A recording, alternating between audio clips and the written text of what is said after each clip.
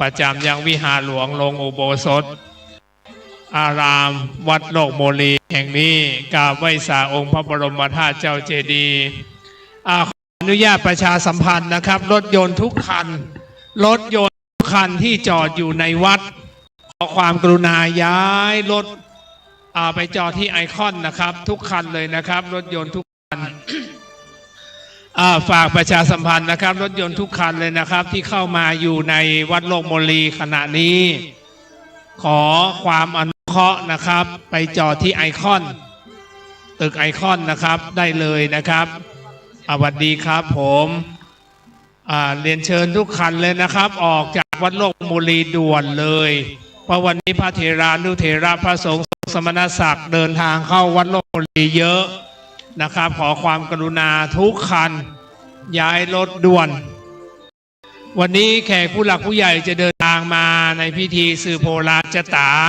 ทำบุญอายุวัฒนมงคลท่านพระครูไพบูลย์เจติยานุรักษ์นะครับในภาคเช้าตามกำหนดการเวลาเริ่มคือ 9:40 โดยประมาณนะครับวันนี้รับเกียรตินะครับผู้หลักผู้ใหญ่นะครับท่านชาตรีเชื้อมโนชาญนะครับเฮียน้อยของเราก็มาแล้วพร้อมคณะเดินทางมานะครับเป็นมิ่งขวัญของวัดโลกโมลีวัดจะสวยเพราะศรัทธาช่วยปัดกวาดวัดสะอาดสวยสดบทเศร้าหมองวัดจะเด่นเพราะประชามาประคองหากทั้งสองช่วยกันวัดมั่นคงดอยสุเทพเป็นสีประเพณีสง่าบุพาชาติล้วนงามตานามรำค่านครพิงค์กำขวัญจังหวัดเชียงใหม่เมืองจังหวัดเชียงใหม่เป็นเมืองแห่งพระพุทธศาสนาเพราะฉะนั้นวันนี้พระพุทธศาสนาตั้งปักลงตั้งมั่นในอารามวัดโลกโมลีนะครับด้วยกับบารมีพระเดชพระคุณท่านพระอาจารย์ท่านพระครูไพบูลย์เจติยานุรักษ์นะครับประธานสงฆ์วัดโลกโมลีดำรงตำแหน่งผู้ช่วยเจ้าวาดพระอารามหลวงวัดพระบรมธาตุดอยสุเทพวันนี้ทำบุญอายุวัฒนมงคลเป็นมงคลกับสถานที่เป็นมงคลกับวัดนะครับเพราะฉะนั้นวันนี้ผู้หลักผู้ใหญ่นะครับพระสังฆาธิการเจ้าวาดก็ดีพระเถรานุเถระจะเดินทางมาร่วมในพิธีกรรมนะครับสืบโพราชตาถวายมงคลอายุนะครับแด่ท่านพระครูไพบูลย์เจติยานุรักษ์นะครับตามกำหนดการแจ้งไว้เดี๋ยวอีกสักครู่จะเรียนรายนามชื่อนะครับพระเถรานุเถระเป็นลำดับไปเพราะฉะนั้นตอนนี้ขออนุญาตก่อนในเบื้องต้นรถยนต์ทุกคันเลยนะครับรถยนต์ทุกคันที่เข้ามาจอดอยู่ในบริเวณวัดวัดตะคืนหายควันมันหนักเนาะสวัสดีครับขออนุญาตย้ายรถเลยรถมิซูมิชิจอดอยู่ข้างวิหารอันนี้มาจากวัดเจียงยืนก่อนเม่นนะอาหารน้องๆจำได้อย่างก็จอดด้านหลังได้รถยนต์จอดด้านหลังรถยนต์จอดด้านหลังนะครับโอ้พระเดชพระคุณหลวงพ่อนะครับเจ้าคณะจากวัดลำปูนมาแล้ววันนี้มาเฮียขวัญครั้งหนึ่งตะวามารกรรมนะครับตะวามารกรรมไปนี่ห้ามย้ายเดี๋ยวหายกลัวคนย้ายไม่ยุ่งไม่นี่เป็นไรเดี๋ยวจัดการใช่ไม่รู้กัน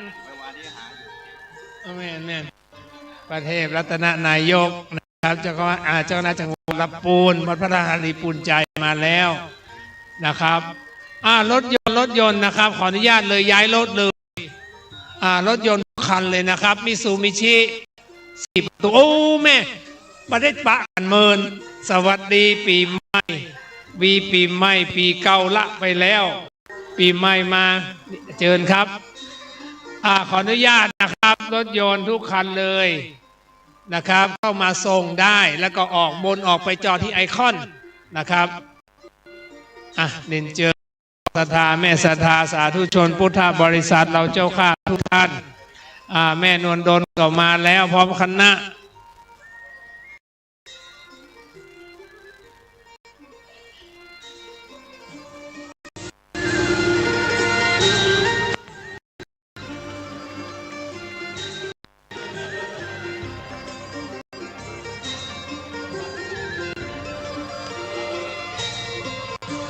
ตอนนี้พระเดชพระคุณหลวงพ่อมาแล้วนะครับพระเทพรัตนนายกนะครับดำรงตำแหน่งเจ้าวาด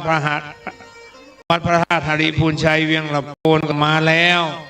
นะครับในภาคเจ้าน้องจากโรงเรียนเทศบาลวัดเจียงยืนเอาส่งน้ำกับลูกเดี๋ยวบืดฟ้อนมาห้องขวัญพ่อศรัทธาแม่ศรัทธาจากเชียงใหม่เฮาทุกท่านนะครับมาแล้วก็เรียนเชิญนะครับ หาเก้าอี้รับรองนั่งให้เรียบร้อยอีกสักได้เวลาเราจะเข้าสู่พิธีกรรมเป็นลำดับไปนะครับ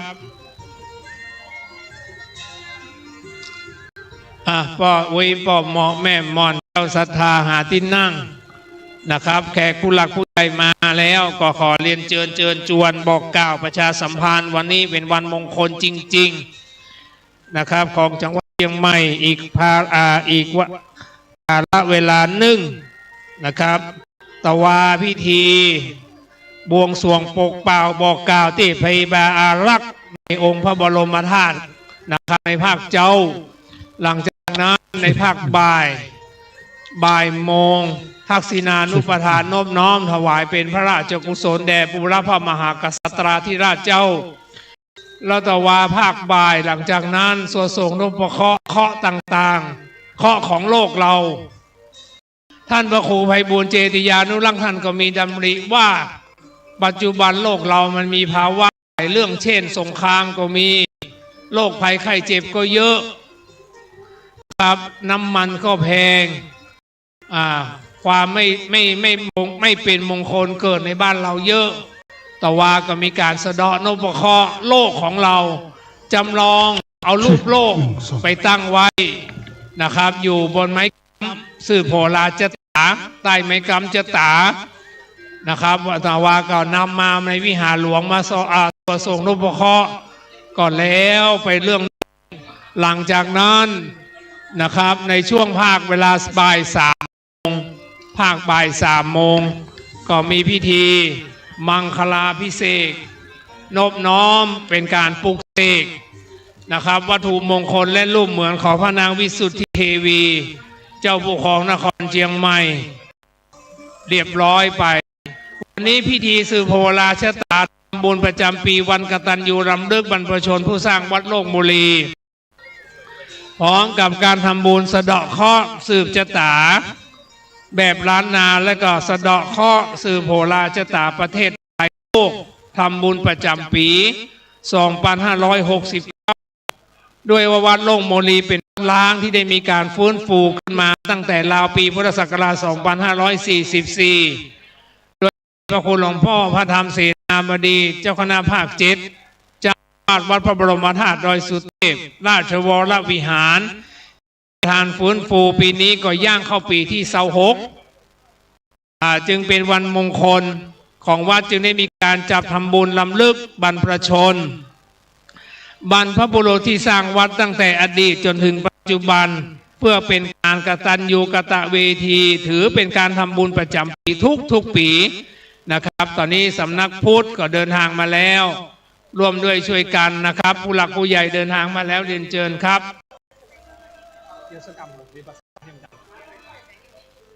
อ๋อเพิ่งปอนี่เดี๋ยวนี่เครื่องเสียงครับท่านพระครูไพบูลย์เจติยานุรักษ์อายุวัฒนมงคลปีนี้60 ปี40 พรรษาดำรงตำแหน่งผู้ช่วยเจ้าวาดวัดพระบรมธาตุดอยสุเทพราชวรวิหารประธานสงฆ์วัดโลกโมลีเป็นพระวิปัสสนาจารย์ทูลเล่าเรียนหลวงรัชกาลที่10รุ่นที่1เป็นพระนักเทศน์ทูลเล่าเรียนหลวงรัชกาลที่10รุ่นที่2พระวิปัสสนาจารย์แห่งประเทศไทยกรรมการที่ปรึกษากิตติมศักดิ์มจร.วิทยาเขตเชียงใหม่กรรมการสถานศึกษาโรงเรียนโสตอนุสารสุนทรเชียงใหม่นะครับพร้อมด้วยสถานการณ์ประเทศไทยและโลกมีปัญหามากมายจึงได้มีโอกาสทำบุญประเทศสวดส่งนพเคราะห์ ทำบุญประเทศไทยได้โลกสืบชะตาประเทศไทยสืบชะตาโลกเพื่อสันติแล้วก็สันติภาพโลกในวันนี้ตรงกับวันพฤหัสบดีที่10เดือนเมษายนพุทธศักราช2569เดือนเหนือลง8 ค่ำในเวลา9 โมง 9 นาทีประกอบพิธีสืบโหราชะตานะครับก่อนที่จะสืบชะตาจะได้เฮียกเข้าเอาขวัญนะครับพ่อแม่ศรัทธาวันนี้มีแม่นวลดลเป็นเก้าปาศรัทธามาก่อนนักนะครับแล้วก็ผู้หลักผู้ใหญ่วันนี้ก็ขอประชาสัมพันธ์หลายๆท่านจากสำนักงานพระพุทธศาสนาจังหวัดเชียงใหม่เป็นต้นนะครับแล้วก็ผู้หลักผู้ใหญ่ที่เป็นที่รักของคนเชียงใหม่นะครับถือว่าท่านยังไม่ท่านไม่ได้เป็นเจ้าหน้าที่ไม่ได้เป็นพนักงานไม่ได้เป็นข้าราชการแต่ท่านก็ส่งเสริมพระพุทธศาสนาไม่เคยทิ้งวัดต่างๆในจังหวัดเชียงใหม่มีเยอะท่านไปทุกที่นะครับท่านชาตรีเชื้อมโนชาญเฮียน้อยมหานะครับฉะนั้นขอขอบคุณในนามคณะกรรมการศิษยานุศิษย์วันนี้ท่านกับปานะครับปาเพื่อนสนิทมิตรสหายก็ดีปาคณะมาร่วมทำบุญกับอารามวัดโลกบุรีเป็นปกติ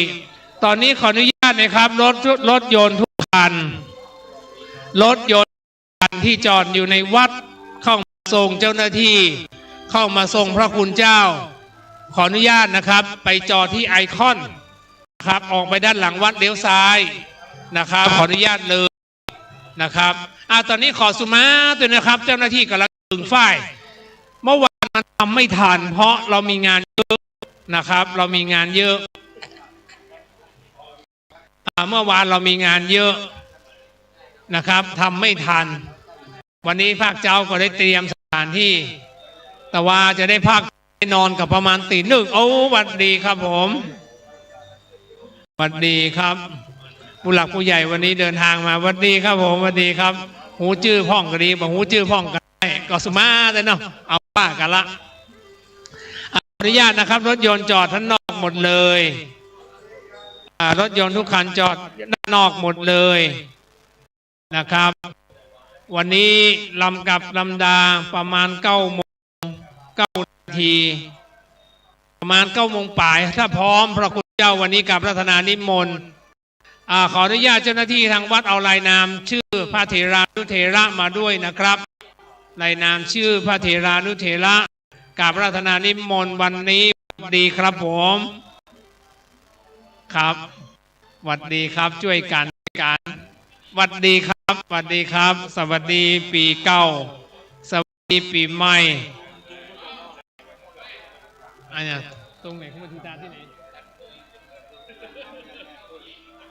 ตรงเงินตรงชะตาราศีปีเกิดตรง12นักกษัตริย์ราศีปีเกิดตอนนี้มีจำหน่ายบูชาชะตาปีอยู่ที่เต็นท์ด้านข้างวิหารหลวงท่านใดจะบูชาชะตาปีเกิดมันรวมกันนะมันมีที่สำนักงานนะเขาแยกไว้อยู่มันเป็นใบสีแดงสีส้มสีชมพูตรงชะตาปีเกิดนักกษัตริย์ราศี12นักกษัตริย์ราศีวันนี้เป็นการสืบชะตาท่านใดจะบูชาชะตาปีเกิดเรียนเชิญนะครับไปบูชาได้ที่กองอำนวยการเลยนะครับอยู่ที่เต็นท์ข้างวิหารเต็นท์สีขาวรถยนต์นะครับขออนุญาตออกนะครับย้ายรถมิซูบิชิจอดอยู่หน้าวิหารข้างวิหารย้ายเลยนะครับขออนุญาตจริงรถยนต์ไม่จอดเลยนะครับรถ4 ล้อแดงด้วยเข้ามาขออนุญาตย้ายเลยนะครับเพราะว่าในเขตวัดจะสงวนนะครับถวายพระคุณเจ้าเดินทางมาจะได้จอดได้เพราะฉะนั้นคณะศรัทธาที่มาแล้วขออนุญาตนะครับย้ายเลยสวัสดีครับผม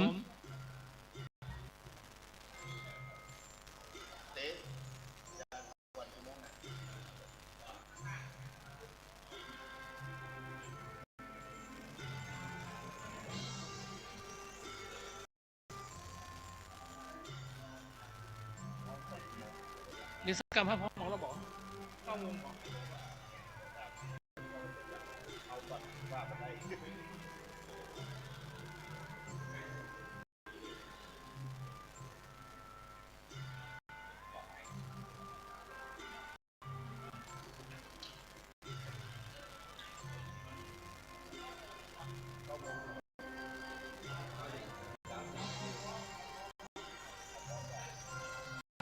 แฮมสัก9 โมง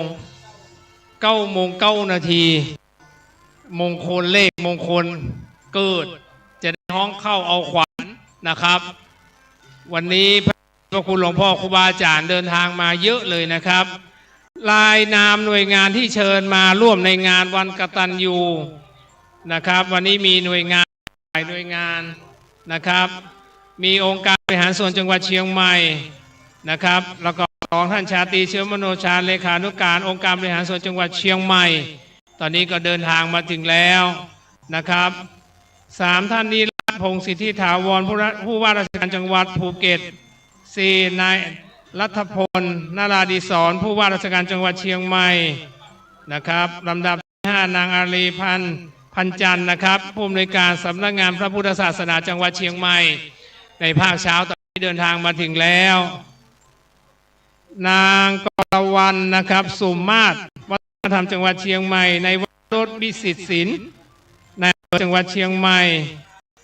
พลตำรวจตรียุทธนาแก่นจันทร์ผู้บังคับการตำรวจภูธรจังหวัดเชียงใหม่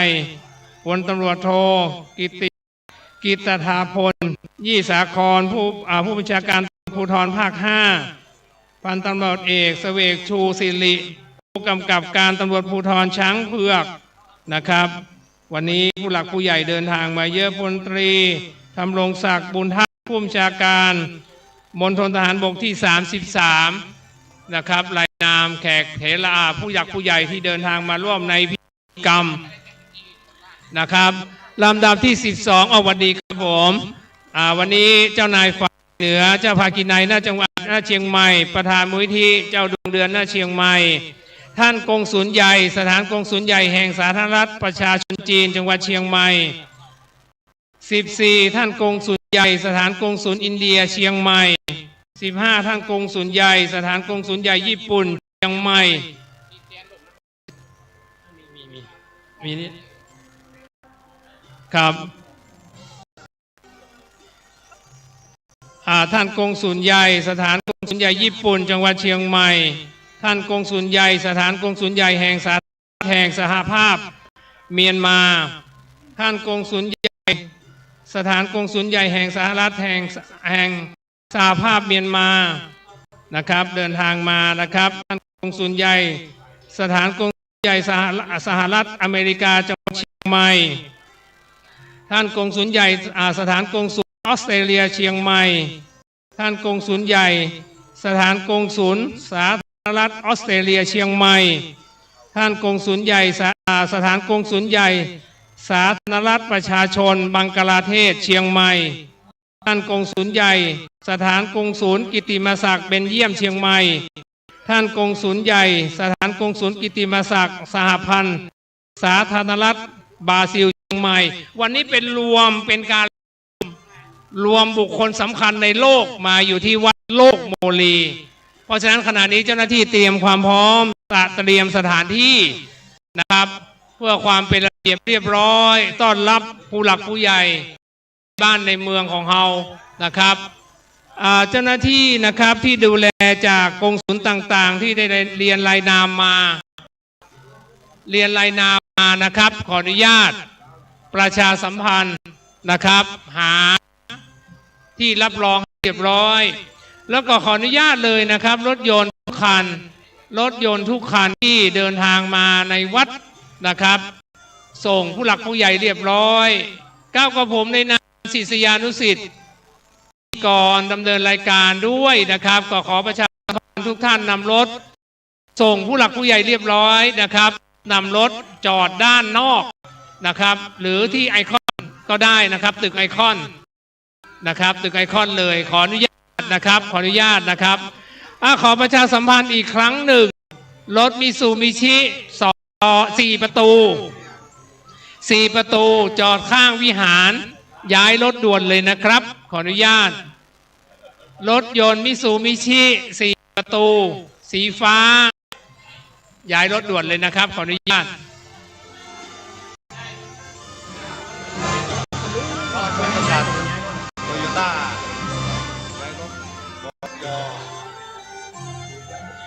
ร ถโตโยต้า4276รถยนต์โตโยต้า276ย้ายรถด่วนครับขออนุญาตเลยนะครับเพราะว่าใหญ่กำลังเดินทางเข้ามาขออนุญาตด่วนเลยนะครับเพื่อความเป็นระเบียบเรียบร้อยในกันมิซูมิชิ4ประตูหลายย้ำนะครับขออนุญาตย้ายเลยนะครับช่วยกันนะครับขอบคุณครับผมขอบคุณครับอาจจะเดี๋ยวรออาจารย์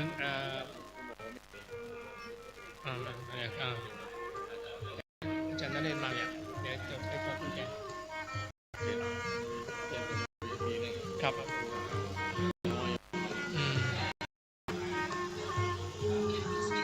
อันโนไอ้ใครพูดภาษาอังกฤษได้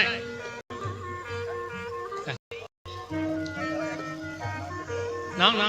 พูดภาษาอังกฤษไหนพูดภาษา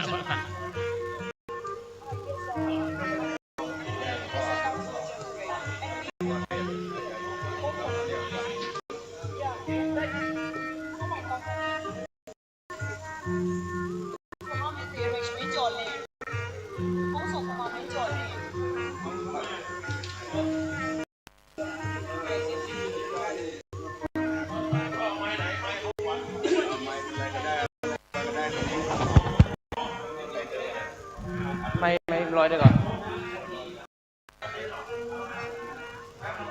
ทำไมใส่พ่อยาวไม่ใส่ไม่ร้อยทดสอบพ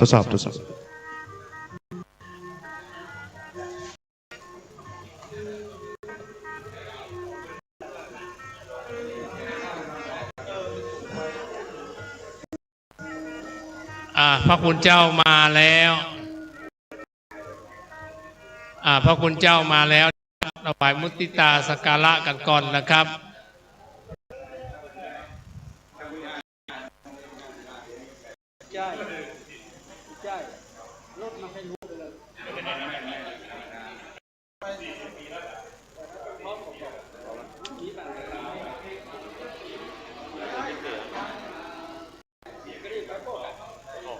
วันนี้พระเถรานุเถระพระเถรานุเถระประสงค์ทรงศักดิ์เดินทางมาแล้วกราบราธนานิมนต์นะครับภาคอย่างที่รับรองก่อนนะครับนี้เดี๋ยวเตรียมความพร้อมนะครับจะเรียกขวัญก่อนนะครับวันนี้พระเดชพระพ่อพระเทพรัตนนายกเจ้าวาดวัดพระราชธานีพูนชัย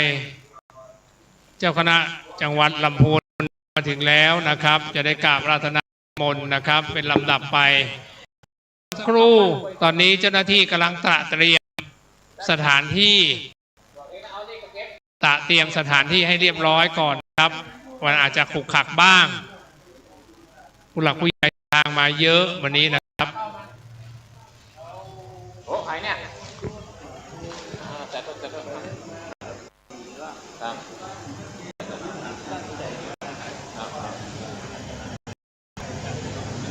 ด้านรวดได้ถึงเรื่องคนนั้นลูกมาห้อยไหนลูกเขาถูกมันชนใจศรัทธาที่ฟังอยู่บ้านขณะนี้ก็มีการเผยแพร่ขึ้นพระพุทธศาสนา 104.50 เมกะเฮิรตซ์นะครับ 104.50 เมกะเฮิรตซ์ฟังได้แล้วก็มาทำบุญได้กับวัดโลกโมลีนะครับ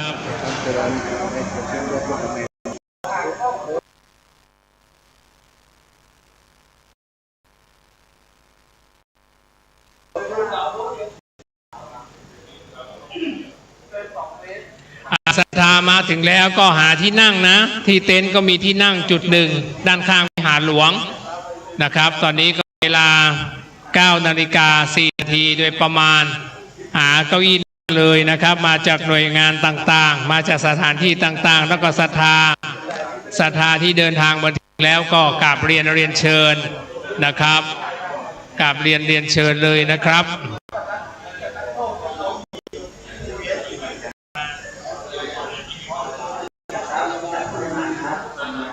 ตอนนี้ท่านรองผู้ว่าราชการจังหวัดเชียงใหม่นะครับเดินทางมาถึงแล้วนะครับ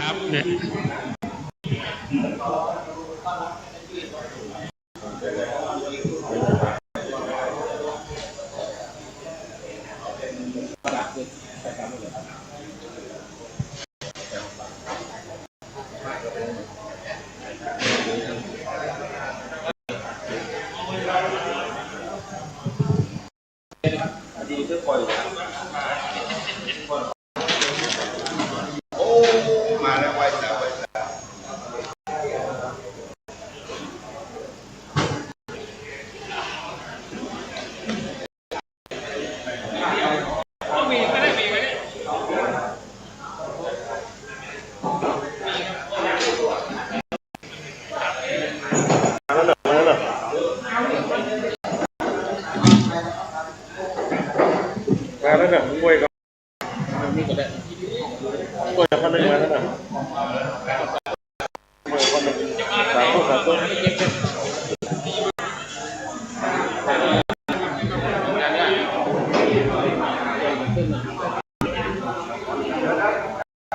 ผมทำเจริญนะผมดูหน้ากันต้องคิ้วหน่อยจะมีพี่ถ้าอันนี้ของดีแล้วเอาไว้ได้ไหมทำไหนฮะหลวงพ่อจะมาเดินก่อนนี่แหละกล้วยกับเอาเลยมาเลยเดินมาเบียดเลยนี่แล้วในข้างที่ฝ่ายเขาขวัญขนมดอกตอมุงยังฝ่ายแล้วห้องไหนเขาตัด10 นาทีกินอะไรอย่างเงี้ยไม่มาเป็นเฮน้อยมาครับยินดีด้วยครับผมก็เคยสนิทกันเองก็เลยมาอยู่เชียงใหม่ยังไม่ได้เรียนมีงานก็เยอะเหมือนกันนะครับก็กันนี่ให้น้อยมาแทนเท่านี้นี่คุณนายภูเก็ตตอนนี้ท่านรองผู้ว่าราชการจังหวัดเชียงใหม่ท่านศิวะครับไหว้คนดังหน่อยเดินทางมาถึงแล้วนะครับจะได้ถวายมุทิตาสักการะพระเดชพระคุณหลวงพ่อรองผู้ว่า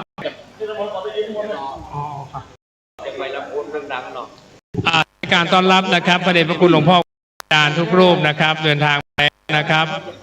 ขอนิมนต์นะครับพระเดชพระคุณหลวงพ่ออาจารย์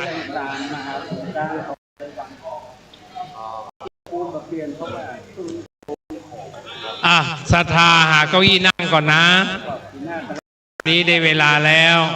พระเดชพระคุณหลวงพ่อพระเทพรัตนายกนะครับเจ้าวัดพระหฤทัยชัยเจ้าคณะจังหวัดลำพูนได้ครับเดี๋ยวเรียกได้ครับผม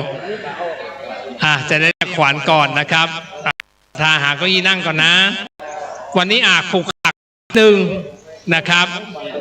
ไม่เป็นไรเนาะเราช่วยกันงาน2 วันเยอะนะครับเมื่อวานก็ทำงานทั้งวันการเตรียมสถานที่อาจจะขรุขระนะครับไม่สมบูรณ์นะครับแต่รอสักครู่นะครับ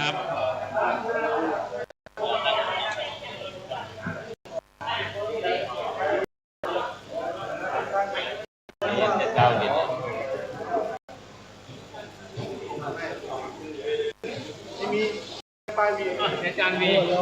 เขียนป้ายจานนั่นได้ไหมโอ้กลัวท่านไม่มีที่จอดกำลังถามสวัสดีครับ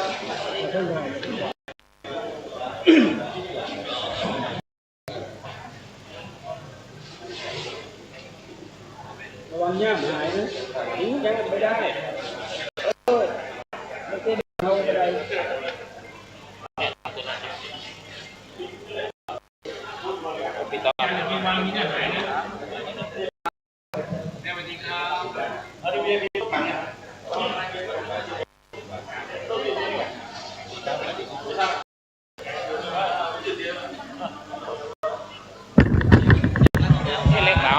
นะเก่งเลยครับมาแต่ละมา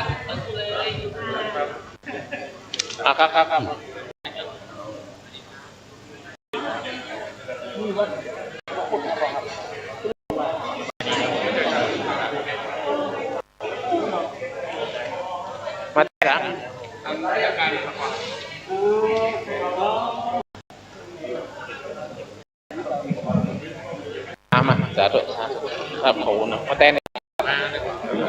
นโอ้ไปไหน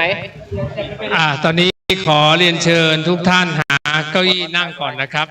เดี๋ยวจะเข้าสู่พิธีกรรมและความพร้อมเรียบร้อยจะได้เรียกขวัญก่อนนะครับบัดนี้พระเดชพระคุณหลวงพ่อพระเทพรัตนนายกนะครับ เจ้าคณะจังหวัดลำพูนเจ้าวาดวัดพระธาตุธารีภูไทยก็จะได้เรียกขวัญเป็นลำดับแรกเอาเจ้าหน้าที่ดูด้วยนะครับให้ความเกิดความเรียบร้อยวันนี้ครับ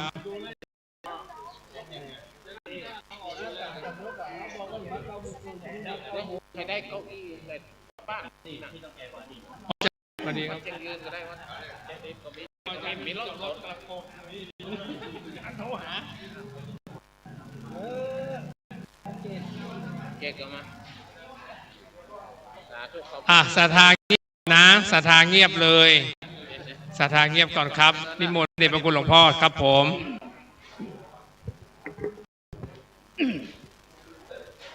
ต่อไปนี้จะได้ประกอบพิธี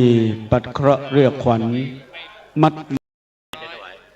ท่านพระครูไพบูลย์เจติยานุรักษ์ซึ่งเป็นเจริญอายุวัฒนมงคลครบ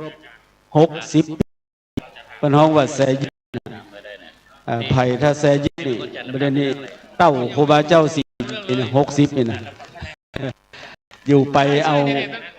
80นี่เต้าถ้า100 สาวนี่มหากัสสปะมหาอานนท์ถ้าเอาพากุลเถระ160ถ้าจะเอาประธานจัดงานถวายพระเพลิงพระบรมศพคือพระอนุรุทธะเถระนี่150เนี่ยต่อไปนี้ก็ขอศรัทธาญาติโยมทั้งหลายร่วมประกอบพิธีเป็นมงคลตามลำดับต่อไปสุ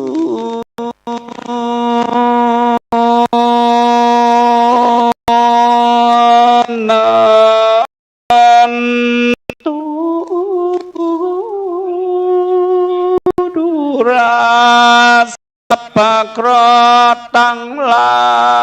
ยครายใน12 ราศีครมาราวีมันมาขอที่ห้อนให้หากมีลายครามคืนติมายบ่หันขอเมื่อวันติมายบ่ขอยามฟูปากยาคราที่มาจากที่สัตตะครานี้เลยแขวนในไกลจังไรเดิมมาเก่าก่อนขอเอาร้อนไม่ในปุสูงคราตั้งปวงมันมีเยื่อง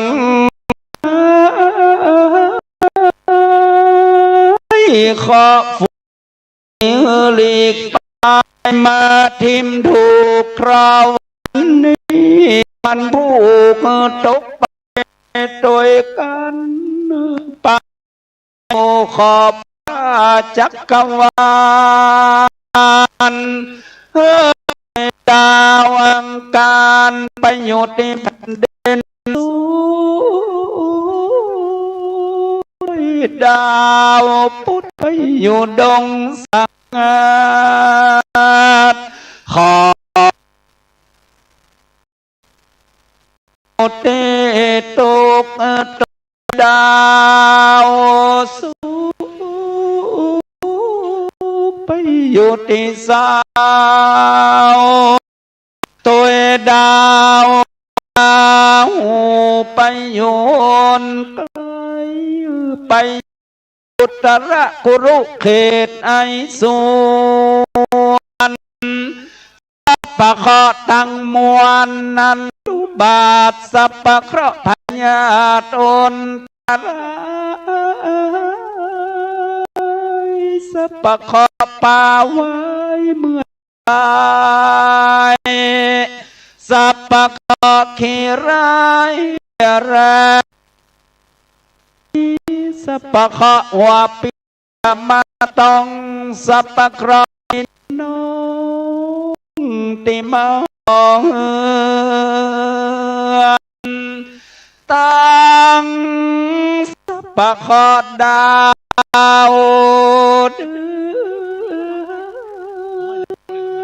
ต้องพายสัพพะเคราะห์อย่างย้ายมาเดินต่างสัพพะเคราะห์จังวางอย่ามาทิมสัพพะเคราะห์หลังลิมไหลมาสัพพะเคราะห์ไรนะไรข้าว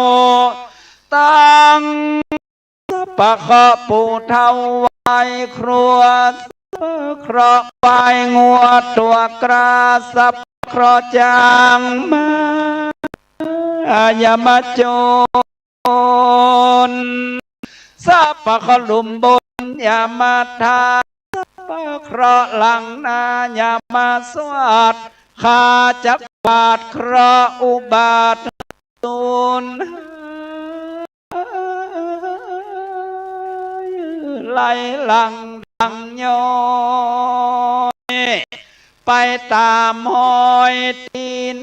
บาดกากาดไปตามมือดีลีข้าจักดาเคราะห์นี้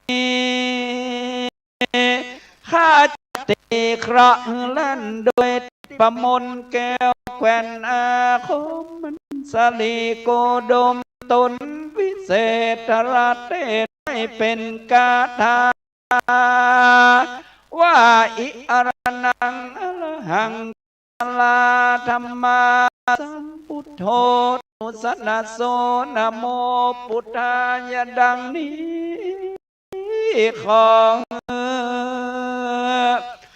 ท่านพระครูไพบูลย์เจติญานุรักษ์นั้นเล่าพร้อมด้วยศิษยานุศิษย์เจ้าตั้งหลายจงมีอายุมันแก่นยืนยาวอยู่กำจูศาสนาพระพุทธเจ้าไปตลาบต่อเต้ายาวจีวังนั้นจงจักเมเตียงแต่ดี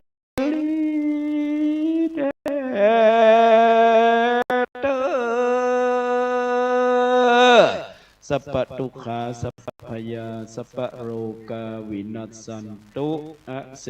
สะโต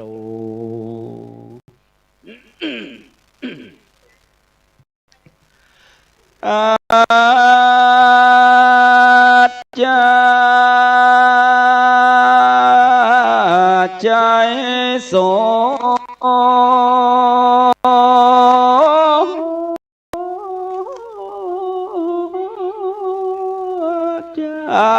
ใจโยอาจจะในวันนี้ก็หากเป็นวันดีเป็นวันศีลและวันตายเป็นวันเปิดเศษกับใกล้จืดเจียงคายวันนี้วันแมงก็หมดสายวันตายก็หมดปลอดวันนี้เป็นวันแก้วยอดพญาวันบัดนี้ไม่มีนะศรัทธาศิษยานุศิษย์ต่างหลายปราก กันตกแต่งแปลงขันบายสีอันพัดดาไปด้วยบุพภามาลาลายอันและลายสิ่งมาหอมรุ่ยิ่งละเมาวอนปักแซมสอนลายจัดสอนกับบายสีมีตั้งดอกจุมพีและกาแกดสาวรสแสดหอมกลายมีตั้งเกียงพาใหญ่และพามันมาหอมรสสวนสุรากุลมีตั้งดอกหอมนวลและกุหลาบมางามสะอาดปอดตามีตั้งดอกเกตทาวาการเกตเทศบันงามมีตั้งดอกมะลิลาอ่อนหอมดีสารปีหอมสวาดมีตั้งดอกบุญนาคและหอมกลายหอมเอาใจบ่แล้วไม่ตั้งดอกเกตเก้าแก้วอ่อนหอมดีมีตั้งจุ่มปีจุ่มปลาแขกตักแก้วแวดซ้อนกันมีตั้งเบญจวรรณเบญจมาศดอกลายจาดลายสีเข้าตั้งลายก็สอดหาเอามาเพื่อจะขออาราธนา32ความท่านพระครูไพบูลย์เจติยานุรักษ์ท่านเจ้า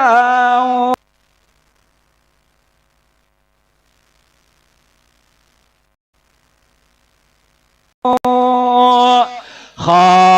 อาราธนา32ขวัญนี้แล้วจุงปิกปอกเข้าสู่พระนก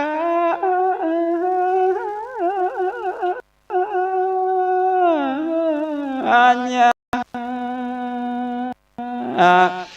32ขวัญท่านพระครูไพบูลย์เจติยานุรักษ์นั้นนาอย่าไปฟังเมืองฟ้ามุตุคาอยากกองหันจุงคืนมาปันโดยรีบมังกลตะวีบดูดีควันตันเจ้าอย่าไปสอดล่าเมืองผีต่างดาวอย่าไปอยู่เมืองตาดาวไอสวนอย่าไปสุขส่วนมวลเล่นที่ท่านทำอย่าน้ำบังกูหาควันจักขุตาตั้งกู้ควันดังจุงมาอยู่กับดังดมดอกไม้ควันหูจุงมาอยู่กับหูไว้ฟังธรรมเพื่อมาตั้งขวัญแขนลำป้องแก้มาตั้งขวัญแอวแก้วและคอกลมมาตั้งขวัญดานานมตั้งกู้ควันต้องอย่าอดด้วยกำกินขวัญแข่งอย่าอดเดียวดินมันนัญญาขวัญตีนอย่าแอวพายลีลาขวัญขวัญ ขวัญหัวเขาอย่าคอนมาตั้งขวัญอันเคยนอนสาดมาตั้งขวัญปากที่เคยฟูจาวานมาตั้งขวัญนิ้วนางนิ้วก้อยและแม่มือมาตั้งขวัญสะดือขวัญกิ้วขวัญ10 นิ้วอยู่ตีนขอราธนา32 ขวัญไพบูลย์เจติยานุรักษ์พระครูท่านเจ้า32 วันนั้นเล่าอย่าไปอยู่ที่ศาลาสูงเก่าห้องอย่าไปอยู่ที่ฟ้าร้องแผ่นดินสุดอย่าไปอยู่ที่สมุทรหลวงกงกาใหญ่กว้างขวัญท่านเจ้าอย่าไปอยู่ต้องจ้างเอราวัณขวัญตะวันจุงมาอยู่ที่ตะวันตั้งเก่าขวัญท่านเจ้าอย่าไปอยู่เมืองเท่าดอกซ้อนมันขวัญหูไม่ตั้งกูมาอยู่เตรียมแฟงมาตั้งขวัญหลังขวัญแลขวัญแข้งขวัญแขนขวัญมือที่เคยสวมสุกแหวนไฟอ่างมาดูสลังเตรียมเองมาตั้งขวัญตีที่เคยย่ำใส่ดินน้ำต้องขออาราธนา32 ขวัญเจ้าปีนายน้องจุงคืนสู่ห้องวรนกายาจะใจโส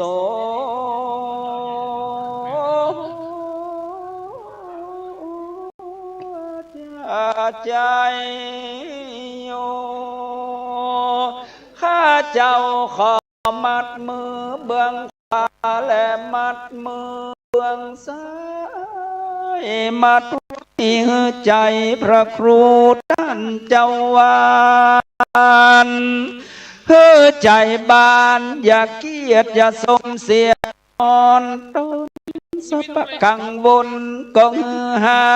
ยขาดสัพพญาติหายไปซ้ำรำดุจจะตั้งน้ำปิงตกจากใบบัวใบบอนนั้นสาย10 ปียังไปที่อื่น10,000 ปีอย่าไปไหนได้อยู่กับพ่อและมุญาติกาได้อยู่นำกิจนำตามหามูลศรัทธากัมจูวรพุทธศาสนาขององค์สมเด็จพระสัมมาสัมพุทธเจ้าไปทลาปอดเต้าหา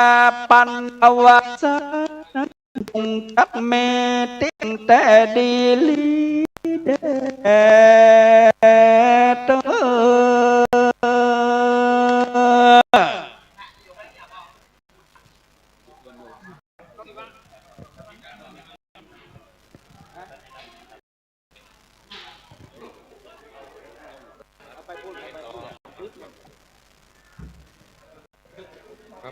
ศรัทธา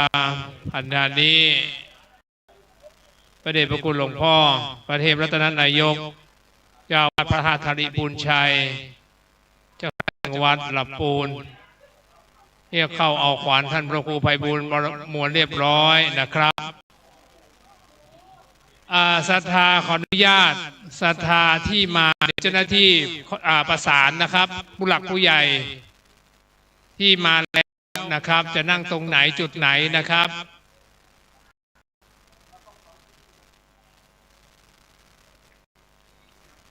ขณะนี้ท่านดร.ชวีวรรณคำพานะครับนายกสมาคมเลี้ยงไก่แห่งประเทศไทยถวายเข้าสักการะมุทิตาสักการะท ท่านพระครูไพบูลย์เจติยานุรักษ์นะครับวันนี้แขกผู้หลักผู้ใหญ่เดินทางมาเยอะเลยนะครับเพราะฉะนั้นความเป็นระเบียบเรียบร้อยดูแลสถานที่สวัสดีครับผมที่ไหนอยู่นี่นะครับให้ความเป็นระเบียบเรียบร้อยนะครับช่วยกันสวัสดีครับ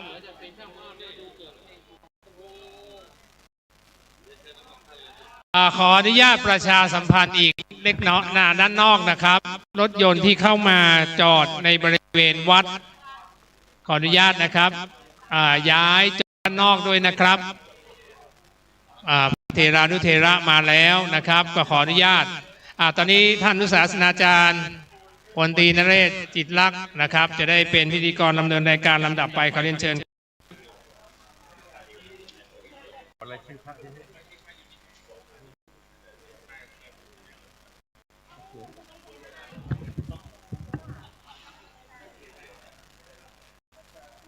ครับในนามของประธานสงฆ์วัดโลกโมลีนะครับท่านพระครูไพบูลย์เจติยานุรักษ์ด็อกเตอร์และคณะสงฆ์คณะศิษย์นะครับขอกราบถวายความเคารพถวายการต้อนรับพระเดชพระคุณพระราชาคณะพระเถรานุเถระเจ้าคณะพระสังฆาธิการทุกรูปที่มาถึงแล้วด้วยความเคารพนอบน้อมบูชาโดยยิ่งนะครับกอบด้วยพระเดชพระคุณหลวงพ่อพระเทพรัตนนายกเจ้าคณะจังหวัดลำพูนเจ้าวาดวัดพระธาตุลิพุนชัยเมตตาได้มาห้องขวัญถวายเป็นที่เรียบร้อยพระเดชพระคุณท่านเจ้าคุณพระเทพวชิราธิบดีเจ้าคณะภาค6 และ 7ธรรมยุทธเจ้าวาดวัดดาราพิรมพระอารามหลวงนะครับเมตตามาถึงแล้วนี้พร้อมด้วยพระเถระผู้ใหญ่เจ้าคณะพระสังฆาธิการพระราชาคณะเป็นต้นนะครับและที่สำคัญนะครับขณะนี้พ่อเมืองภูเก็ตซึ่งอดีตก็คือพ่อเมืองเชียงใหม่ของเรานะครับผู้ว่าเซมเบ้นะครับ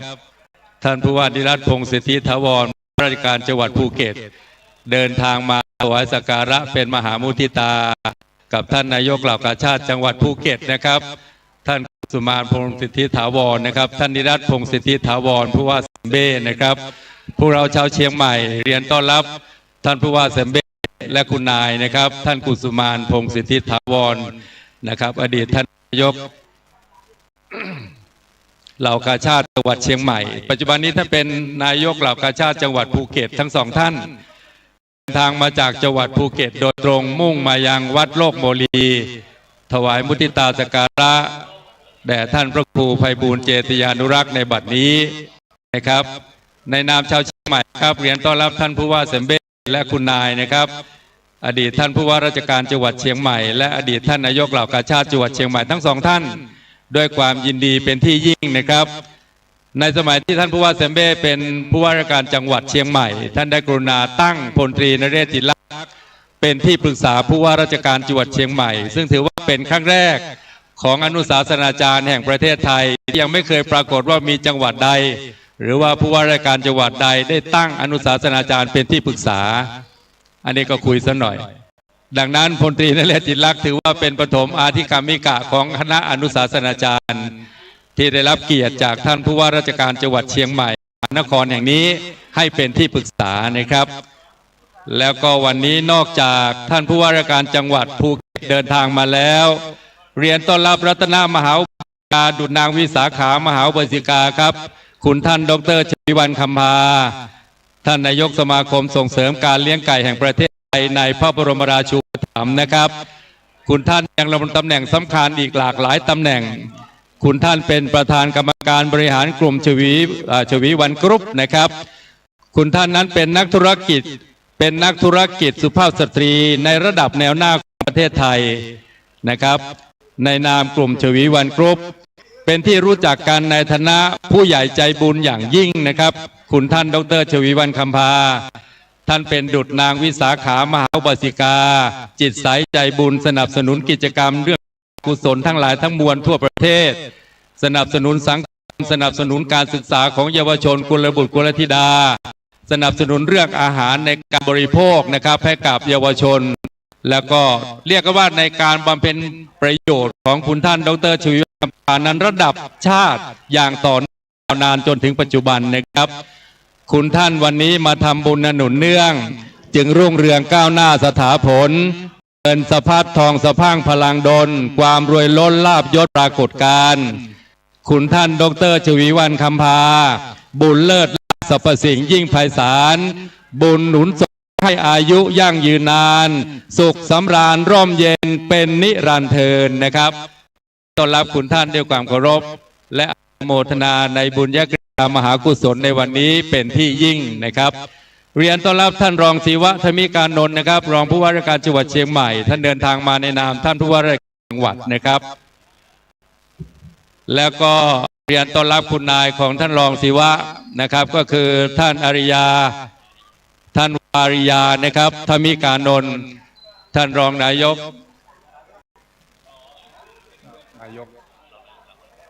ท่านรองนายกเหล่ากาชาติจังหวัดเชียงใหม่นะครับ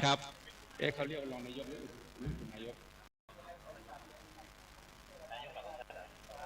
รองนายกหรืออุปนายกถามดิเนี่ยถามเนี่ยไปถามดิ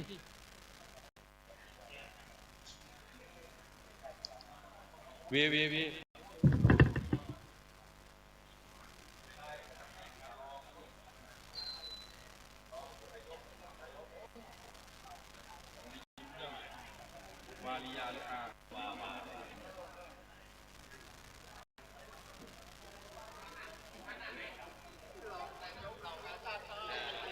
นะครับท่านรองนายกเหล่ากาชาติจังหวัดเชียงใหม่ท่านวาริยาธมิการนนท์นะครับวันนี้เดินทางมาเป็นคู่บุญเป็นคู่บารมีกับท่านศิวะนะครับ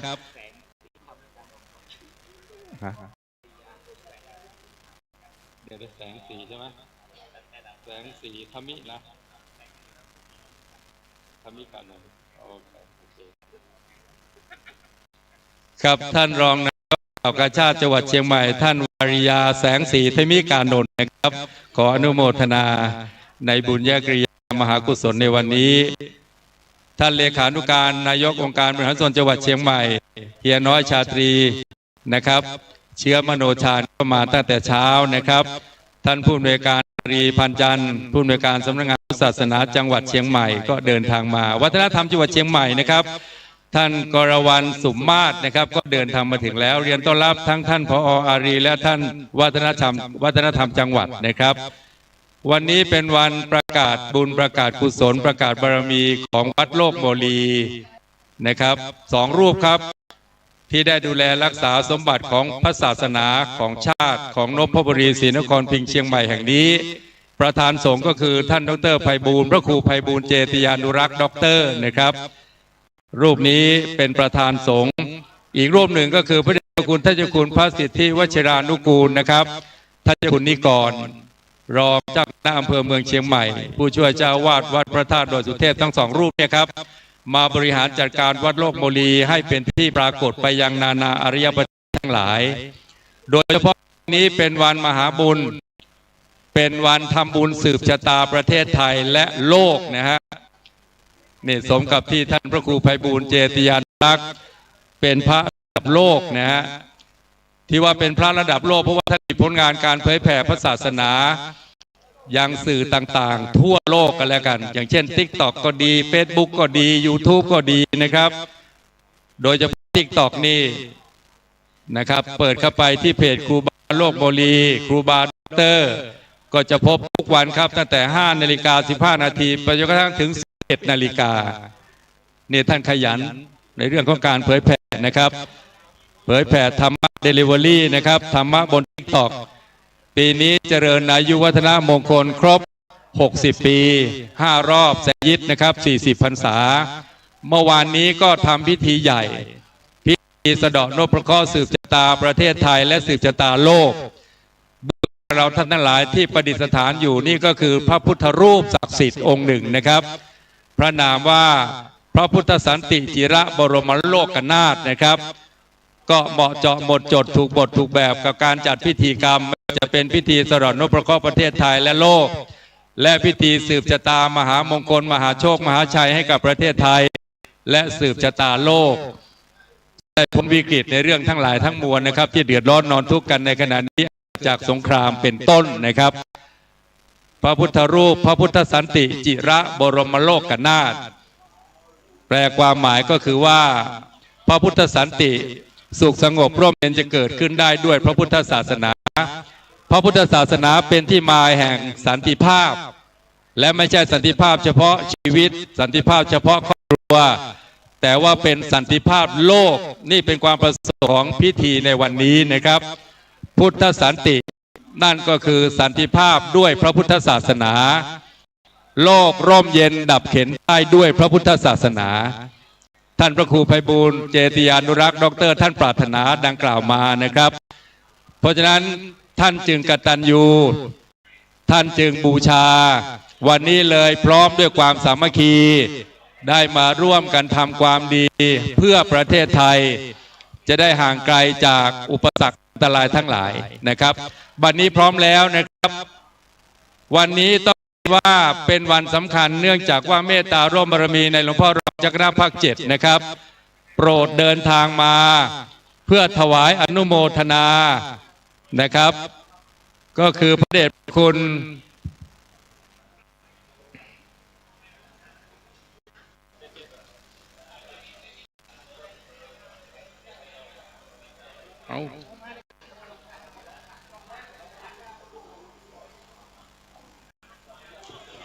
มาอย่าง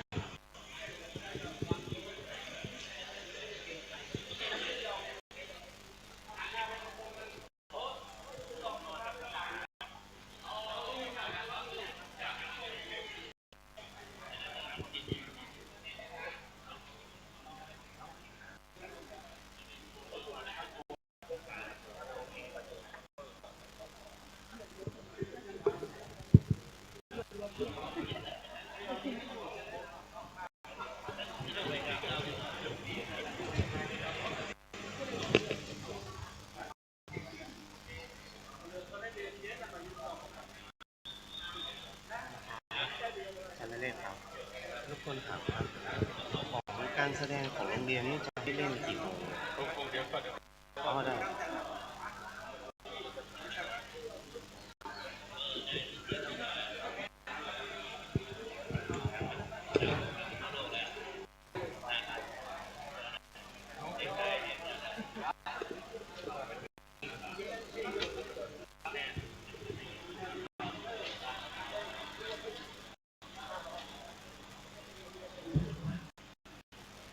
วันนี้นะครับเมตตาร่วมบารมีในพระเดชพระคุณพระธรรมวชิรปัญญาจารย์นะครับรองศาสตราจารย์และด็อกเตอร์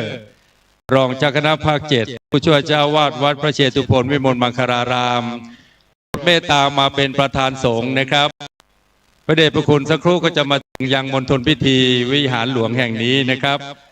อ่านว่าพระเดชพระคุณพระธรรมวชิรปัญญาจารย์รูปนี้เป็นพระราชาคณะพระเถระผู้ใหญ่รูปหนึ่งองค์สำคัญในประเทศไทยในสังคมณฑลไทยนะครับพระเดชพระคุณนั้นมงคลนามเดิมว่าหลวงพ่อเจ้าขุนเทียบนะครับฉายาสิริยาโนสำเร็จเป็นปริญญาธรรม9ประโยคแล้วก็ศึกษาทั้งทางธรรมและโลกจนกระทั่งสำเร็จเป็นด็อกเตอร์นะครับโดยหลักการที่พระเดชพระคุณได้เมตตามอบไว้การศึกษาทั้งธรรมและโลกเพื่อไม่โศกเศร้า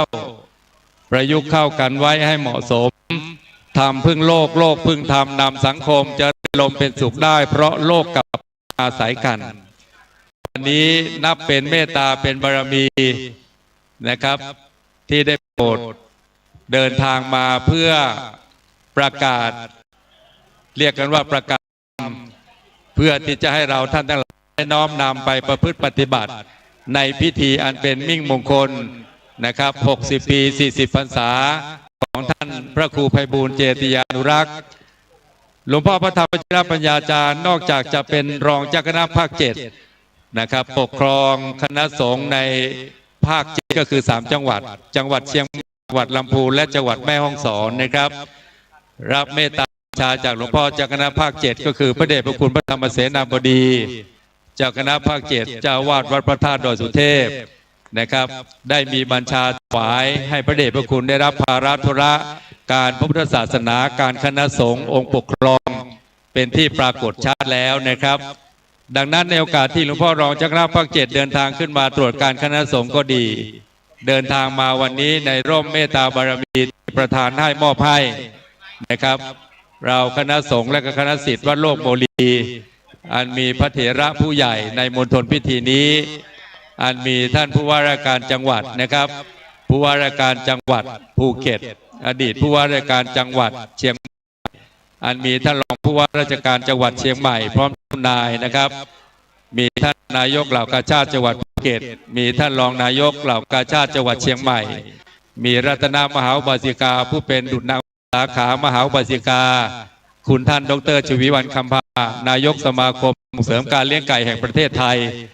พระบรมราชูปถัมภ์และเหล่าท่านทั้งหลายเป็นต้นจะได้กราบถวายการต้อนรับถวายความเคารพในพระเดชคุณหลวงพ่อเจ้ารองเจ้าคณะภาค7ครับด้วยความเคารพน้อมบูชาโดยยิ่งกันนะครับพระเดชพระคุณมาถึงแล้วก็จะได้เข้าสู่พิธีไปโดยลำดับนะครับเบื้องต้นก็จะเป็นการจุดธูปเทียนเครื่องนมัสการบูชาพระรัตนตรัยโดยท่านพระครูนะครับบัดนี้พระเดชพระคุณหลวงพ่อคุณเทียบมาถึงแล้วนะครับ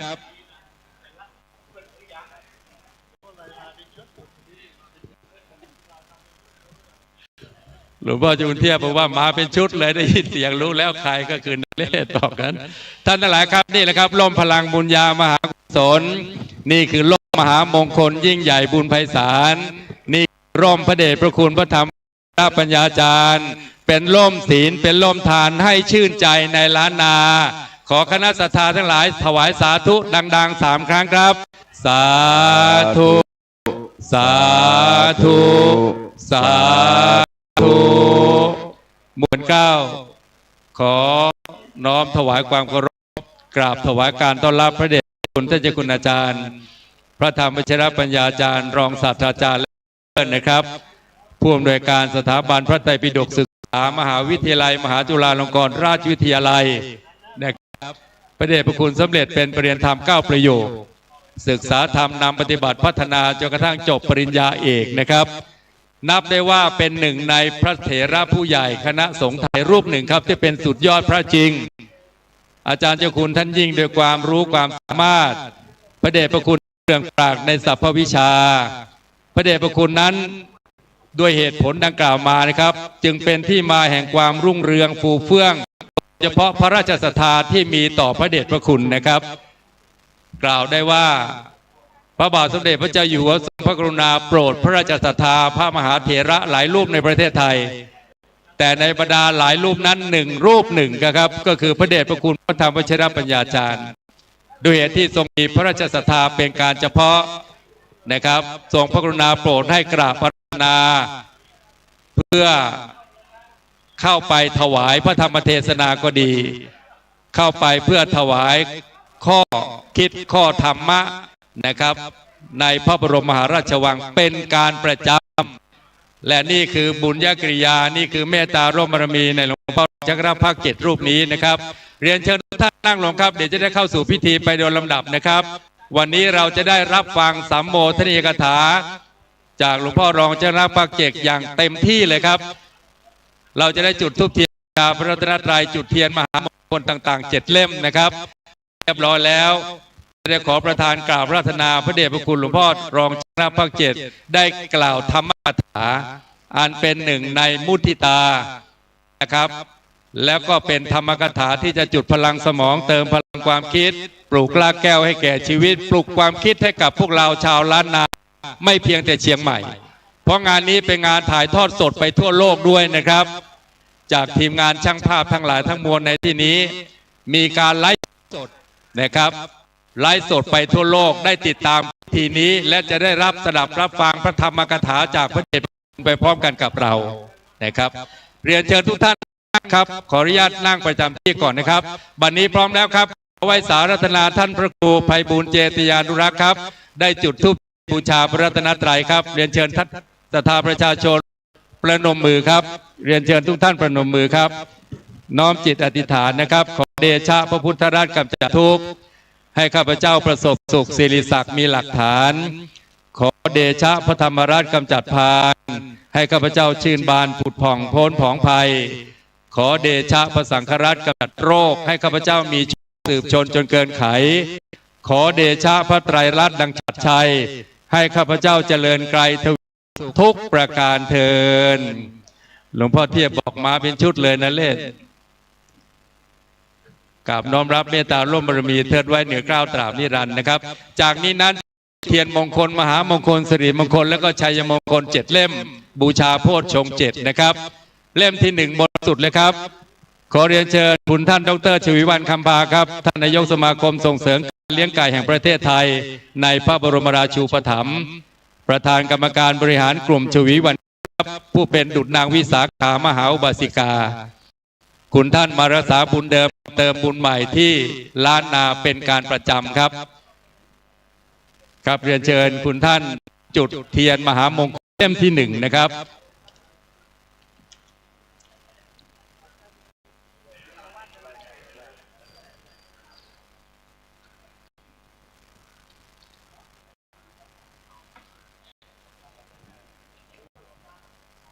เทียนมหามงคลเล่มที่2นะครับเรียนเชิญท่านนิรัตน์พงษ์สิทธิถาวรท่านผู้ว่าราชการจังหวัดภูเก็ต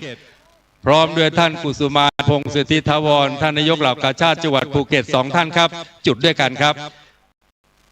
เป็นบุญญาลาภเป็นบุญญาฤทธิ์ที่อดีตท่านผู้ว่าราชการจังหวัดเชียงใหม่ท่านนี้พร้อมคุณนายปัจจุบันเป็นผู้ว่าจังหวัดภูเก็ตเดินทางมารักษาบุญเดิมมาเติมบุญใหม่จะได้จุดเทียนชัยถวายสักการะบูชาเล่มที่2ครับจุดเล่มที่2นะครับจุดด้วยกันนะครับเล่มที่2นะครับทั้งผู้ว่าราชการจังหวัดภูเก็ตและท่านนายกเหล่ากาชาติจังหวัดภูเก็ตจุดด้วยกันนะครับ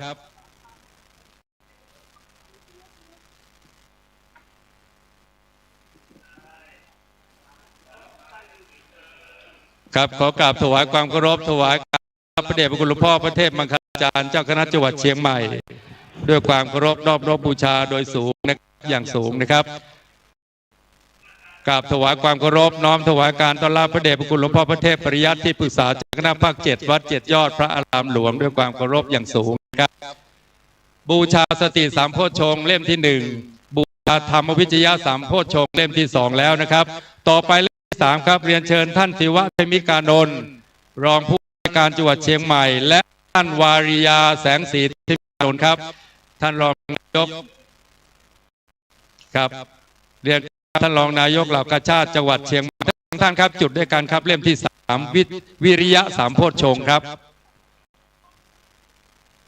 วิริยะสามโพชฌงค์ก็โดยตรงกับท่านรองศิวะและท่านวาริยาผู้มีวิริยะปากปั่นพันภาคเพียรในราชการนะครับต่อไปเล่มที่4ครับปิติสามโพชฌงค์เรียนเชิญท่านเลขาชาตรีเชื้อมโนชาญครับเลขานุการนายกองค์การบริหารส่วนจังหวัดเชียงใหม่ครับ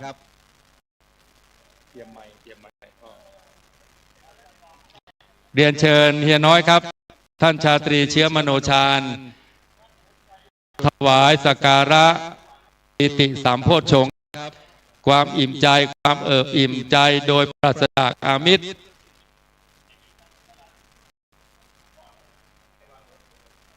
เล่มที่5ครับปัสสัทธิสามโพชฌงค์ครับเรียนเชิญท่านผอ.อารีพันจันทร์ครับผู้อำนวยการสำนักงานพุทธศาสนาจังหวัดเชียงใหม่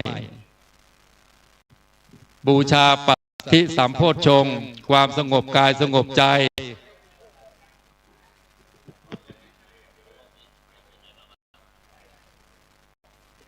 เล่มที่7ครับ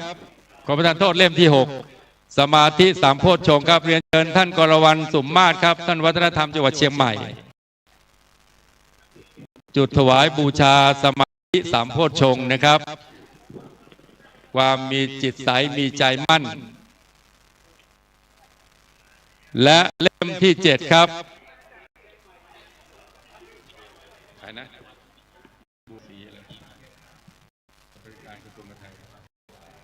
เล่มที่7ครับบูชาอุเบกขาสามโพชฌงค์เรียนเชิญท่านสุพิญโยบัวศรีพันธ์นะครับท่านผู้ตรวจราชการกระทรวงไทยครับบูชาอุเบกขาสามโพชฌงค์ต้องด้วยประสงค์ทุกประการนะครับหลังจากจุดเทียนมงคลมหามงคลสิริมงคลและชัยมงคลทั้ง7เรียบร้อยแล้วนะครับ ท่านอาจารย์ศาสตร์ทองขานจะได้นำเราบูชาพระรัตนตรัยสมาทานศีลนะครับสักครู่ครับจากนี้ครับก่อนสมาทานศีลครับขอไว้สารัตนาท่านพระครูไพบูลย์เจติยานุรักษ์น้อมถวายเครื่องสักการะแด่พระเดชพระคุณหลวงพ่อรองเจ้าคณะภาค 7เป็นประถมครับ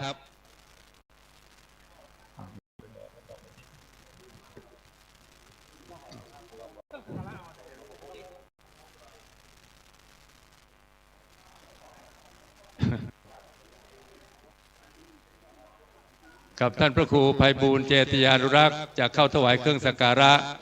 แด่พระเดชพระคุณรองเจ้าคณะภาค 7นะครับและถวายเครื่องสักการะพระเดชพระคุณหลวงพ่อเจ้าคณะจังหวัดเชียงใหม่โดยลำดับนะครับ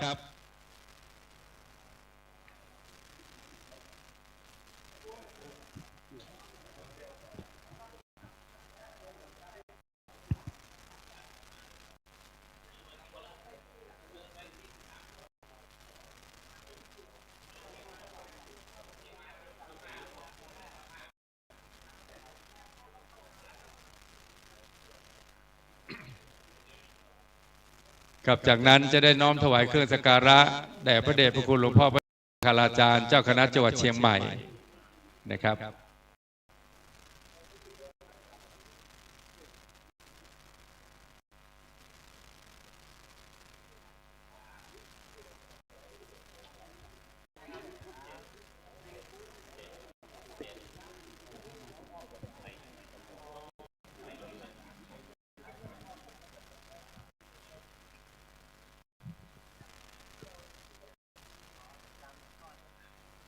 ลำดับต่อไปอาจารย์ทองขานจะแนะนำเราไหว้พระสมาทานศีลครับ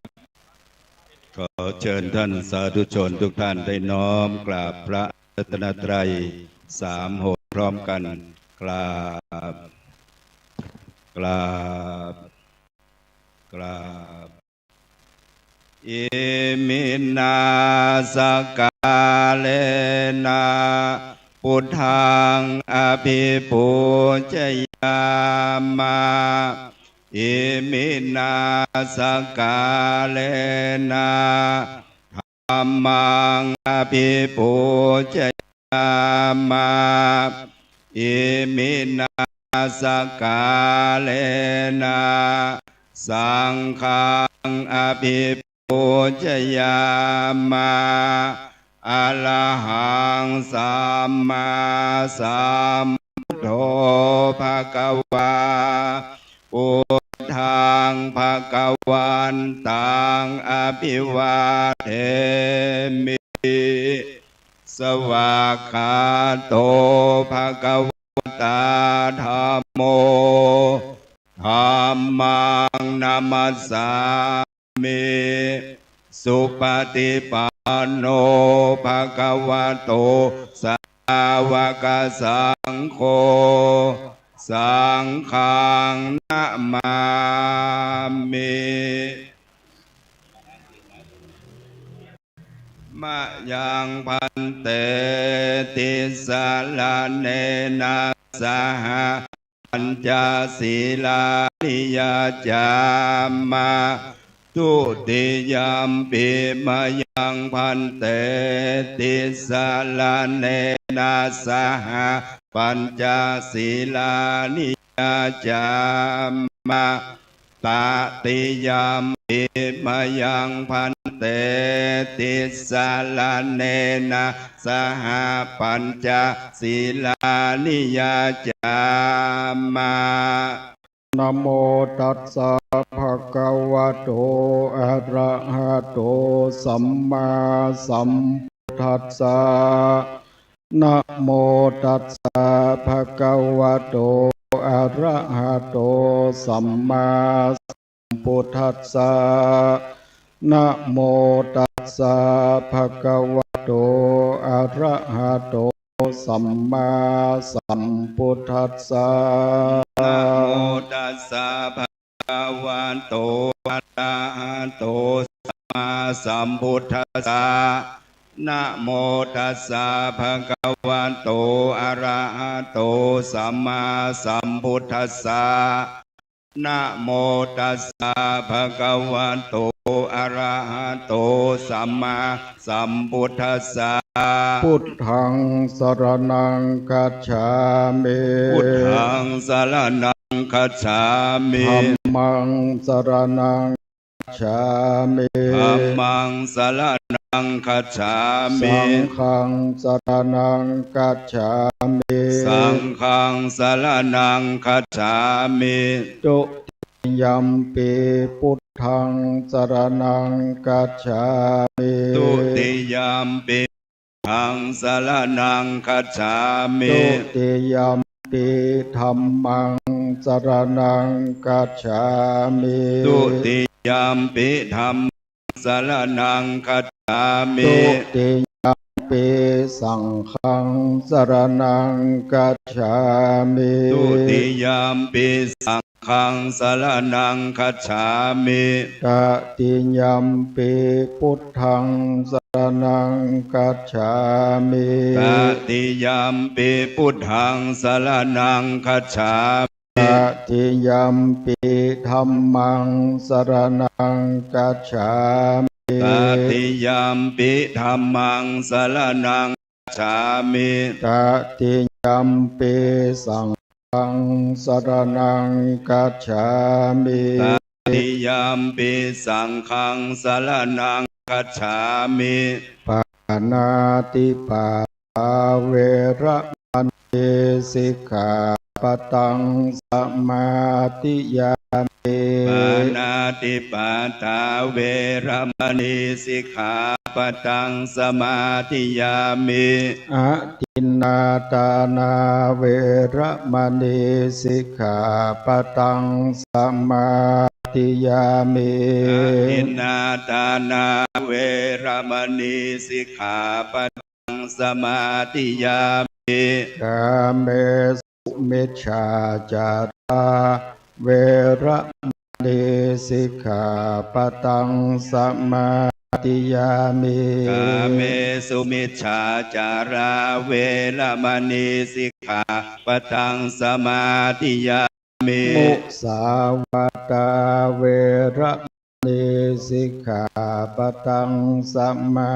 ธิยามิ มุสาวาทาเวรมณีสิกขาปะตังสมาธิยามิ สุราเมรยมัจจปมาตฐานาเวระมณีสิกขาปะตังสมาธิยามิ สุราเมรยามัจจปมาตฐานาเวรมณีสิกขาปะตังสมาธิยามิ อิมานิปัญจสิกขาปทานิสีเลนะสุขติงยันเตสีเลนะโภคสัมปทาสีเลนะนิพุติงยันเตตัสมาสีลังเวโสทะเย สาธุ บัดนี้ด้วยเวลาอันเป็นสิริมงคลยิ่งแล้วมวลเกล้าขอประธานกราบรัตนาพระเดชพระคุณพระธรรมวชิรปัญญาจารย์ได้โปรดเมตตากล่าวธรรมกถาเพื่อเจริญศรัทธาและถวายมุทิตา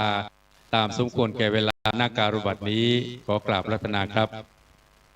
ขอถวายความเคารพหลวงพ่อประเทศปริยัติ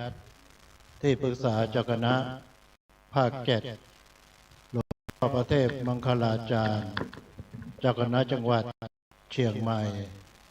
พระเทรานุเถระทุกรูปขออำนวยพรท่านผู้ว่าราชการจังหวัดภูเก็ตพร้อมทั้งคุณนายรองผู้ว่าราชการเชียงใหม่พร้อมทั้งคุณนายท่านดร.ชวิวรรณคำพาและก็คุณอารีพัฒจันทร์ผู้อำนวยการสำนักพุทธศาสนาแห่งชาติจังหวัดเชียงใหม่และญาติโยมสาธุชนทุกท่านทุกคน ในวันนี้วันโลกโมลีก็ประรบการบุญ2ประการด้วยกัน ประการแรกก็คือทำบุญ อุทิศส่วนกุศลให้บูรพาจารย์ทราบว่าทำทุกปี แล้วก็รายการที่สองนี่ถือว่าเป็นรายการใหญ่ ระดับโลกนะซึ่งท่านครูไพบูลย์เจตยานุรักษ์หรือท่านพระดร.ดวงคำผู้ช่วยเจ้าว่าวัดพระธาตุดอยสุเทพได้จัดแล้วก็มาปรารภที่ท่านมีอายุครบ60 ปีด้วยแต่ว่าโดยส่วนตัวนั้นท่านดวงคำกับอาตมาก็เป็นศิษย์เก่าอินเดียด้วยกันท่านจบจากมัดราสอาตมาจบจากปูนาอันนี้ก็รู้จักกันมานานแล้วก่อนที่ท่านจะกลับมาสอนหนังสืออยู่ที่วิทยาเขตเชียงใหม่มหาวิทยาลัยมหาจุฬาลงกรณราชวิทยาลัยต่อมาท่านลาออกเมื่อปีที่แล้ววันที่ 4 เมษายนเมื่อปีที่แล้วนายกโมดีนายกอินเดียมาที่วัดพระเชตุพนมาเที่ยววัดแล้วก็อาตมาในฐานะศิษย์เก่าก็ได้ต้อนรับเนื่องจากว่าเป็นประเทศใหญ่ก็ต้องมีหน่วยความรักษาความปลอดภัยก็มีการซักซ้อมจริงๆไม่ได้ซักซ้อมหรอกก็ไปต้อนรับเฉยๆซ้อมกับพระที่เป็นลูกศิษย์อาตมาก็ลงไปต้อนรับหัวหน้าหน่วย security หน่วยหัวหน้า security ก็ถามอาตมาว่าโยโนเวรบันดวงคำว่างั้นนะว่างั้นพระดวงคำว่างั้นนะก็บอกว่ารู้จักกันดีตอนนี้อยู่เชียงใหม่แกบอกนั่นแหละ he is my classmate แกว่างั้นนะอ้าวแล้วทำไมอยู่เรียนฟิโลโซฟีปรัชญาทำไมกลายมาเป็นหน้าหน่วยรักษาความปลอดภัยเนี่ยบอกบางคนละอะไรนะเนี่ยเขาก็บอกว่าเปลี่ยนมาเรียนปรัชญาจบปริญญาโทน่าจะพร้อมกับท่านดวงคำนี่แหละแล้วก็ไม่ต่อปริญญาเอกหรือเรียนแล้วไม่จบแล้วก็ไปทางรัฐศาสตร์ว่าอย่างนั้นก็เลยทำให้ได้นึกถึงท่านดวงคำด้วยตอนนั้นยังไม่ได้รับตำแหน่งเป็นรองเจ้าคณะภาค7มาประกาศตอนประมาณปลายเมษาจริงก็รู้จักกันมานานนะแล้วก็วันนี้ก็ถือว่าเป็นโอกาสที่สำคัญนอกจากสำคัญแล้วก็มาเจอท่านอาจารย์นเรศจิตลักษณ์ได้ยินเสียงรู้เลยมาเป็นชุดแบบเนี้ยไม่มีใครกลอนมาเป็นชุดมีคนเดียวเท่านั้นในประเทศไทยท่านอาจารย์นเรศจิตลักษณ์นี่รู้จักกันมานานเพราะฉะนั้นมาที่นี้ก็ถือว่ามาเจอสหายธรรมเพื่อนสนิทแล้วก็ญาติโยมที่คุ้นเคยเพราะฉะนั้นการที่ท่านพระครูไพบูลย์เจตยานุรักษ์ได้มาลบทำบุญพิเศษ5 รอบ60 ปีถ้าจะกล่าวก็คือว่าเป็นวันปีใหม่ของท่านโดยทั่วไปแล้วเนี่ยปีใหม่เราก็จะนับกันในเมืองไทยนี่365 วันก็จะมีวันปีใหม่สากลเรารู้กันดีคือ1 มกราคม2ปีใหม่ตรุษจีนผ่านแล้วนี่ก็สงกรานต์ปีใหม่วันไทยแท้ของเราแต่อีกวันนึงซึ่งเราไม่ค่อยได้คิดก็คือวันเกิดของเราวันเกิดของเรานั้นถือว่าเป็นวันปีใหม่ของเราเพราะฉะนั้นการที่ท่านทั้งหลายได้มาปรารภวันเกิดทำบุญกรณีพิเศษนั้นก็ถือว่าเป็นวันปีใหม่ที่เราได้มีอายุครบ365 วันอีกปีหนึ่งเพราะฉะนั้นในวันนี้ท่านจึงบอกว่า เป็นวันที่เราประสบชัยชนะทำไมประสบชัยชนะก็หมายความว่าเป็นวันที่เรานั้นอยู่ได้ครบ365 วันอีกปีหนึ่งเราสังเกตบางคนเนี่ยพรุ่งนี้จะวันเกิดเตรียมงานไม่เรียบร้อยแล้วอยู่ไม่ถึงใช่ไหมล่ะเราเคยได้ยินเพราะฉะนั้นเมื่อวันพิเศษเช่นนี้เราก็จะทำบุญเป็นกรณีพิเศษการทำบุญวันเกิดนั้นมีอยู่2 กรณี1คนอื่นทำให้เราผู้ว่ารองผู้ว่าหรือใครทั้งหลายเนี่ยลูกน้องทำให้ก็แสดงว่าลูกน้องหรือว่าลูกๆเห็นงามความดีของผู้บังคับบัญชาเจ้านายหรือคุณพ่อคุณแม่2ไม่มีใครทำให้เราหรอกเราทำเองการที่เราทำบุญวันเกิดของตัวเราเองนั้นก็มาปรารภชีวิตของเราว่าเหล่านั้นได้แก่เท่าไปอีกปีหนึ่งเพราะฉะนั้นการทำบุญนั้นก็เป็นเครื่องเตือนสติชีวิตของเราที่เราเตือนสตินั้นก็เพราะว่าแต่ละวันนั้นยกตัวอย่างเช่นวันนี้มี24 ชั่วโมงในชั่วโมงหนึ่งเนี่ยมี60 นาทีเมื่อเราเอา24 ชั่วโมงมาคูณด้วย60 นาทีเราก็จะได้เวลาบริหารชีวิตทุกคน 1,440 นาทีทุกคนได้หมดไม่มีข้อยกเว้นไม่ว่าพระไม่ว่านายกทุกคนนะจะได้เวลาเท่ากัน 1,440 นาทีทุกคนเราต้องมาคำนวณว่ากลางคืนเราใช้เวลานอนไปเท่าไหร่ตามหลักสุขภาพก็อย่างน้อย7 หรือ 8 ชั่วโมงแสดงว่ากลางคืนเราได้เวลาแค่สมมติว่านอน8 ชั่วโมงเราได้เวลาบริหารแค่4 ชั่วโมงเท่านั้นแหละกลางวันตื่นขึ้นมาเข้าห้องน้ำสัมภาระตัวรับประทานอาหารทำงานที่เรารับผิดชอบสรุปแล้วเนี่ยเวลาที่เป็นข้อจริงๆเนี่ยกี่ชั่วโมงเพราะฉะนั้นพระพุทธเจ้าเนี่ยได้ตรัสสอนเราท่านทั้งหลายว่าวันคืนล่วงไปบัดนี้เราทำอะไรอยู่ 1,440 นาทีแต่ละวันล่วงไปมันเป็นชั่วโมงไหนบ้างที่เป็นประโยชน์เพื่อตัวเราเองผู้ว่าก็ดีรองผู้ว่าก็ดีแต่ละวันนั้นเป็นเรื่องของชาวบ้านทั้งนั้นมาร้องทุกข์บ้างมาขอความช่วยเหลือบ้างท่านในฐานะข้าราชการก็ต้องย้อนกลับมาดูด้วยว่าเวลาแต่ละวันที่เป็นของเราจริงๆนั้นน่ะเหลือกี่นาทีแต่ละวัน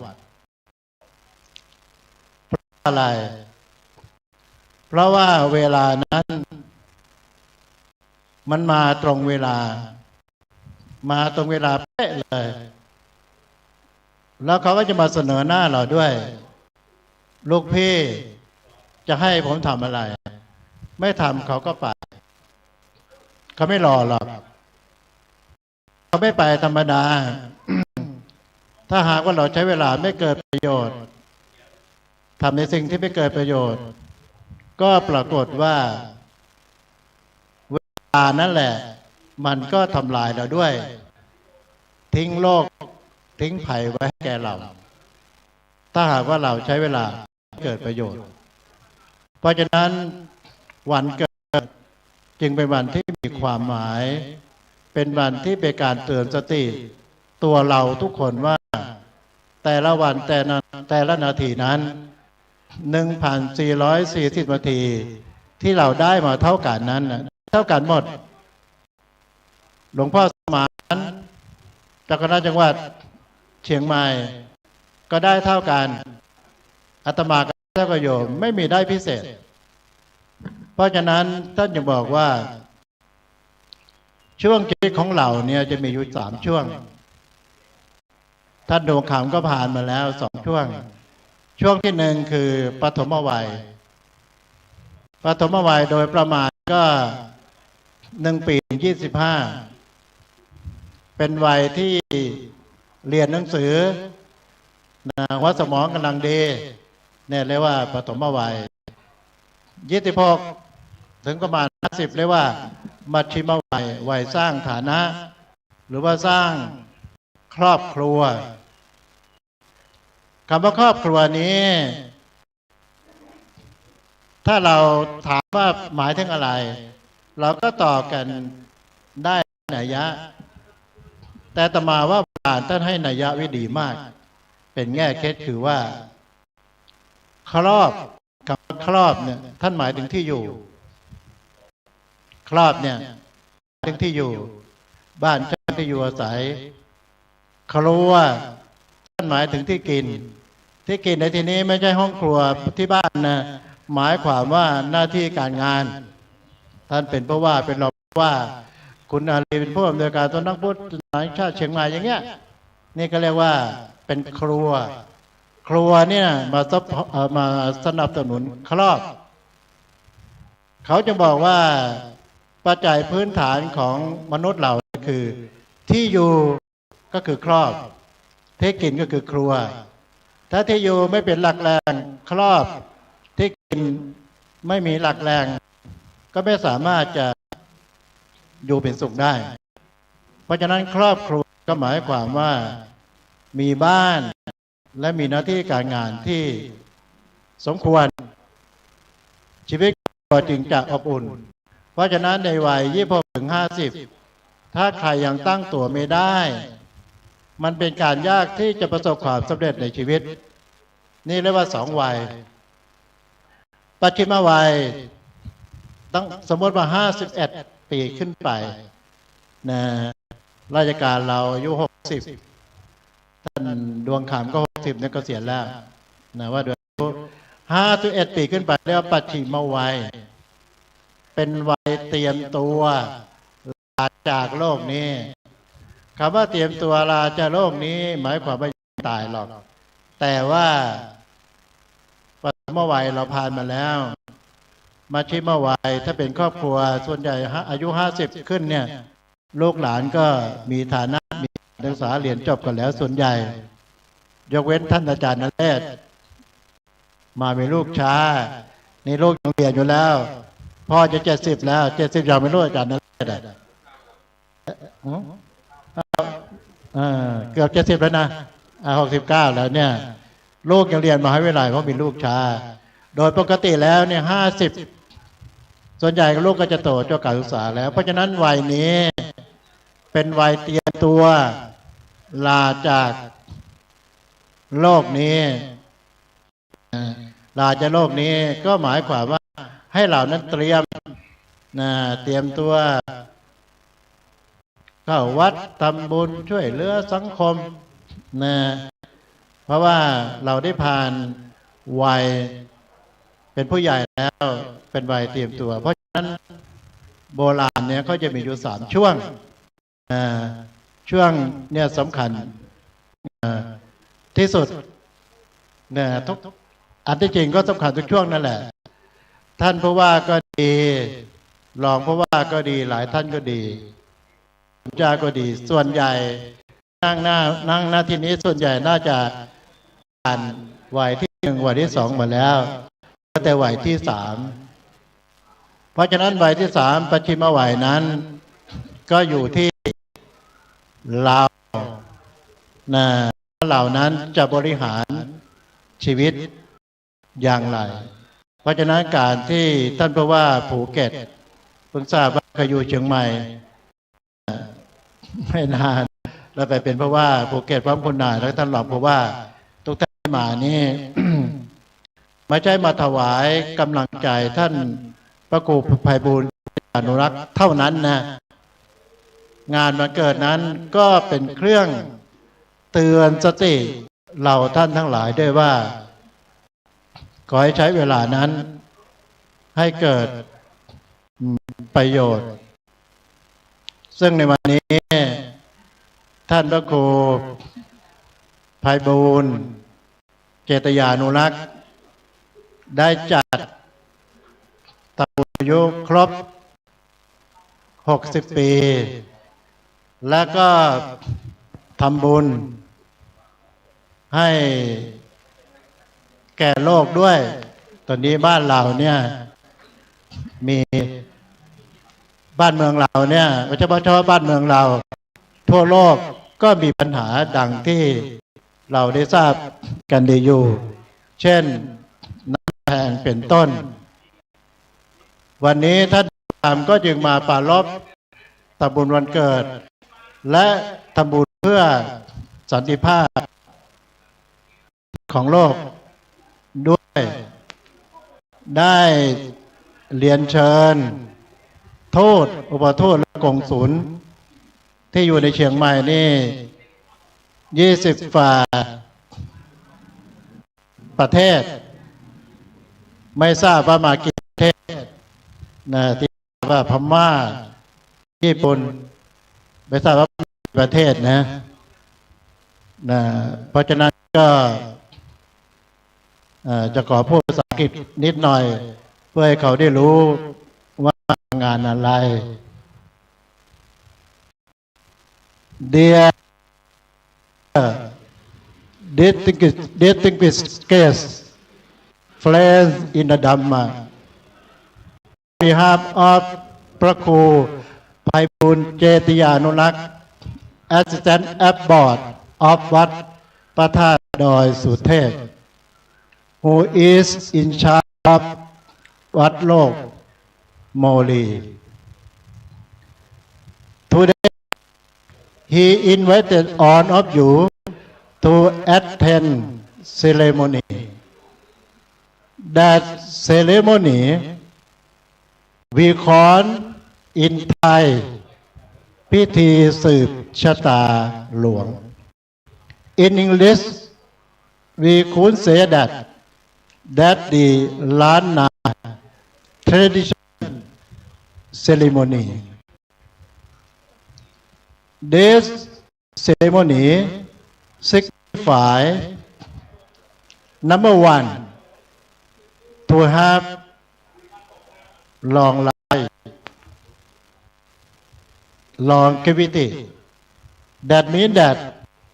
if you attend this ceremony, you will get the long life. Second one, to remove, to destroy the bad luck, unhappiness, and worriness. The third one, to get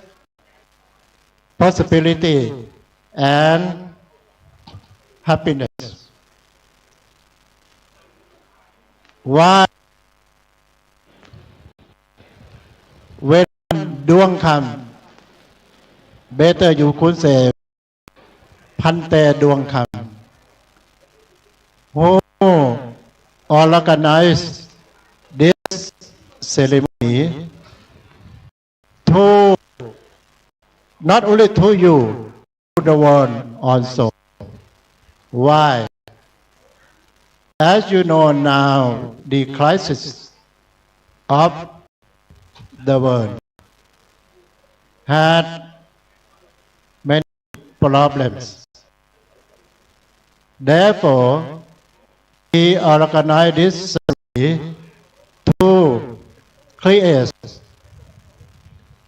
peacefulness, harmony,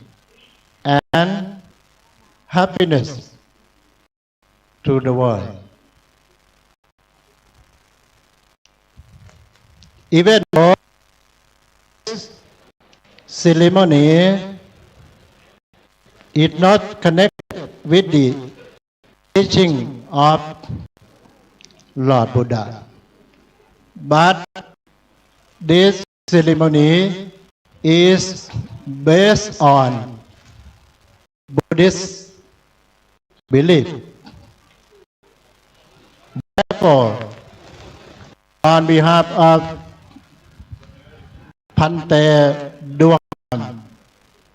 we would like to thankful to you all to come and join this ceremony. And also, today his birthday, he is completed 60 years old. Therefore, you come here to give him the happiness. So, him we are thankful to you all. Thank you very much. ผมได้นะภาษาอังกฤษสุพรรณได้ไม่ได้ก็พูดกับโอมามาแล้วโอมาฟังหัวเราะใช้ได้ฟังหัวเราะใช้ได้ปัญหาบ้านเราก็คือว่าเนื่องจากอาตมาเคยศึกษาอยู่ที่อินเดียเคยฟังมาทุกสำเนียงสำเนียงเนี่ยมันก็เราไม่ได้ไปอยู่แต่เด็กไม่เรียนแต่ต้นเนี่ยมาเรียนภาษาอังกฤษเนี่ยเมื่อตอนโตเนี่ยสำเนียงมันไม่ค่อยได้หรอกภาษาเราได้คอนเทนต์เราได้เพราะฉะนั้นก็บอก language is communication หมายความภาษาคือการสื่อสารเราพูดแล้วเนี่ยก็ฟังเรื่องใช้ได้นะสำเนียงมันจะมาเหมือนกันได้ยังไงยกตัวอย่างภาษาเหนือเนี่ยเหนือลำปางเหนือแพร่เหนือเชียงใหม่ก็สำเนียงก็ไม่ค่อยเหมือนกันอยู่แล้วนะฟังออกรู้เรื่องใช้ได้นะก็ขออนุโมทนาทุกท่านอีกครั้งหนึ่งซึ่งมีหลวงพ่อพระเทพปริยัติที่ปรึกษาเจ้าคณะเกตหลวงพ่อพระเทพมังคลาจารย์เจ้าคณะจังหวัดเชียงใหม่พระเถรานุเถระทุกรูปพร้อมทั้งคุณพระเทพรัตนะนายกเจ้าคณะจังหวัดลำพูนและเจ้าคุณท่านพระเทพวชิราธิบดีเจ้าคณะภาคเกตธรรมยุทธวัดป่าดาราพิรมจำแม่นเพราะว่ารับพระราชาคณะพร้อมกันเมื่อ12 สิงหา 2547ท่านรับก่อนและอาตมารับต่อจากท่านแม่นรู้จักกันดีนะก็ถือว่ามาที่นี้ก็เหมือนก็เจอเพื่อนเก่าแล้วก็ท่านผู้ว่าราชการจังหวัดภูเก็ตท่านคุณนายรองผู้ว่าราชการเชียงใหม่คุณนายพร้อมทั้งท่านเจวิอันคำพาอาลีพันธ์และทุกท่านที่ถือว่ามาให้เกียรติแล้วก็มาถวายกำลังใจแด่ท่านพระครูไพบูลย์เจติยานุรักษ์หรือท่านดวงคำในท้ายสุดนี้เริ่มได้คุณพระศรีรัตนตรัยคือพระพุทธพระธรรมพระสงฆ์จงมารวมกันเป็นตบะเดชะปรวะปัจจัยอำนวยผลให้ท่านพระครูไพบูลย์เจติยานุรักษ์ดวงคำจงเจริญด้วยอายุวรรณะสุขภละปฏิภาณธรรมสารสมบัติคิดสิ่งใดที่ชอบประกอบที่ทำขอให้ความปรารถนานั้นจงประสำเร็จจงประสำเร็จจงผ่านสำเร็จสมดังเจตนาปรารภทุกประการเถิดสาธุสาธุสาธุคำขวัญจังหวัดสุพรรณบุรีพระเดชพระคุณอาจารย์เจ้าคุณท่านอยู่สุพรรณบุรีนะครับภาษาถิ่นชวนฟังนี่ชัดเลยนะฮะแม้ภาษาอังกฤษท่านพูดและน่ารักชวนฟังนี่นะครับคือพระเดชพระคุณพระธรรมวชิระปัญญาจารย์เป็นราชาคณะที่สมเด็จชมพระพรหมชื่นลูกศิษย์ชื่นใจศรัทธาประชาชนทั่วไปชื่นบานไม่มีเวลาอธิบายขยายความเราถือว่าเป็นบุญนะครับวันนี้ได้เห็นก็เป็นบุญตาได้เจรจาก็เป็นบุญปากได้ถวายความอุปถากก็เป็นบุญใจวันนี้เราทั้งหลายมากราบมาไหว้อาจารย์เจ้าคุณก็เป็นบุญตัวทั้งหมดทั้งมวลเนี่ยครับเป็นบุญของพวกเราชาวเชียงใหม่วัดสารนาท่านพระครูไพบูลย์เจติยานุรักษ์ได้ถวายปัจจัยสมทบทุนอบรมบาลีภาค 7ก่อนนะครับและสมทบทุนตึกสงฆ์อาพาธโรงพยาบาลสงฆ์แห่งโรงพยาบาลมหาราชนครเชียงใหม่น้อมถวายผ่านหลวงพ่อรองเจ้าคณะภาค 7นะครับนิมนต์ท่านเจ้าคุณพระสิทธิวชิรานุกูลเข้าน้อมรับจากหลวงพ่อรองภาคนะครับ เพื่อไปดำเนินการตามวัตถุประสงค์นะครับท่านเจ้าคุณนิกรนะครับจะน้อมรับนะครับครับผมครับเลขาก็ได้นะครับผมครับโอ้ครับผมท่านพระมหาสกลนะครับวิโรจนกิติเลขานุการหลวงพ่อเจ้าคณะภาค7นะครับน้อมรับด้วยความเคารพอย่างยิ่งนะครับจากนั้นท่านพระครูไพบูลย์จะถวายหลวงพ่อเจ้าคณะจังหวัดเชียงใหม่ร่วมสร้างพุทธมณฑลเชียงใหม่อีกส่วนหนึ่งนะครับครับศรัทธาญาติโยมสาธุครับสาธุอนุโมทามิลำดับต่อไปครับก่อนที่พระเดชพระคุณจะได้ไปปฏิบัติศาสนกิจต่อเรียนเชิญคุณท่านดร.ชวีวรรณคำพาได้ขอประทานโอกาสถวายเครื่องไทยธรรมพระเดชพระคุณหลวงพ่อรองเจ้าคณะภาค7ครับและเรียนเชิญท่านนิรัตน์พงศ์สิทธิถาวรผู้ว่าการจังหวัดภูเก็ตถวายพระเดชพระคุณหลวงพ่อเจ้าคณะจังหวัดเชียงใหม่ครับพระเทพมังคลาจารย์ครับเรียนเชิญท่านผู้ว่าและคุณนายด้วยครับพวกเรากาชาติจังหวัดภูเก็ตท่านผู้ว่าราชการจังหวัดภูเก็ตถวายพ่อเจ้าคณะจังหวัดเชียงใหม่พร้อมกันนะครับคุณท่านดร.ชวีวรรณคำพาน้อมถวายพ่อรองเจ้าคณะภาค7นะครับเสร็จแล้วเราจะได้น้อมส่งหลวงพ่อเจ้าคณะภาคเพื่อไปปฏิบัติศาสนกิจต่อนะครับการเดินทางมาในแต่ละครั้งไม่ได้หยุดได้ยั้งเลยครับตรวจการภาค7นั้นก็มี3จังหวัดก่อนที่หลวงพ่อจะเดินทางไปเนี่ยครับหลวงพ่อจะโปรดเมตตาไปณมณฑลพิธีจุดเทียนบูชาธาตุทั้ง4ครับธาตุดินธาตุน้ำธาตุลมธาตุไฟนะครับครับเรียนเชิญท่านอาจีฟทันดันนะครับท่านรองกงสุลอินเดียจังหวัดเชียงใหม่นะครับเรียนเชิญท่านติริยาดานาอ่องนะครับท่านรองกงสุลใหญ่แห่งสาธารณรัฐสหภาพเมียนมาครับเรียนเชิญท่านนิรัตน์และคุณนายเรียนเชิญท่านศิวะและคุณนายครับเรียนเชิญจุดเทียนบูชาธาตุทั้ง4ได้ร่วมเมตตาบารมีหลวงพ่อรองเจ้าคณะภาค7จะเป็นประธานแผ่เมตตาณมณฑลพิธีด้านหน้าวิหารหลวงแห่งนี้ครับเป็นการสืบชะตาโลกและสืบประเทศไทยว่าเราทั้งหลายจะเป็นดินก็เป็นพุทธพิสุทธิ์ล้ำถ้าเป็นน้ำก็จะเป็นดูดสายน้ำปิงถ้าเป็นลมก็จะร่มเป็นร่มใจและถ้าเป็นไฟก็จะเป็นไฟฝันดังราชนามที่พระเดชคุณพระธรรมวชิรปัญญาจารย์คืออาจารย์คุณผู้มีปัญญาประดุจเพชรนะครับเป็นเถระผู้ใหญ่รูปหนึ่งที่มีวิสัยทัศน์กว้างไกลหัวใจต่อสมองเพชรแท้จริงเพราะว่าปฏิปทาสมณคุณของอาจารย์เจ้าคุณหลวงพ่อรูปนี้ไม่ธรรมดานะครับจังหวัดสุพรรณคำขวัญว่าเมืองยุทธหัตถีวรรณคดีขึ้นชื่อเรื่องลือพระเครื่องอาจารย์เจ้าคุณมีเยอะเลยนะครับรุ่งเรืองเกษตรกรรมสูงล้ำประวัติศาสตร์แรงปราชญ์ศิลปินภาษาถิ่นชวนฟังเราได้ฟังภาษาไทยและภาษาอังกฤษล้วนแล้วแต่น้ำเสียงสำเนียงของสุพรรณบุรีเป็นสำเนียงเป็นเสียงที่น่าฟังน่ารักน่าชื่นน่าชมนี่แหละครับเดชพระคุณหลวงพ่อเจ้าขุนเทียบนะครับสมเด็จชื่นชมเช่นเจ้าพระคุณสมเด็จเจ้าคณะใหญ่หัวเหนือครับสมเด็จมหาธีรเจ้าวาดวัดโพครับชนบ้านเดียวกันครับอำเภอเดียวกันครับผู้กองครับท่านในพลสาย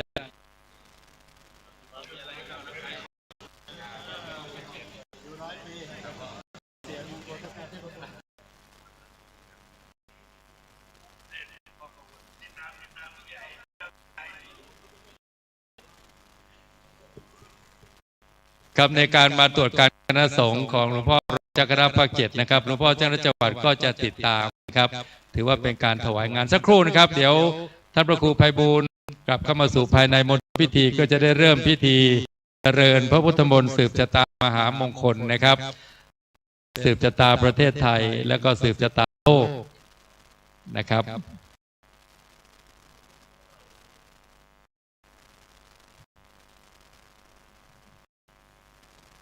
เป็นที่กล่าวกันในคณะสงฆ์ทั้งคณะธรรมยุทธคณะสงฆ์มหานิกายนะครับวัดพระเจตุพนนั้นอยู่ในร่มบุญร่มบารมีของอธิบดีสงฆ์ก็คือเจ้าวาดนะครับเจ้าพระคุณสมเด็จพระมหาธีราจารย์เจ้าวาดวัดพระเจตุพนวิมลมังคลารามนะครับอีกตำแหน่งหนึ่งก็คือคณะใหญ่คนเหนือปกครองคณะสงฆ์ทั้ง17จังหวัดภาคเหนือนะครับได้ประทานโอกาสได้ประทานความไว้วางใจถวายพระเดชพระคุณหลวงพ่อเจ้าขุนเทียบรูปนี้ครับพระธรร วชิรปัญญาจารย์ให้สนองงาน อันเนื่องมาจากสมณคุณของอาจารย์เจ้าคุณเทียบรูปนี้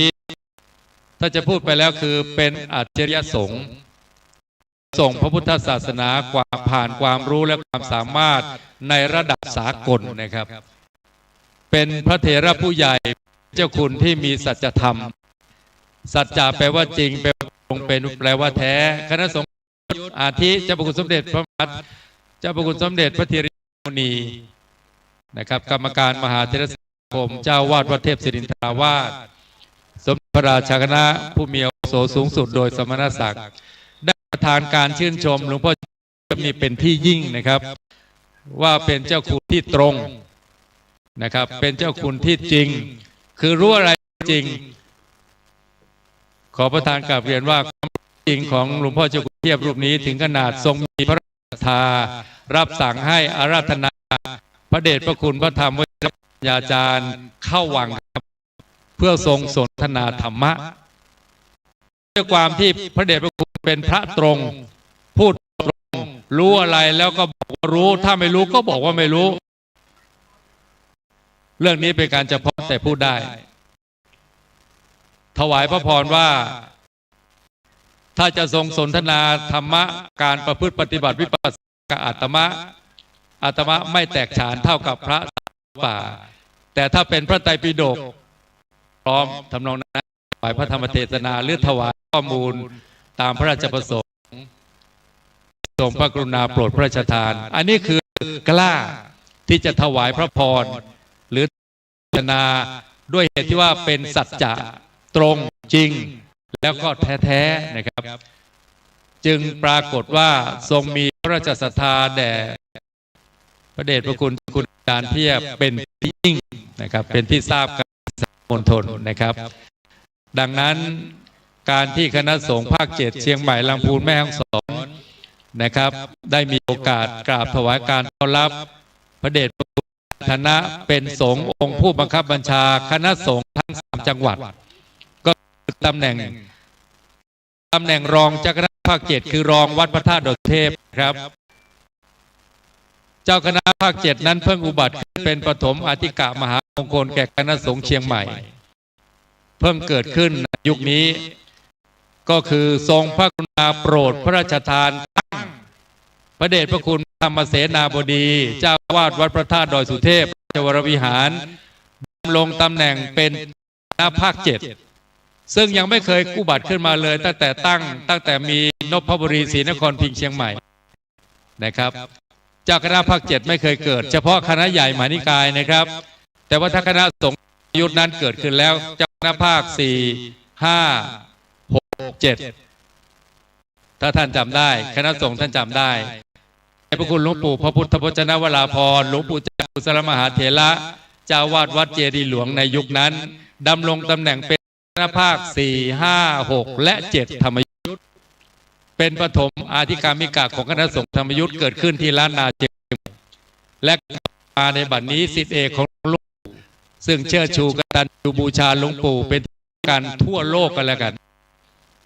นั่นก็คือพระเดชพระคุณหลวงพ่อเจ้าคุณพระชราธิบดีครับหลวงพ่อเจ้าคุณรูปนี้เป็นศิษย์เอกของพระเดชพระคุณหลวงปู่เป็นเจ้าวาดวัดอาราพิรมพระอารามหลวงมรดกธรรมมรดกทองหลวงปู่พระเดชพระคุณท่านเจ้าคุณพระเทพชราธิบดีสืบรักษาและต่อยอดจนถึงปัจจุบันนี้รุ่งเรืองฟูเฟื่องขีดสุดครับและยังพระกรุณาโปรดพระราชทานตำแหน่งเป็นเจ้าคณะภาค 6 และ 7 ยุทธนี่ไม่ธรรมดานะครับส่วนคณะสงฆ์มหานิกายเกิดขึ้นครั้งแรกเลยคือพระธาตุดอยสุเทพและมีเจ้าคณะภาคก็มีรองเจ้าคณะภาค1 รูปครับตำแหน่งนี้เลยตกอยู่กับพระเดชพระคุณหลวงพ่อพระธรรมวชิรปัญญาจารย์นะครับครับบัดนี้ในพิธีจุดบูชา4ดินพุทธพิสุทธิ์ล้ำนาปิงที่ยิ่งปาหายาสัพพสัมปติสิทธิยาสัพพโรคะสายาปฏิตาโปรทะมังคลาตัวตังสเมตพะทันต อวิกิตาจิตาปาริตังพนันตุ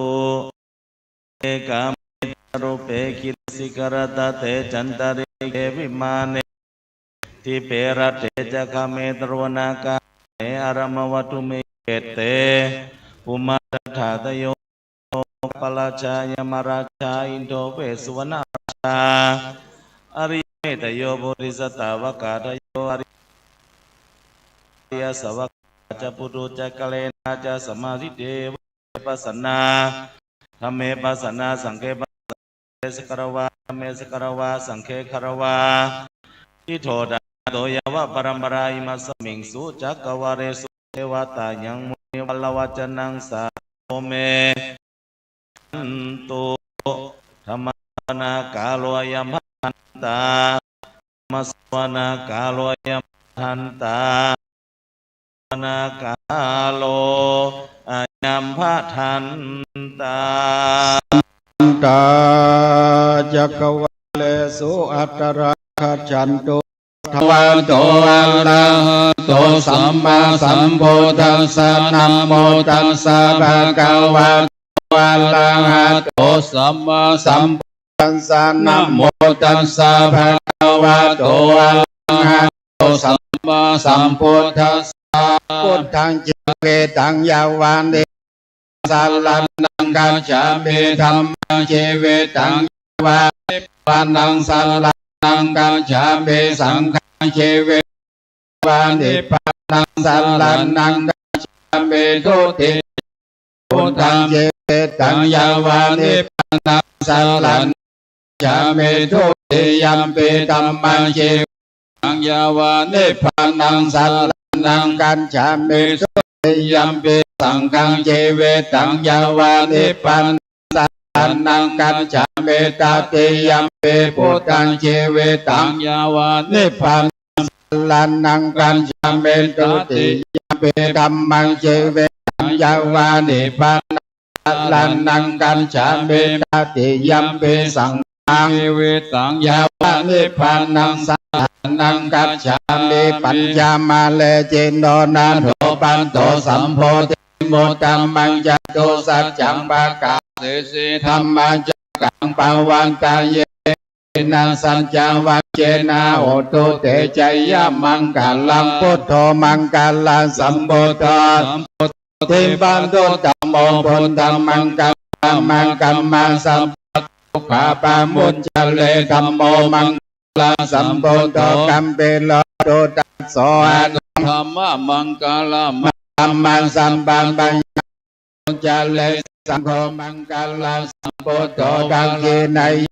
โลตาโลสังฆามังกัลลามะกะมาสัพพะโลกาปามุตเล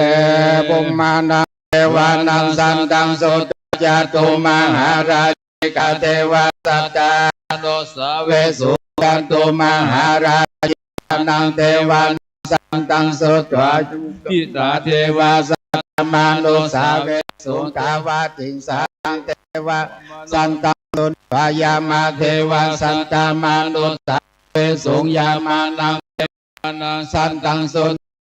สิตาเทวาสันตามานุสาเวสุตุสิตานังเทวานังสันตังสุตวานิมานาราติเทวาสัตตานุสาเวสุนิมานาราตินังเทวานังตังสุตตาปารานิมิตังวัฏวัติเทวาสัตตามนุสาเวสุปารานิมิตาวสวัตินังเทวานังสันตังสวาพรหมกาเทวาสัตตามนุสาเวสุพรหมวิเยตังภาวะจัตยสียังเยเสปัตตันเนเมฆาตันเยอนุตตลังกังภาวะติตังอัปปติวัติยังสานาวาพรหมเนวาเทเวนาวาเตนาวาพรหมเกนะจีวาโลกัสมินเตนะเตนังคันเนนะเตนะโมเตนะยาวาพรหมโลกัสโออาโภคาชีอายัญจาทัสสังสีโลกันตัสสังกัมเปสัมปะกัมเปสัมปะเวทิ อัญญสิวัตตโมโกทัญโยอัญญสิวัตตโพโกทัญโยเตเตทังอัญญสัมมันโตโกทัญญสัญญาโกทัญโยทเววนามาโหสิติธรรมจักกปวัตนาสุตานิทิตาเลโอตปัสสัมปันนาสุขธรรมะสัมมาสันโตสัพพเรสาโรเกเทวะธรรมะเทโวจเรสันติปัฏฐาปัตตนาสันติปัฏฐาวัจนามาตาปิตาเนกันตาเวทาบันติกัมมาจายาสันนังกันตาพุทธเจตวามัลลังสว่างนังจตุสัจจมาอัลลาสังเยเปเวนโสนาลาภาตันังกาลันทโยพุทธาอันตเวสันเตนายังกังสัมเปปันเตเตจาไมหังมัตตะเกเตโมเนสราสิเสปะเตเตโตไมหังพุทโธธัมโมตวิโลจันอังโกบันเตเตโตไมหังโอเรสัมบังคุณังกะโลหันตะเยอนุโรโตสาเลพุทโธยะตะกินเนโกทัญโยเปเตกัสสมิงโมกขังลันโนจาวามะเกทักกินเนสาวะเนไมหังอาสุงอนันตาลาหุลากัสสะโพจะมหานามโมภะสุวาสุตะเกสันเตเปเตภะกัสสมิงสุริโยยะปะปังกาโลนิสินโนเสเลสัมปันโนโสเพโตโมเนปุงคังวกุมาลากัสสะโพเทโรมะเหสีจิตตวัตโกโสไมหังวาเดนิจังปฏิทัสสิปุณกะโลปุณโนอังคุลิมาโลจาอุปาลินันตสิวะเลเอเมปัญจมหาเถลาเตลังกัมมัมมะเสสะสิติมหาเถลาจิตาวันตาจิโนรัสสะจลันตาศีลาเตเจนะอังกัมมังเกสุสันติตารัตนังปุระโตอาสิตังเขเนเมตตาสุตกังตาจักกัมปัญจโตอาสิวะเมภูริมาลกังคันธะโมระปาริตัญจอาตาติยสุตกังอากาเสจทานังอาเสเสสะปะกาลสันติตาจินานังบาลสังยุตเตธรรมปะกาลลังกเตวะสะโตเม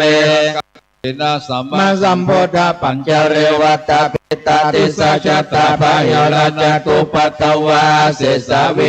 ยายันตุอนันตปุณเตจัสสะนะปัญจรมันจะมีวิหารันตาอิตาเลสังฆาปะเลนตุมันสเปเตมหาปุริสาสปายเจวะเมตโตระโกโสระโกพุทธาอุภาเวนะเจตุปัตถโวธัมมาอุภาเวนะจิตาสังโฆสังฆานุภาเวนะจิตันดารโยจาลามธัมมานุภาวะปะเตโตเตจยาปัญจระปัญหาลสกตานิติตาเทอิปัสสามิงกายเยเกสาโลมานาขาทันตตะโจมังสังนารุอาทิอาทิเมนจังวะกังอัตยังยากานังกิโลมากัมปิหะกังปะปัสสังอันตังอันตะกุณาอุตาริยัง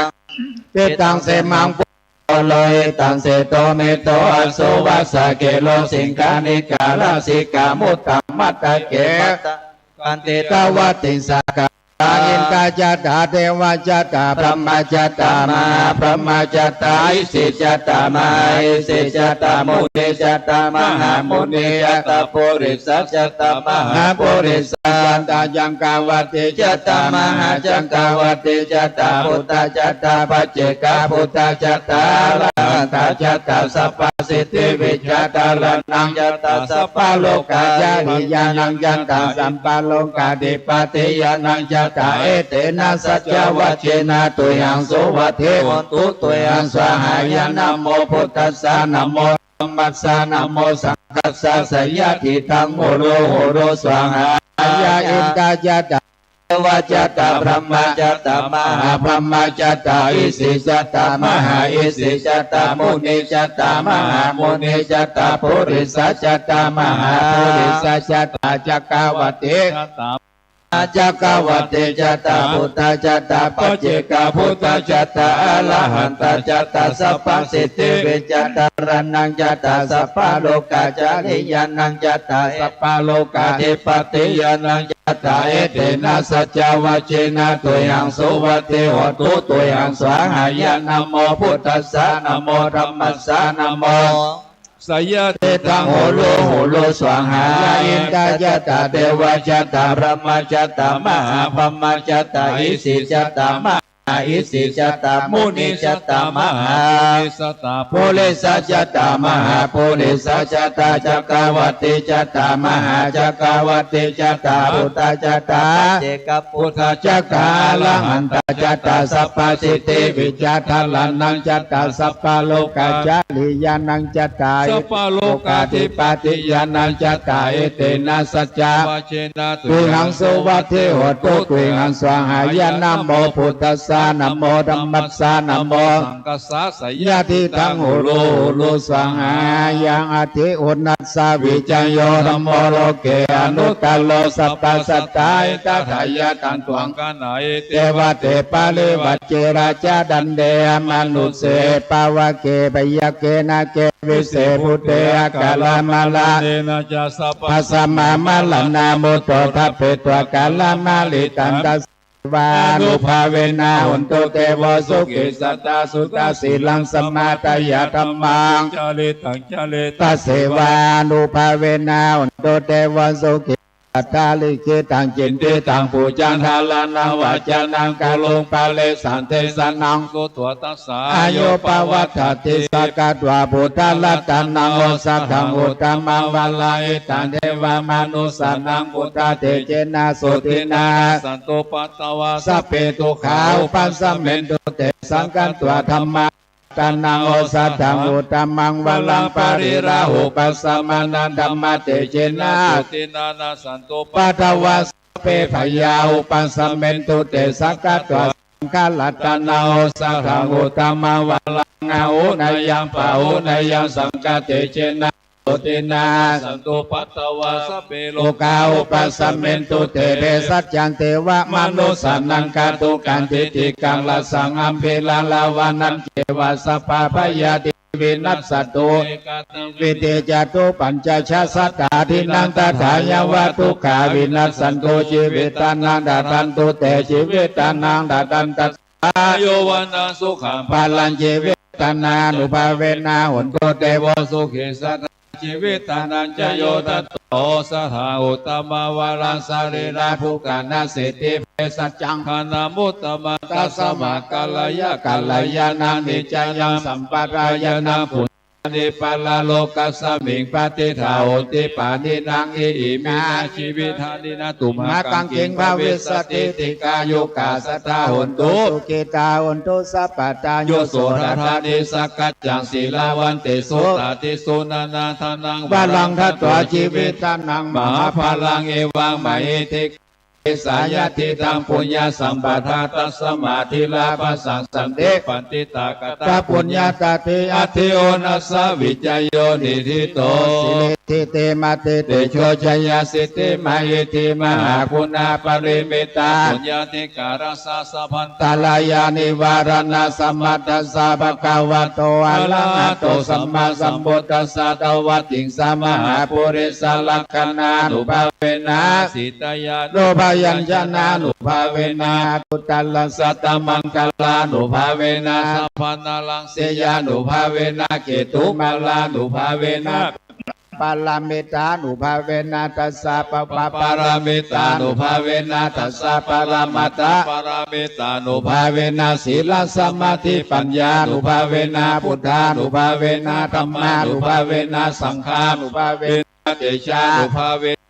ทานุภาเวนะพลานุภาเวนะยยะธรรมานุภาเวนะจตุรสีสาสัทธรรมกันธานุภาเวนะนาวโลกุตละธรรมานุภาเวนะทังเจตามกานุภาเวนะ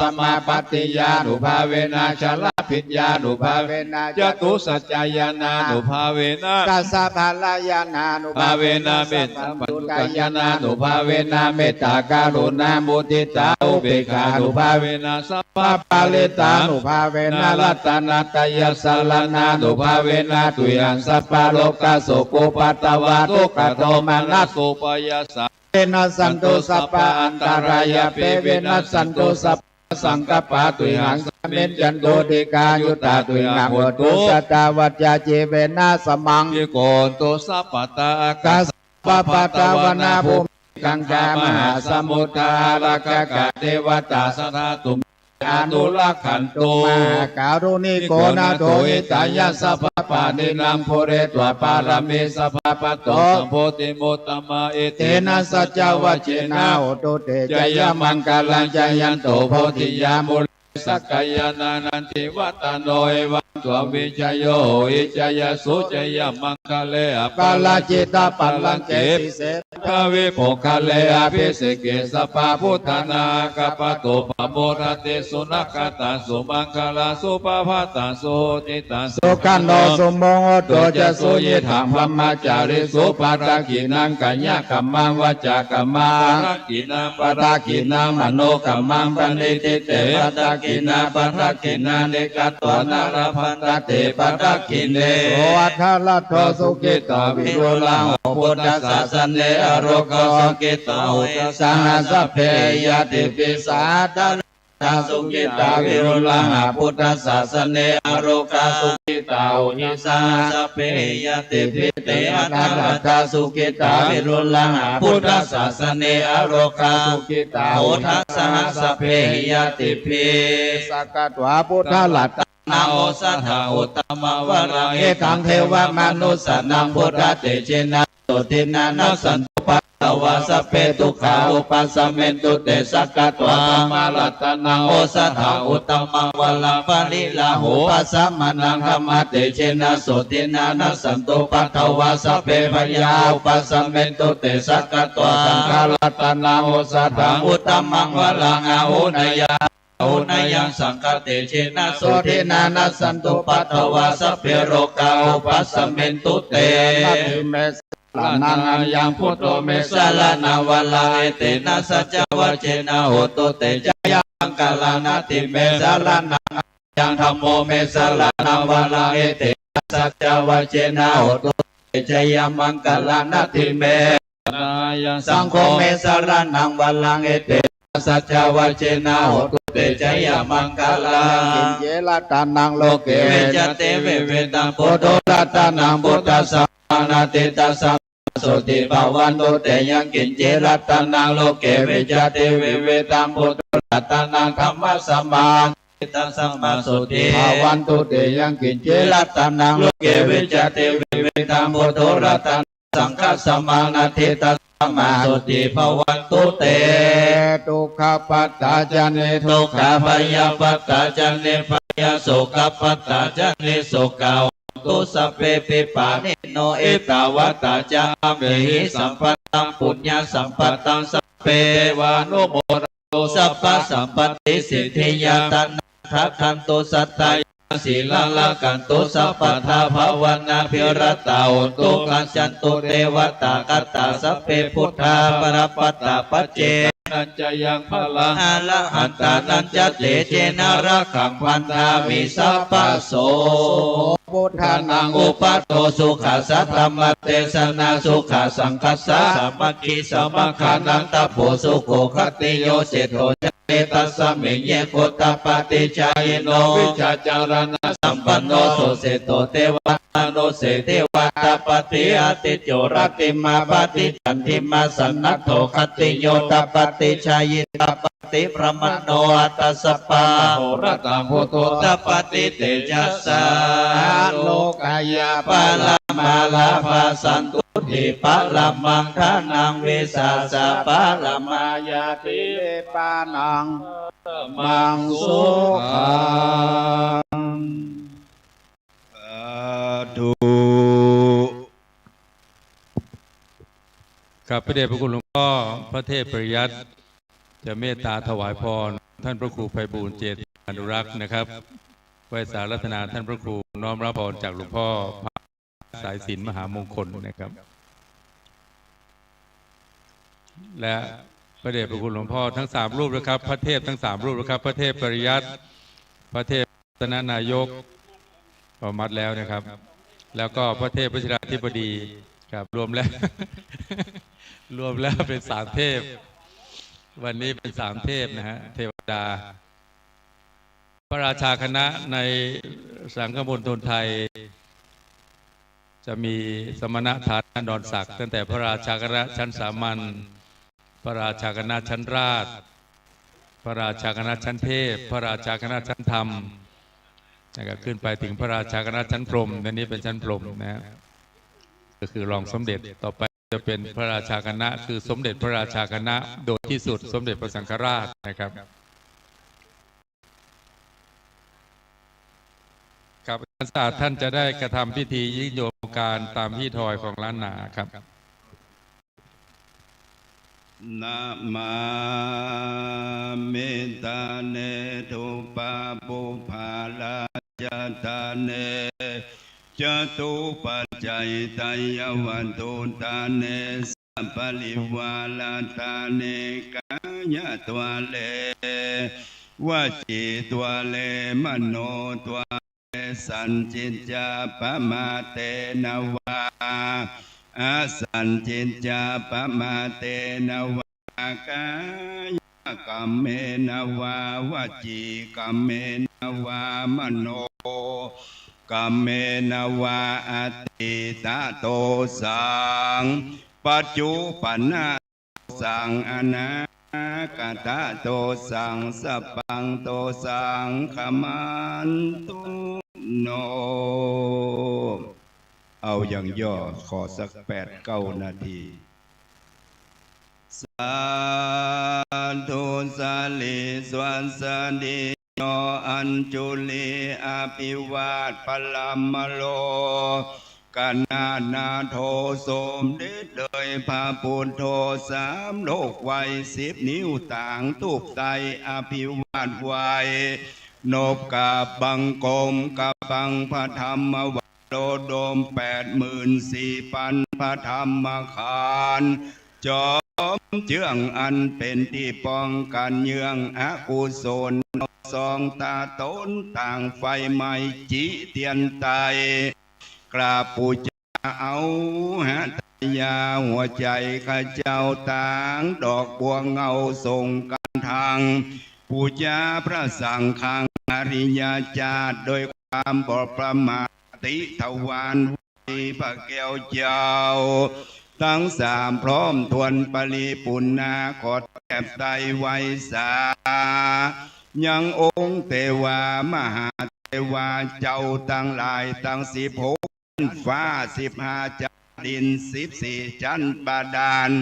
ตั้งต้านเท้ามักขวานอินตาธิราช10,000 โลกธาตุ100,000 โกฏจักรวาลขอกราบนมัสการเมตตาบารมีของพระเดชพระคุณพระเทพปริยัติเป็นเก้าเป็นประธานพร้อมก็โดยพระเทลานุเทลาเจ้าตนศักดิ์สวาสอันนิมันตนามานั่งหัตถบาทโปรดเมตตา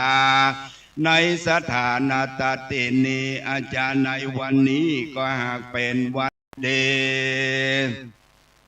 เป็นวันทิฏฐิอันวิเศษเหตุว่ามาตรงกับเดือน7 เหนือแรม7 ค่ำพรำวาเป็นละวิสุกตะวันเมงวันทุกมาจูจอดลอดเถิงเติงยังมหาสมณะสัทธาและมูศรัทธาตั้ง2กันนาตั้งภายในและภายนอกภายในไม่มีสวาธุท่านเจ้าพระครูภัยบุญเจติยานุรักษ์พระอาจารย์ดอกเตอร์ดวงคำสุภัทรอันอภิวัฒโนเจ้าอธิการสมภารอันท่านโดดผู้ช่วยเจ้าอาวาสพารามหลวงวัดพระธาตุเจ้าโดยสุเทพประธานสงฆ์แห่งวัดโลกโมลีท่านเจ้าใดเป็นเขาเป็นประธานพร้อมกับโดยอันเตวสิกโยมเจ้าตั้งหลายหุนแห่งห้องภายนอกหมายมีศรัทธาครูอุปถากสนิบาลตานเข้าทุกหนุ่มเทาหญิงใจหมายมีท่านผู้ว่าราชการจังหวัดภูเก็ตพร้อมกับโดยคุณนายตลอดถึงรองผู้ว่าจังหวัดเชียงใหม่เป็นเขาเป็นประธานพร้อมกับท่านภูมิสมปานตายแห่งเมืองปุรีศรีนครปิงเชียงใหม่ตุกสลอกตะวันตกวันออกขอกใต้และบนเหนือก็จริงได้ปากันจดเจือตกแต่งแปลงพร้อมน้อมนำมายังมัทุบุพาลา ดวงดอกเขาตอกดอกไม้และลำที่มาเป็นก่อนนำตาลบ่เต้าแต่นั้นก็ติดกับโดยจะถูกปัจจัยตายวัตถุตานตั้งหลายมวลฝูงนี้มาปนาตั้งไว้กลางกองทรงนา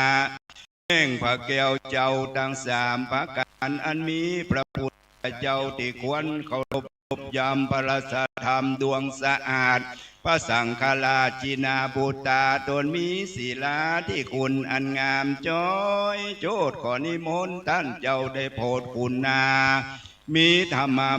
ตาภายแผ่ปฏิกหารับเอายังสภาวะทุตานแด่ตั้งมวลอันเจ้า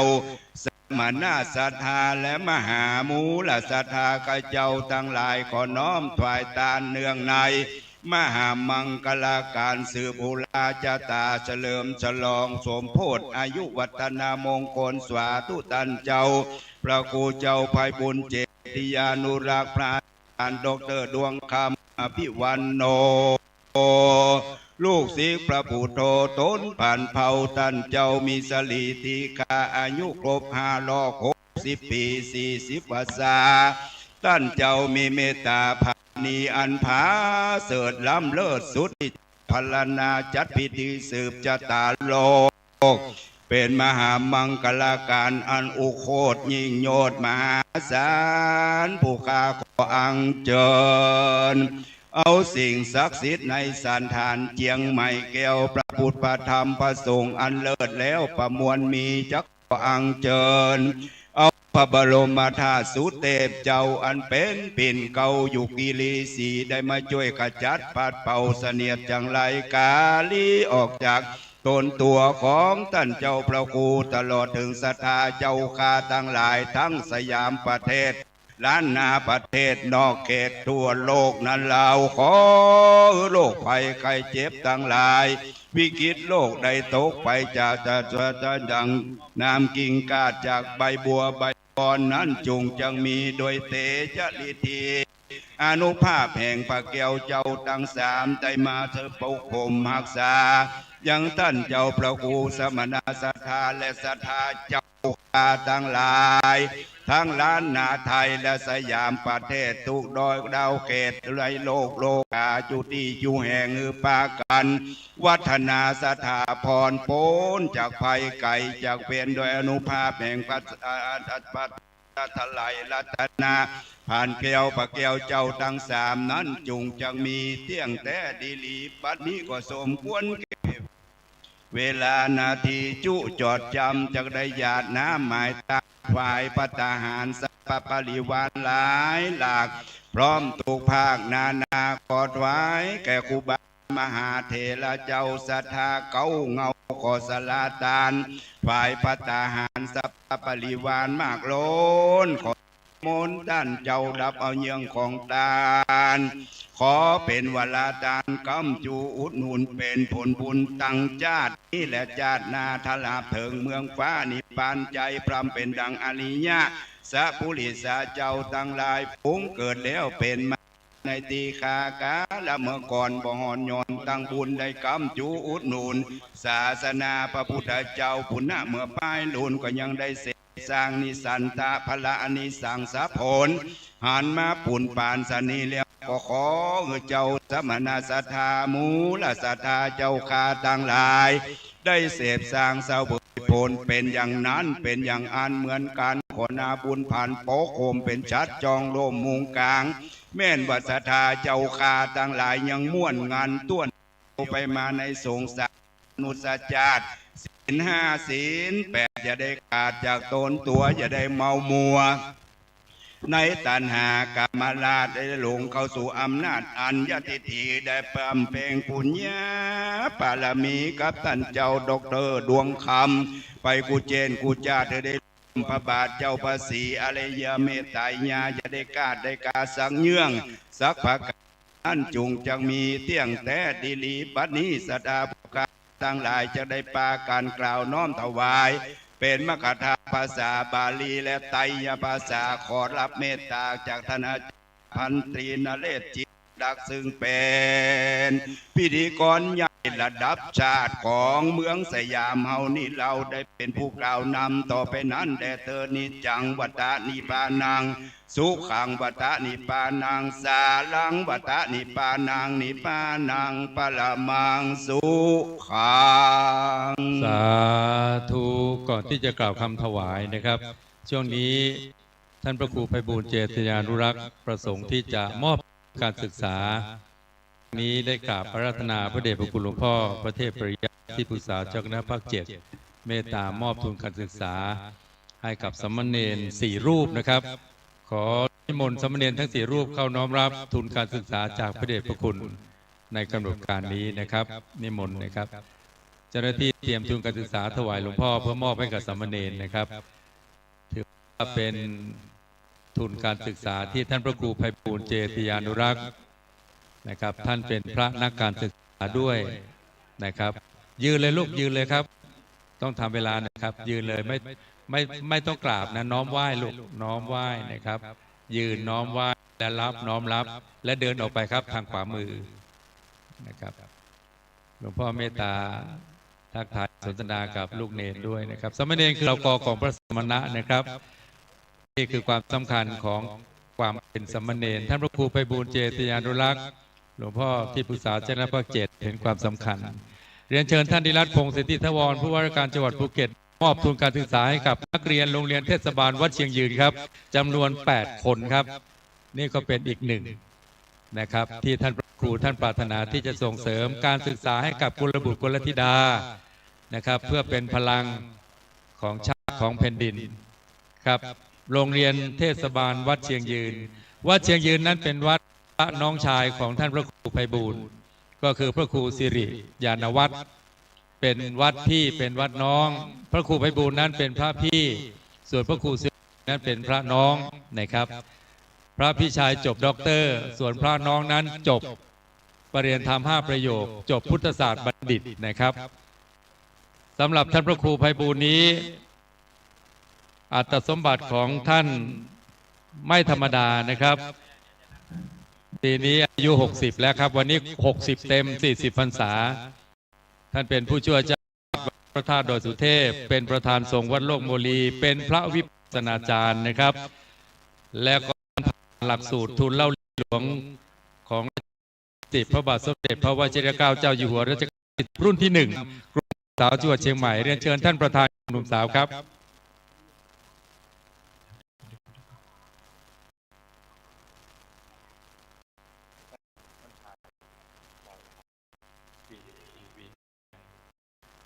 คุณท่านจะกรุณามอบ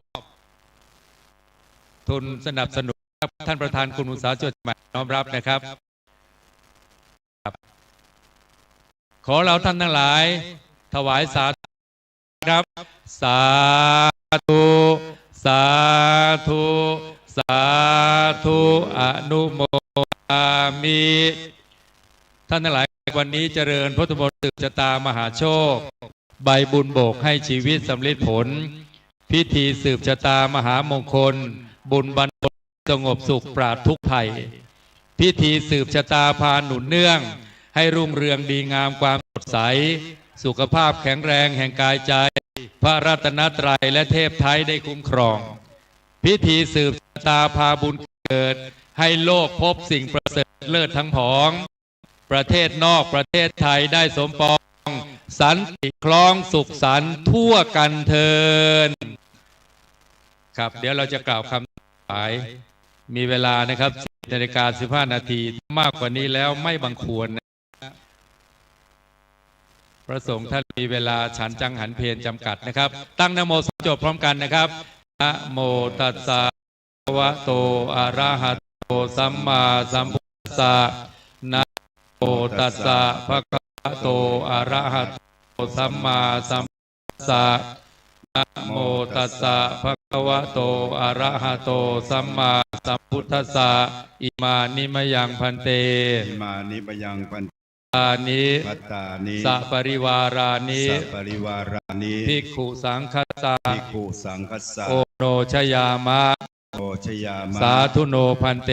สาธุโนพันเต ภิกขุสังโฆ ภิกขุสังโฆ อิมานิ อิมานิ พัตตานิ พัตตานิ สัปริวารานิ สัพปริวารานิ ปฏิคันหาตุ ปฏิคันหาตุ อัมหากัง อัมหากัง ทีครตัง ทีฆรตัง หิตายะ หิตายะ สุขายะ สุขายะ ข้าแต่พระสงฆ์ผู้เจริญ ข้าแต่พระสงฆ์เจริญ ข้าพระเจ้าทั้งหลาย ข้าพเจ้าทั้งหลาย ขอน้อมถวาย ขอน้อมถวาย ภัตตาหาร ภัตตาหาร พร้อมกับบริวาร พร้อมกับของบริ ทั้งหลายเหล่านี้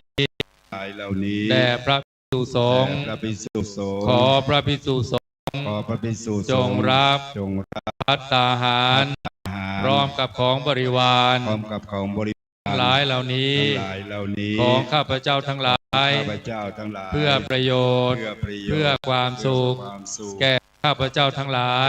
เจ้าทั้ง ตลอดกาลนานเธอญ กาลนานเธอญ สาธุ ไหว้สารัตนาท่านพระครูบูรณ์ถวายหลวงพ่อที่ปรึกษาเจ้าคณะภาคหลวงพ่อเจ้าคณะภาค67นะครับและท่านเจ้าคุณพระศรีศิลปาจารย์เป็นต้นนะครับ จากนั้นขอเรียนเชิญคุณท่านดร.ชวิตวรรณคำพาครับถวายพระครูประดูลศิลกิจนะครับ เป็นลำดับไปนะครับครับท่านพระครูไพบูลย์ถวายพระพุทธด้วยนะครับเรียนเชิญท่านนิรัตน์พร้อมทั้งท่านกุสุมานครับท่านว่าและท่านนายกเหล่ากาชาติจังหวัดภูเก็ตนะครับ ถวายลำดับต่อไปนะครับเชิญท่านรองศิวะนายนะครับ ท่านอาริยาแสงศรีธมิการนนท์ท่านรองผู้ว่าและท่านรองนายกเหล่ากาชาติจังหวัดเชียงใหม่นะครับเรียนเชิญท่านตรีเชียมโนชาญครับเรียนพ่ออารีเรียนเชิญท่านวัฒนธรรมจังหวัดครับท่านกรวันสุมมาศเรียนเชิญท่านสุโยบัวศรีพันธ์ครับท่านผู้ตรวจราชการกระทรวงมหาดไทย และท่านผู้ทรงเกียรติช่วยกันนะครับประเคนเลยครับเรียนเชิญท่านราจีท่านจิริยาอ่องด้วยครับถวายเครื่องทยธรรมพระสงฆ์ในพิธีครับช่วยกันครับที่นั่งอยู่ข้างหน้านะครับพระสงฆ์ครับรับบุญด้วยกันทำบุญด้วยกันนะครับท่านเดินทางมาในวันนี้หรือว่าท่านมีจิตใสมีใจบุญนะครับ มารักษาบุญเดิมมาเติมบุญใหม่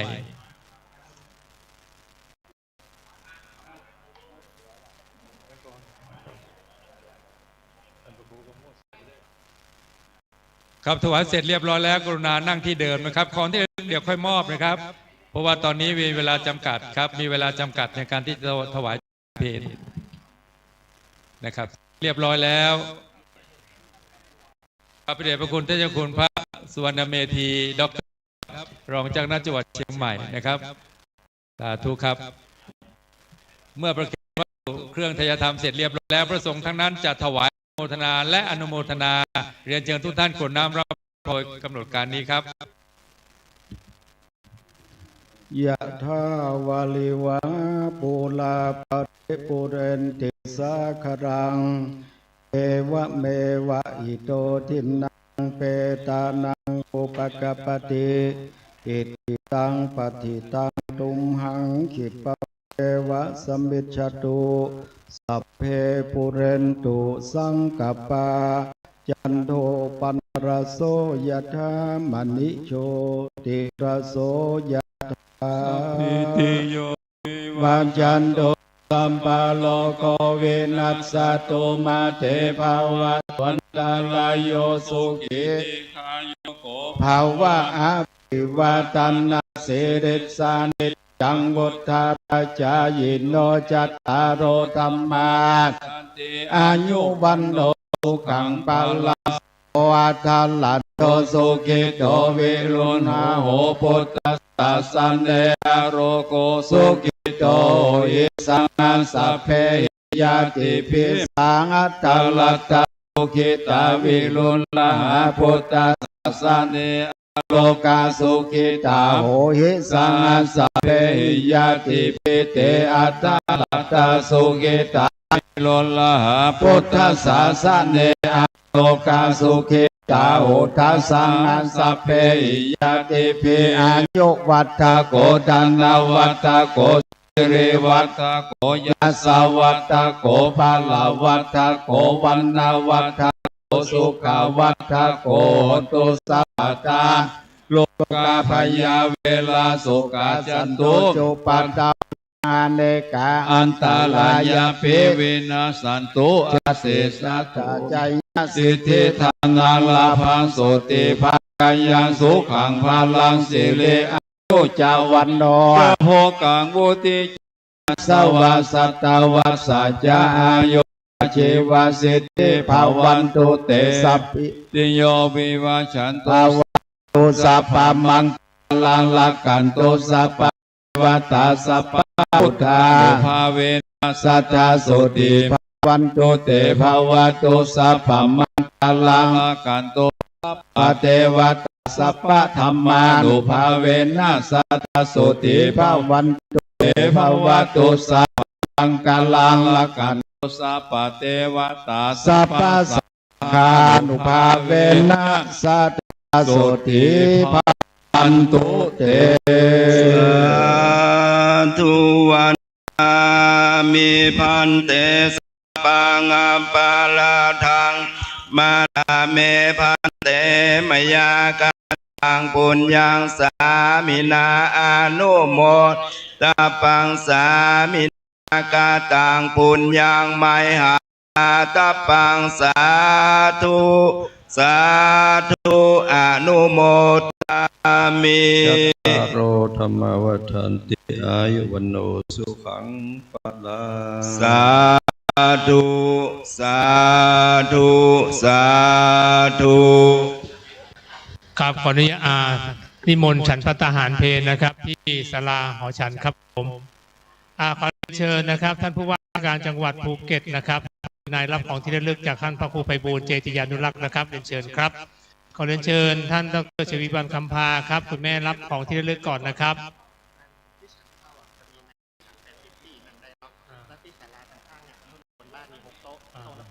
ครับแล้วก็มีในตำนักนิมนต์หลวงพ่อในตำนักครับผมเรียนเชิญท่านผู้ว่าราชการจังหวัดเชียงใหม่ด้วยนะครับรับของที่ระลึกก่อนนะครับนิมนต์พระคุณเจ้าพระเถรานุเถระนะครับในศาลาหอฉันนะครับส่วนหนึ่งนะครับอยู่ที่กุฏิสมเด็จส่วนหนึ่งนะครับแล้วก็ศาลาปฏิบัติธรรมนะครับ3 ชุดนะครับสำหรับคณะศรัทธารับประทานอาหารกลางวันที่ลงทานนะครับทางเจ้าหน้าที่เตรียมเรียบร้อยนะครับพระเดชพระคุณหลวงพ่อครูบาอาจารย์ทุกรูปนิมนต์ฉันพระทหารเพลก่อนนะครับศาลาหอฉันศรัทธาสำหรับได้สายศีลนะครับดึงระวังนิดนึงนะครับพระเดชพระคุณหลวงพ่อยังอยู่บนวิหารนะครับผู้หลักผู้ใหญ่ยังอยู่นะครับขอความร้อยกับสถานที่นึงนะครับวันนี้ด้วยมงคลนะครับอายุวัฒนมงคลท่านพระครูไพบูลย์เจติยานุรักษ์นะครับผู้ช่วยเจ้าวาดพระอารามหลวงวัดพระบรมธาตุสุเทพประธานสงฆ์วัดโลกมนลีอายุวัฒนมงคล60 ปี40 พรรษา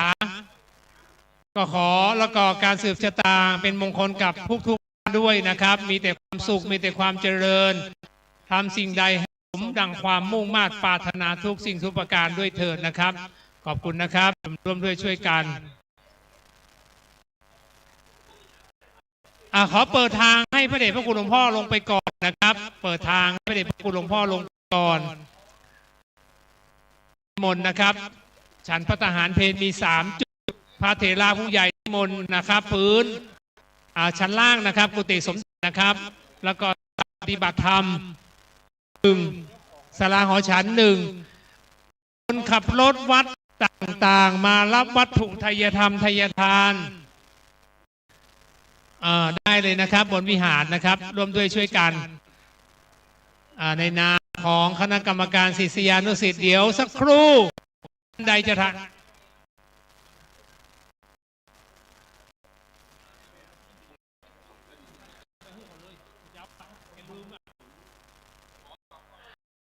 แขกผู้ใหญ่นะครับเดี๋ยวรับของที่ระลึกก่อนนะครับทางพระเดชพระคุณหลวงพ่อได้เลยนะครับท่านควบคุมได้เลยนะครับเชิญครับเราช่วยกันนิมนต์นะครับพระเดชพระคุณหลวงพ่อท่านใดที่ตาอายุวัฒนมงคลได้ครับแล้วก็รับประทานอาหารกลางวันตามจุดต่างๆที่ แจ้งไว้ลงทานที่ลงทานนะครับขอบคุณนะลงทานต่างๆนำมาร่วมในการออกลงโลกโมลีนะครับขอบคุณนะครับกงศูนย์เมียนมานะครับกงศูนย์จากอินเดียนะครับหลายๆคณะเดินทางมาขอบคุณนะครับนามศิษยานุศิษย์วัดโลกโมลีขอขอบพระคุณครับผมตอนนี้ได้เวลามงคลเรียบร้อยเรียนเชิญถวายพระทหารเพลคณะศรัทธากินข้าวตอนกินข้าวเที่ยงพร้อมครับสำหรับเย็นนี้เวลาประมาณ5 โมงเย็นมีพิธีถวายกองเจดีย์ทรายสุสานที่วัดเจ็ดลินนะครับเชิญท่านใดมีมา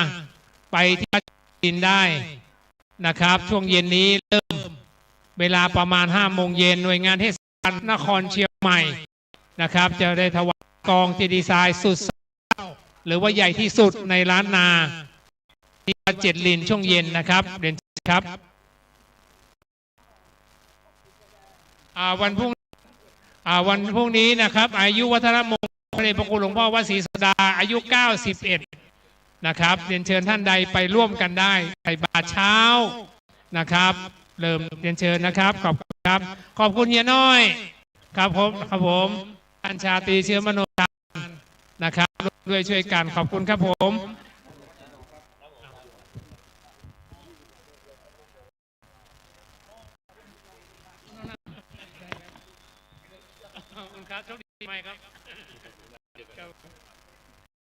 ขอบคุณนะครับท่านชาตรีเชื้อมโนชาเดี๋ยวทักไปที่ศาลา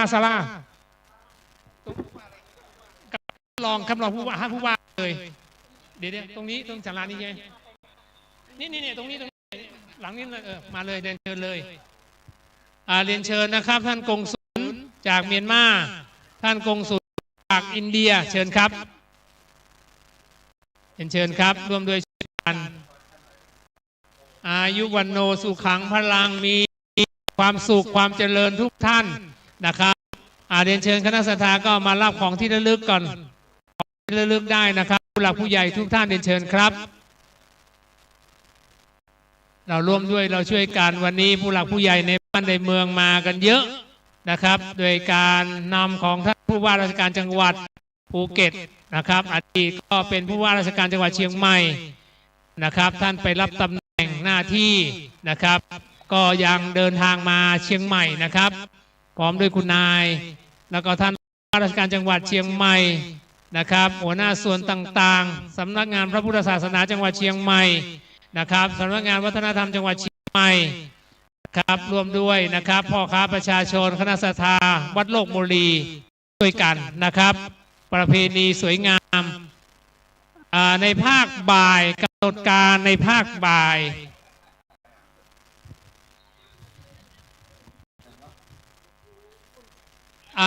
จากรับประทานอาหารกลางวันเรียบร้อย13 นาฬิกาแจกข้าวสารและสิ่งของต่างๆงานเทกระจาดประจำปี 2569นะครับบ่ายโมงแจกข้าวสารและสิ่งของนะครับเทกระจาดนะครับเริ่มเวลาประมาณ13 นาฬิกาเดี๋ยวเจ้าหน้าที่จะได้จัดเตรียมสถานที่ให้เรียบร้อยคณะศรัทธารับประทานกลางวันเรียบร้อยอย่าเพิ่งเดินทางไปไหนนะครับอย่าเพิ่งเดินทางไปไหนครับผมอย่าเพิ่งเดินทางไปไหนมาร่วมกันก่อนนะครับเชิญครับ13 นาฬิกาสวัสดีครับ13 นาฬิกาเราจะได้ถวายมอบแจกข้าวสารงานเทกระจาดของวัดเป็นงานประจำปีทุกปีท่านพระครูไพบูลย์เจติยานุรักษ์แจกข้าวสารมาแล้วถึงปีปัจจุบันก็หลายตันครับเยอะมากพอเยอะมากเลย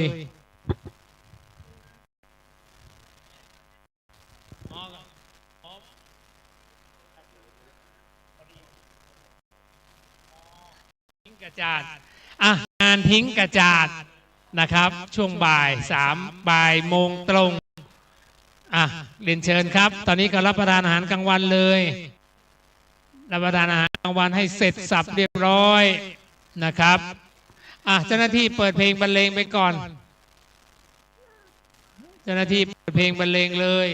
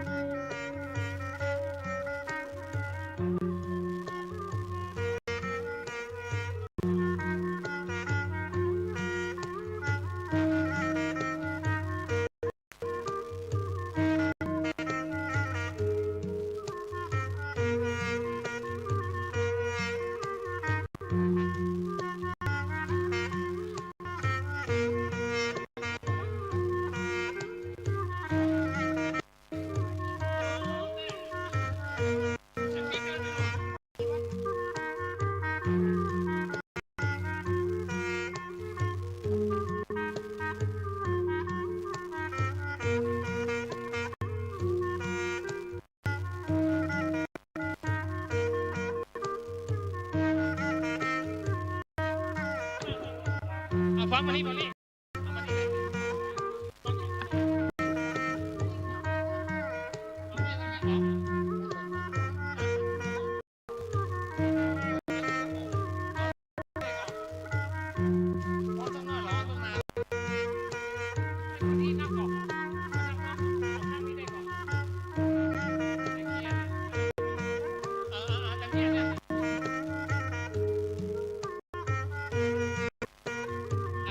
ได้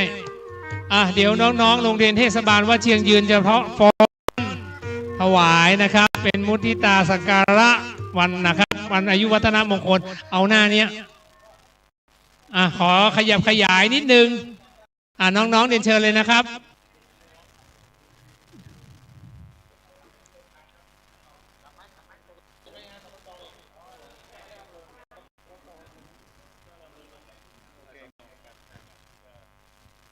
เรียนเชิญเลยนะครับเอากลางเนี้ย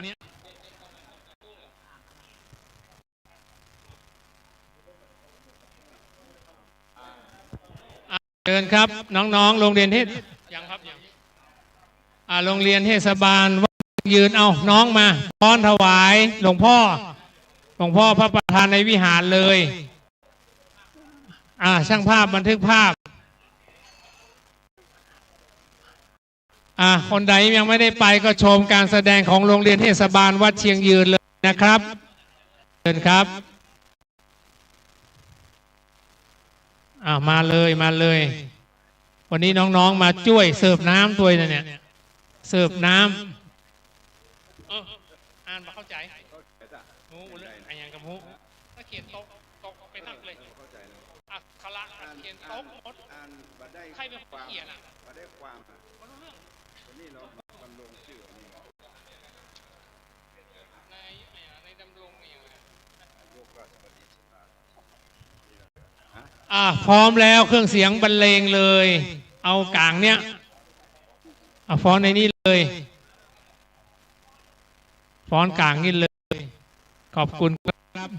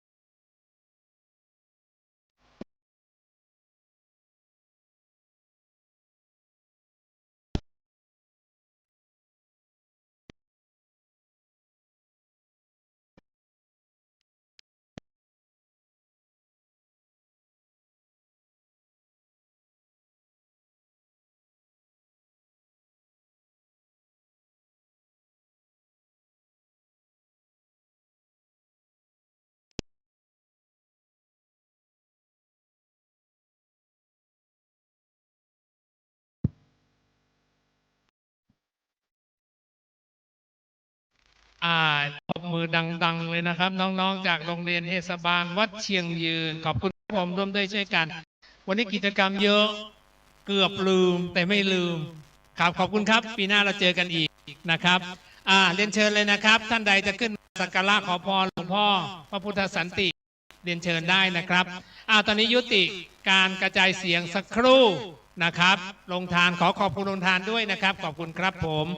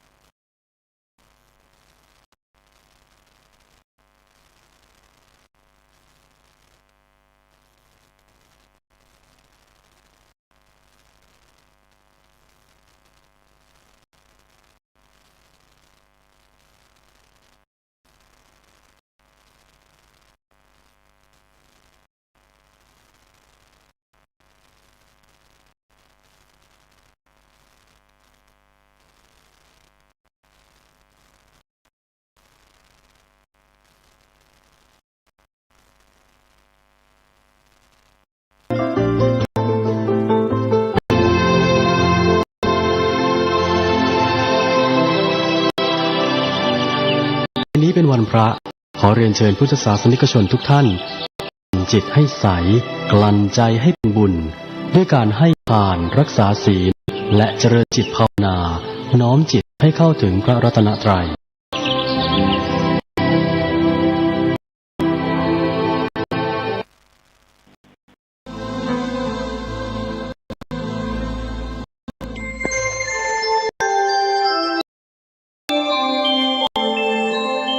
อันนี้กำลังฟังสถานีวิทยุกระจายเสียง FM 104.5 เมกะเฮิรตซ์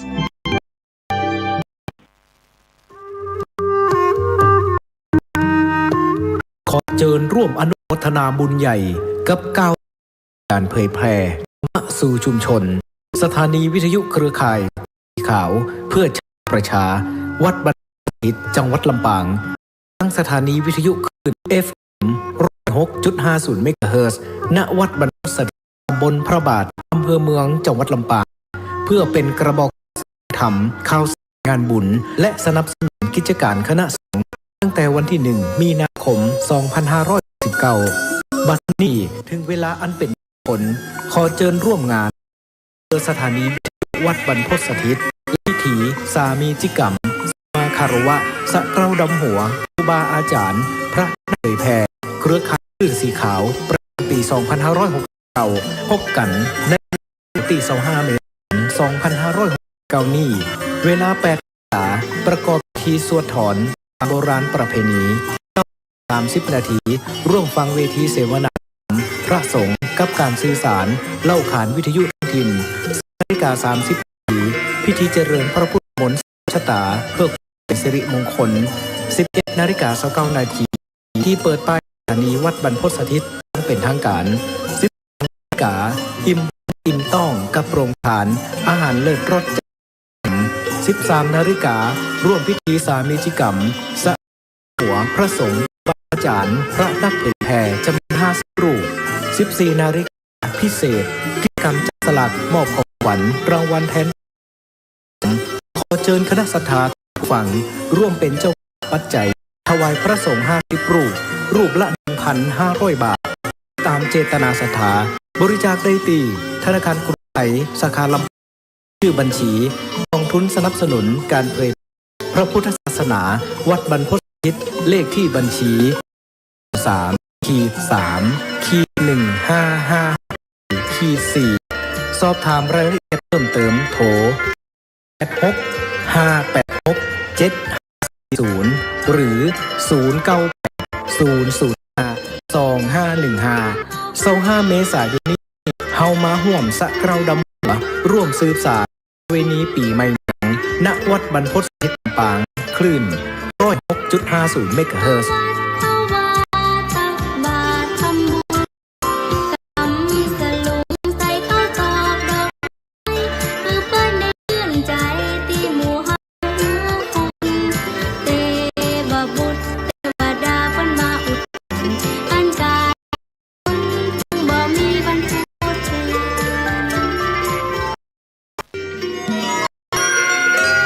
ข่าวสารประการประชาสัมพันธ์ขอเชิญร่วมงานบุญมุทิตาจิตอา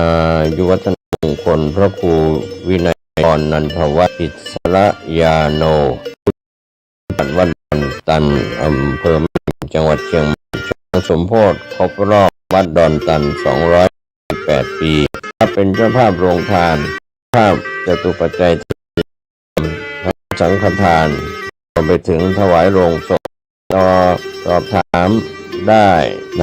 ตันบนเมืองแก้วอำเภอแม่ริมจังหวัดเชียงใหม่วันเสาร์ที่9 ตุลาคม 2569ได้กุศลได้ความดีโดยทั่วหน้า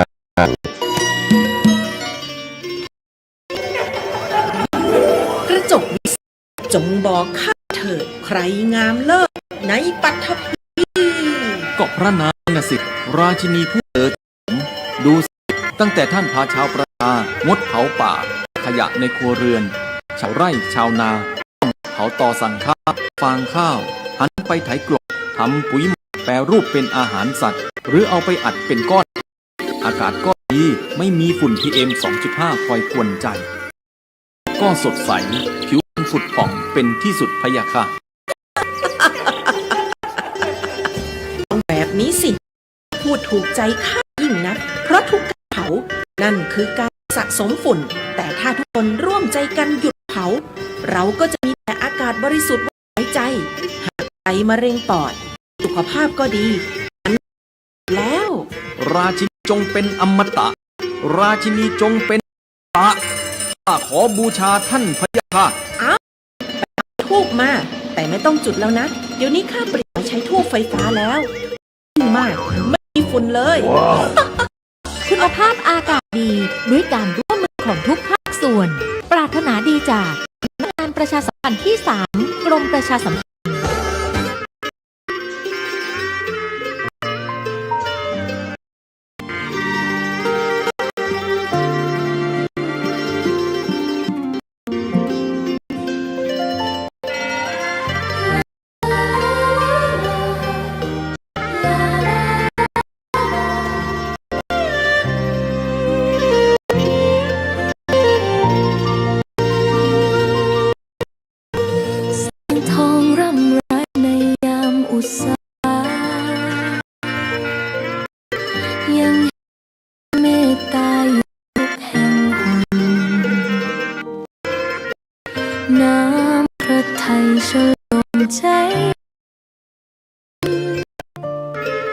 ทั่วพื้นดินยังอบอุ่นรอยยิ้มพระพักตร์ยังส่องแสงในดวงใจไทยไม่ลืมเสียงสายลมเบาๆมือเอ่ยคำปลอบว่าพระองค์ยังอยู่ใกล้ขอบพระบาทด้วยรักนิรันดร์น้ำตาหลั่งพลันจากใจคนไทยแม้เสด็จสู่ฟ้าไกล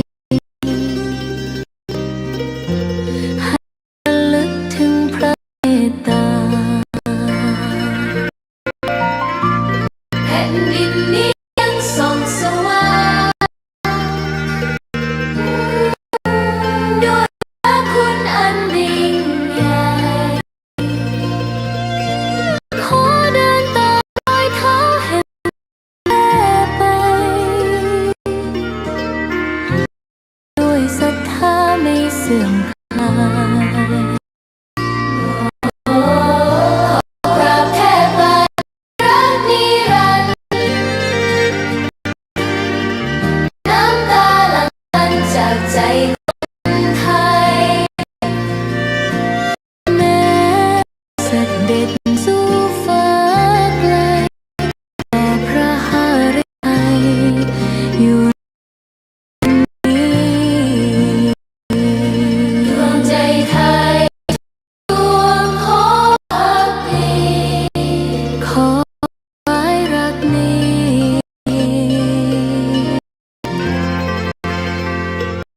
นิรันดร์แด่พระพันปี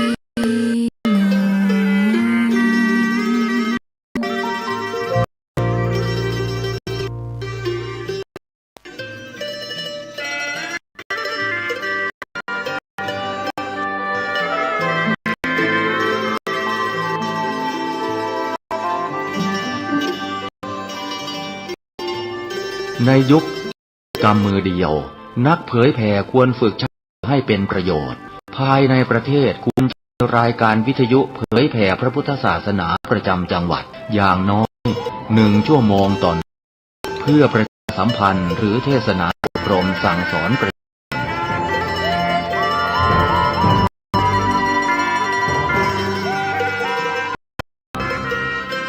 การใช้สื่อวิทยุจะเข้าไปถึงครัวเรือนได้โดยพระสงฆ์ไม่ต้องเดินทางเข้าบ้านการใช้สื่อคือการทำงานเชิงรุกที่ดีที่สุดการรอให้คนเข้าวัดแล้วจึงแสดงธรรมเหมือนแต่ก่อนนั้นสายเกินไป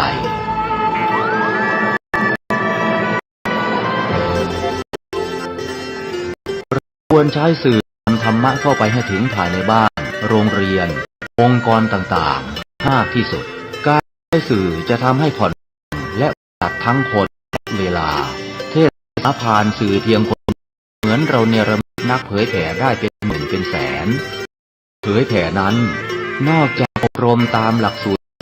เพื่อให้ได้บัตรรับรองแล้วพึงอบรมเรื่องการค้นคว้าซึ่งอาจจะเป็นเรื่องเฉพาะตัวแต่ก็สามารถฝึกมาได้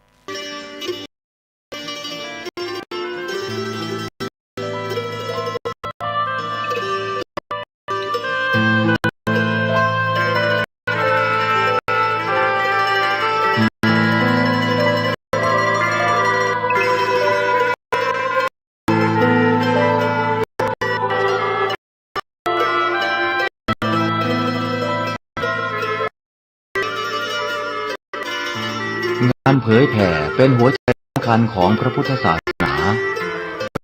ปฏิบัติขึ้นมาบนเป้าหมายแห่งการเผยแผ่ดีความดีไปแทรกไว้จุดที่มีความดีไม่มากค่อยๆเจือจางจนกระทั่งความไม่ดีนั้นหายไปเหลือแต่ความดีหรือมีดีมากกว่าไม่ดี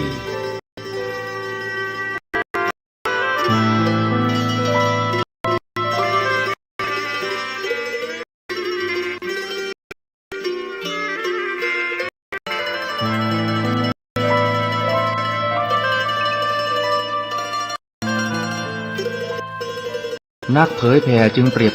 หมอที่วินิจฉัยโรคแล้วค่อยๆทดลองยาว่าให้ยาถูกโรคก็คอยดูแลไม่ให้เกิดโรคแทรกซ้อนมาอีกหมอต้องไวต่อการเรียนรู้เรื่องโรคและวิธีรักษาโรคฉันใดพระสงฆ์ซึ่งเป็นเสมือนจิตแพทย์ของสังคมก็ไวต่อการของโรคและวิธีบำบัดโรคที่มากับโรคฉันนั้น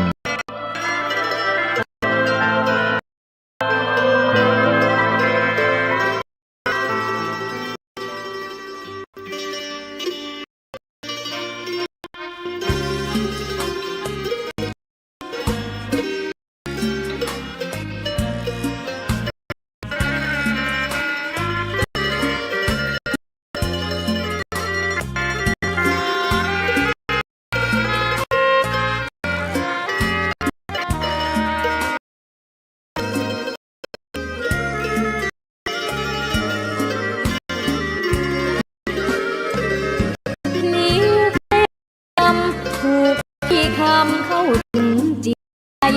ฟังรายการวิทยุเสียงสายส่งถึงใจสู่ปลายนาสารธรรมน้อมนำมองรักษาบอกผู้คนทั่วลาหันมาเข้าวัดฟังธรรมคลื่นเสียงนี้เป็นคลื่นธรรมะจากใจบ้านไกลบ้านไกลฟังให้สุขใจล้ำยามดึกดื่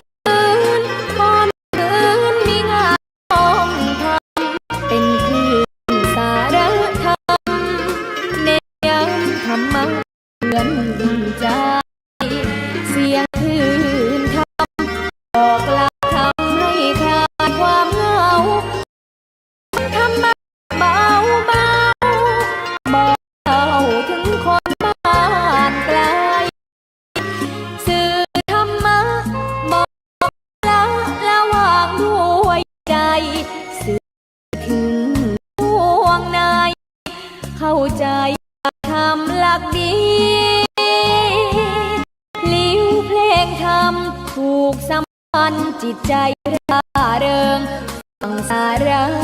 ธรรมะบันเทิงรื่นเริงในชีวิตยามวันว่างเดินทางไปเยี่ยมสถานีนัดพบกันน้องพี่วันนี้วันดีวันเสาร์สวดมนต์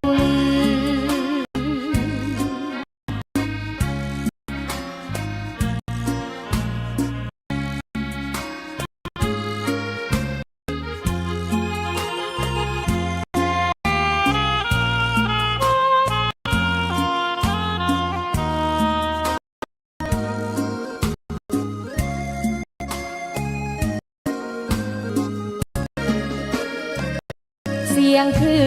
นธรรมบอกหลักธรรมให้คลายความเหงาวันในเวลานี้และทางสถานีวิทยุแห่งนี้อาตมาตุเจ้าวัดหนองหางดงจังหวัดเชียงใหม่ได้นำรายการปกิณกะสเพเหระมีสปะสเปดผสมผสานกันไปถ้าอย่างอันมันไม่ได้ชื่อว่าเป็นปกิณกะท่านหลายวันนี้เป็นวันศีลเป็นวันธรรม เป็นวันข้อห้ามทำในสิ่งที่มันผิดปกติทางกายวาจาและทางด้านจิตใจเป็นวันธรรมเป็นวันที่จะต้องปฏิบัติตามพระธรรมคำสอนขององค์สมเด็จพระชินวรสัมมาสัมพุทธเจ้าสอนละความชั่วทำความดีสอนทำจิตใจสดใสสะอาดปราศจากความโลภความโกรธและความหลงฉะนั้นวันนี้เอาจะมาบูชาพระรัตนตรัยเรียกสติด้วยข้อศีลปัญจศีลแก่ญาติแก่โยมได้นำไปปฏิบัติไปรักษากายจามันอยู่ปกติดีบางผิดปกติเมื่อญาติโยมพร้อมอาตมาก็พร้อมบูชาพระรัตนตรัยเนออะระหังสัมมาสัมพุทโธภควาพุทธังภคะวันตังอภิวาเทมิพุทธสวากขาโตภควตาธัมโมธัมมังนัมมัสสามิกราบพระธรรมสุปฏิปันโนภควโตสาวกสังโฆสังฆังนะมามิกราบพระสงฆ์ต่อไปการกำนมัสการตั้งใจฟังข้อศีลสิกขาบทในปัญจศีลทั้ง5ข้อต่อไปนี้นะโมตัสสะภะคะวะโตอะระหะโตสัมมาสัมพุทธัสสะนะโมตัสสะภะคะวะโตอะระหะโตสัมมาสัมพุทธัสสะนะโมตัสสะภะคะวะโตอะระหะโตสัมมาสัมพุทธัสสะพุทธังสรณังคัจฉามิธัมมังสรณังคัจฉามิสังฆังสรณังคัจฉามิตุติยัมปิพุทธังสรณังคัจฉามิตุติยัมปิธัมมังสรณังคัจฉามิตุติยัมปิสังฆังสรณังคัจฉามิตติยัมปิพุทธังสรณังคัจฉามิตติยัมปิธัมมังสรณังคัจฉามิตติยัมปิสังฆังสรณังคัจฉามิปานาติปาตาเวระมณีสิกขาปัตตังสมาธิยามิสิ่งข้อนี้คือละเว้นจากการฆ่าสัตว์ชีวิตทุกชนิดอตินนาตานาเวระมณีสิกขาปัตตังสมาธิยามิสินสิกขาบทนี้คือละเว้นจากการลักเอาเข้าคนอื่นที่เปิ้นบ่ได้อนุญาตปงวางกาเมสุมิจฉาจาราเวระมณีสิกขาปัตตังสมาธิยามิศีลสิกขาบทนี้ละเว้นจากการประพฤติผิดในกาม ในสามีหรือผัวเมียของอื่น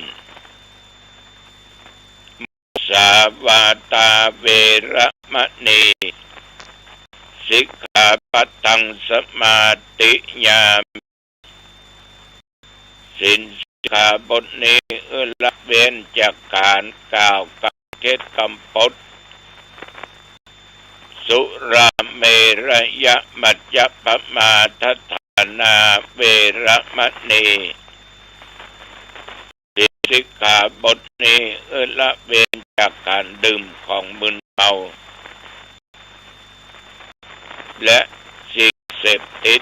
ที่เป็นกัญชาเฮโรอีนยาบ้ายามาเหล่านี้เป็นต้นอิมานิปัญจสิกขาตานิสีเลนะสุขติงยันติสีเลนะโภคสัมปทาสีเลนะนิพุตติงยันติ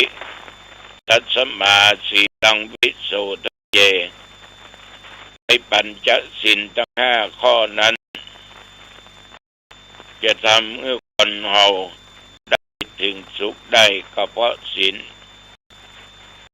สุขถึงภพนี้สุขถึงภพหน้าจะมีโภคสมบัติแก้วแหวนเงินทองปัจจัยสิ่งของตำแหน่งหน้าที่ได้คือมีความสุขทั้งภพนี้ภพหน้าได้ก็เพราะศีลศีลเป็นฐานเป็นช่องทางเดินสู่พระนิพพานถ้ามีศีลมันก็มีธรรมกลัวบาปกรรมละเว้นความชั่วทำแต่ความดีตัสมาสีลังวิโสทะเยคือมีสติสัมปชัญญะก่อนจะเนี่ยอย่างลงไปนึกเกี่ยวก่อนว่าฆ่าก็ดีประพฤติผิดในการวิจุไล่ก็ดีดื่มเสพก็ดีมันดีก็ว่าบ่ดีมีสติสัมปชัญญะตรวจตาดูว่าสิกขาบทไหนข้อใดด่างพร้อยมันมัวหมองมันบริสุทธิ์ก็แก้ไขมันบริสุทธิ์ไม่ใช่ว่าแก้ตัวนี่คือแก้ไขเป็นบทสิกขาบทฝากไว้เพื่อเป็นการเตือนสติแต่จริงศีลนั้นไม่ได้มีอยู่ที่อาตมะศีลอาตมะก็เป็นศีลของอาตมาเองศีลของโยมก็มีอยู่ที่โยมแต่ว่าที่บอกที่เป็นการเตือนสติกันว่าถึงไปไหนไปนอกมีหนักมีเบาอย่างผู้เจ้าปาราชิกโทษประหารกันสังฆาทิเศษนิยตนิสกิยปาจิติปาจิติปาติเทยะเสกิยวัต75อธิกะตนะสมถะรวม207เป็นคำของทุเจ้าบาศกบาสิกาของอุโบสถศีล8ข้อสามเณรก็ศีล10ตั้งแต่ปานาถึงชาตรูสำหรับภิกขุณีก็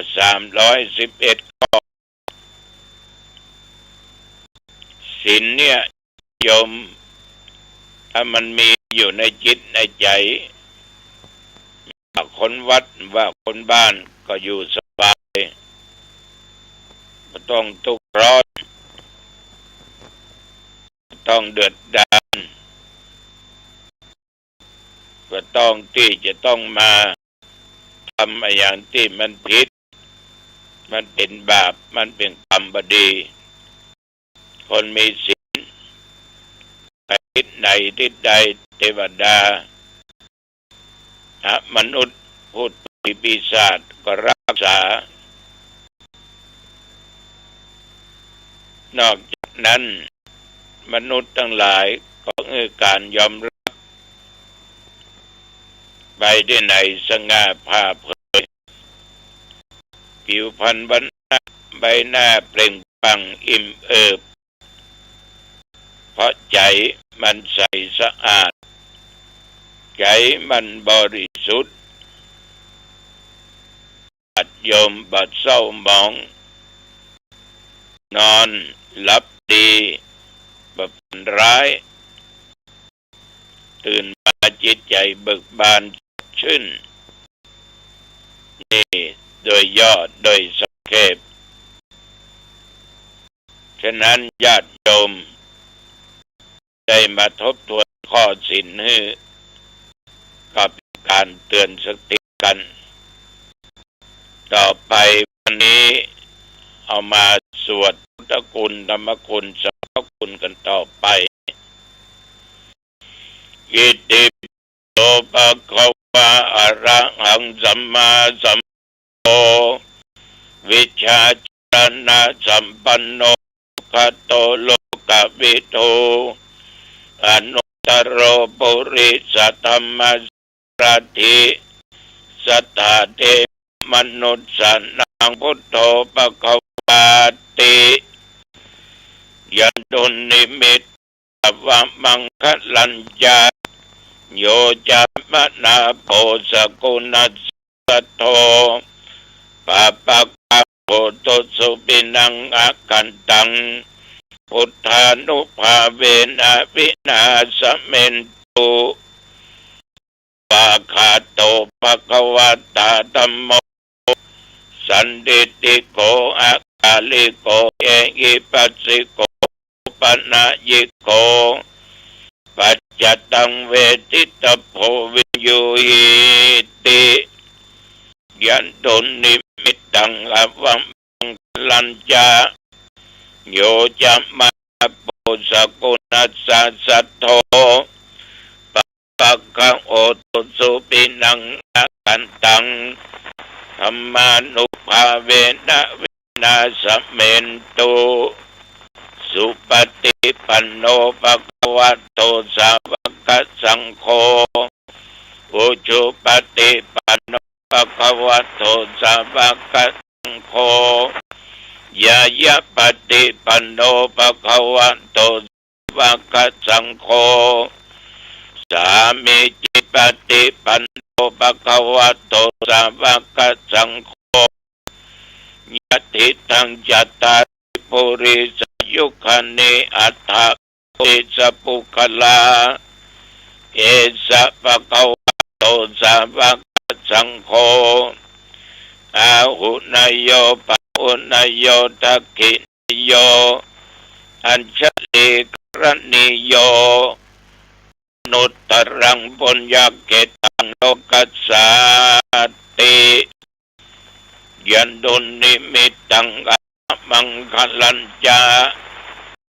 จามนาโพสกุณัสสะโทปะปะโอตุสุปินังอากันตังสังฆานุภาเวนะวินาสเมนตุสักกัตตัวพุทธรัตนังโอสถังอุตตมังวรังยิตังเดวนุสสนังพุทธเตเชนะโสปินานัสสันตุปัตตวาสัพเพตุขาบุปัสสะเมนตุเต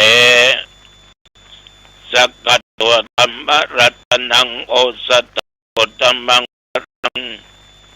ปัลลาอุปัสสมนังธรรมเตเชนะโสตินา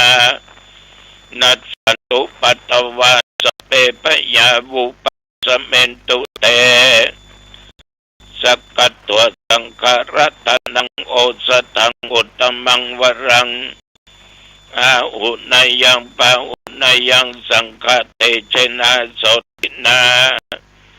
นัสสัน วาสัพเพโรกาวูปัสสะเมนเต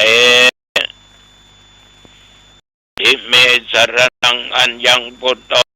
สรณังวรัง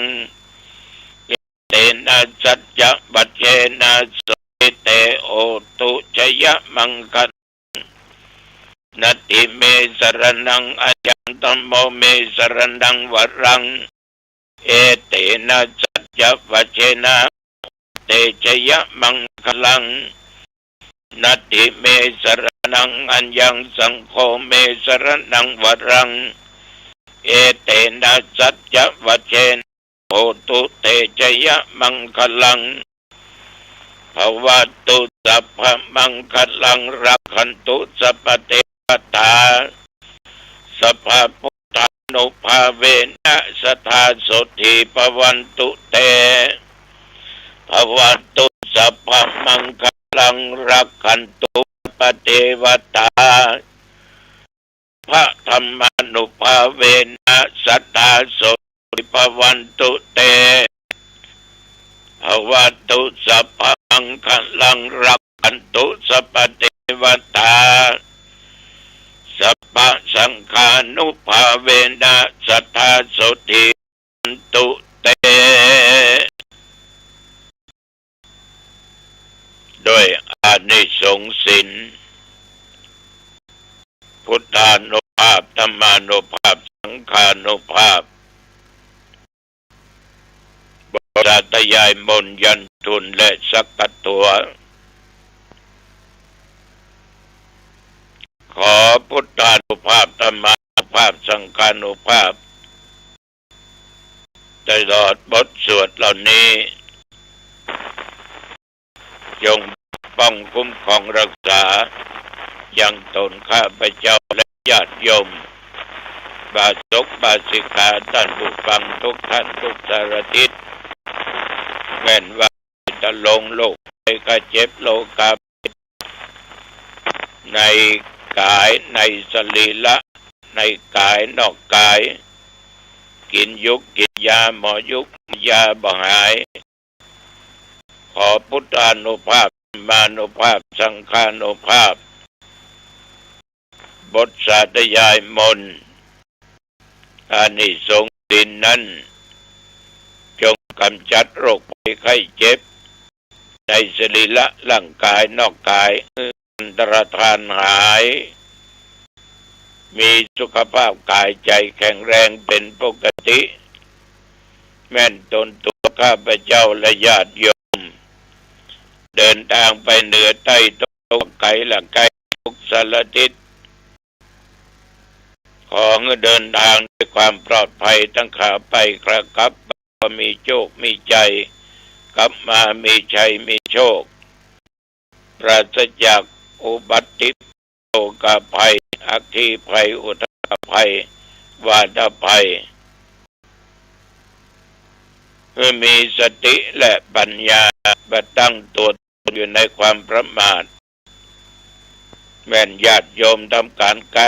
ขายคือการแม่นขายหมานคืออยู่เย็นเป็นสุขคิดเงินได้เงินคิดทองได้ทองคิดของได้ของจำเริญเป็นหน้าที่การงานยิ่งขึ้นไปอายุวันโนสุขังปะลังกรมอุตุได้ประกาศบอกเตือนว่า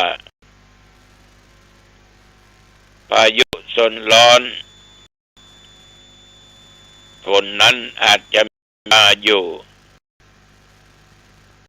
ถึงจะหนักเป็นบางแห่งบางที่ฉะนั้นก็ควรไม่ประมาทญาติโยมจะเดินทางไปเหนือใต้ตกออกไปเล่นน้ำไปบ้านญาติไปบ้านพี่น้องไปทำงานไปซื้อเข้าของเวลาออกบ้านขับรถขับราขอให้มีสติอย่าประมาทค่อยไปมันช้ามันเตอะกันเดียวมันก็ถึง หมดภารกิจกลับบ้านก้อยมาก้อยปิกจะไปฟังเพราะบ้านมันหายไปไหนขอญาติโยมเดินทางด้วยความปลอดภัยคือมีสติอยู่ตลอดเวลาขับรถขับราเมาอย่าไปขับถ้าใครหลับก็พักผ่อนบ้านเกิดอย่างขึ้นมามันลำบากเสียถึงเข้าของเสียถึงเงินถึงทองเสียถึงชีวิตเสียอวัยวะทุกส่วนในร่างกายมันคุ้มค่าชีวิตของเรายังมีค่ามีราคาเราจะต้องอยู่ต่อไปดิ้นรนต่อไปญาติโยมอย่าประมาทความประมาทเป็นหนทางความตายอย่าประมาทก็แล้วกันนับตั้งแต่ตะวันวามาจนถึงปัจจุบันบัดเดี๋ยวนี้24 ชั่วโมงโยมก็โชคดีธรรมาก็โชคดีเราจะโชคดีบุญมี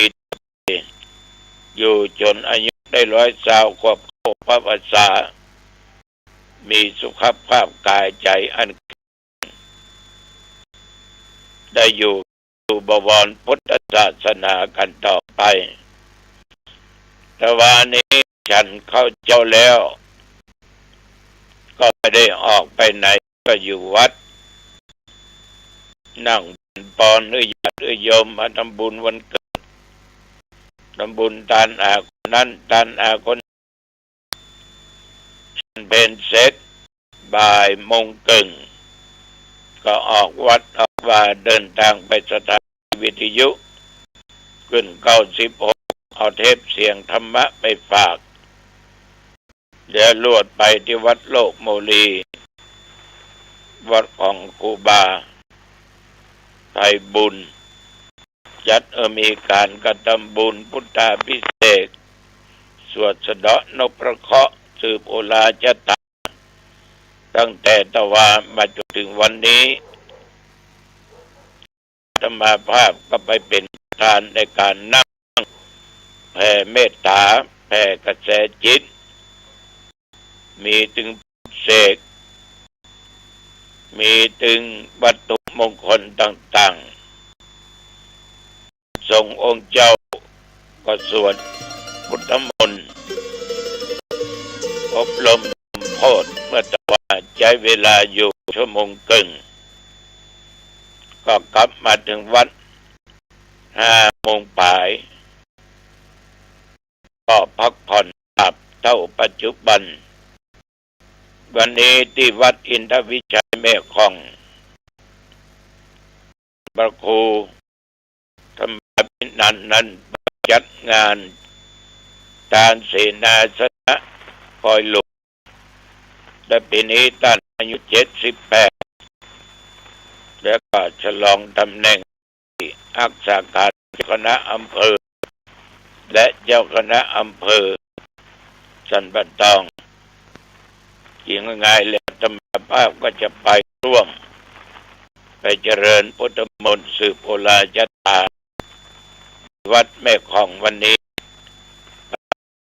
ญาติโยมท่านทั้งหลาย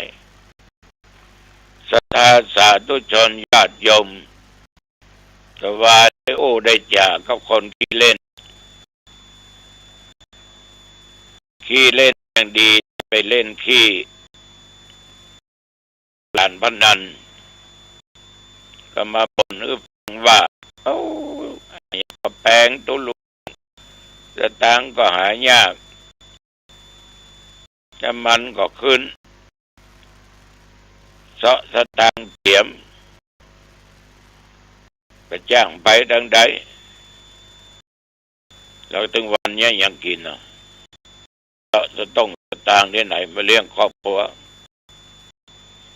ไปเล่นอย่างที่ไหนก็ไปได้เจ้าหน้าที่ไล่ยับไล่จับดีแล้วหรอของเปิ้นจะยับเปิ้นจะจับมันผิดกฎหมายก็ไปเล่นมันเนี่ยอย่างแก้ง่ำแก้งัด ลุง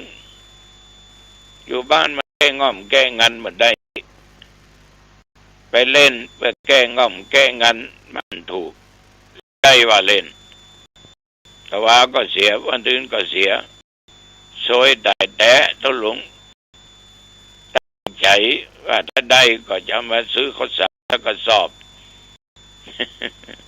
ได้ก็ข้าวสารได้สักกระสอบของตุลุงมีว่าอันแล้วก็เลยได้ข้าวสารเมียนกระสอบน้อยก็เลยแบ่งปันเสียเพิ่นว่าการนั้นมันว่าดีเอาไปก็ก่อเว้นก่อกรรมคนเสียมันก็คิดจะเอาคืนอยู่นะถ้าเสี่ยงเอาก็เสียได้ว่าตะเกียแทนที่ได้ซื้อได้มีได้ก็ชิบหายไว้วอดยืมจะตังไผไปอู้อย่างไผฟังก็ไม่เชื่อขนาดมาอู้ตุลงถึงมาเชื่อคนเล่นนั่นแหละมันประมาทมันเป็นสิ่งที่บดีก็ประมาทมีผักจะไปมาหาคบค้าสมาคมโดยก็คบมาเนอะมากินเล่นมีใดชิบหายไว้วอดหมดเป็นว่าอย่างนี้ก็นั่งเทศนอกท้องมันฟังอย่างมันก็ว่าครับเราไปจะยุดละยุดแต่อู้กันเป่าสมควรประกอบจะมาก็จบนั้นญาติโยมคำว่าเล่นเนี่ยมัน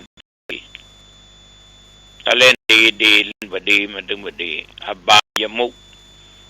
ทางความชิบหายนี่ฝากกับญาติกับโยมเด้อวันนี้ผู้จะไปมาเป็นเวลาพอดีอายุวันโอขังพระพบกันใหม่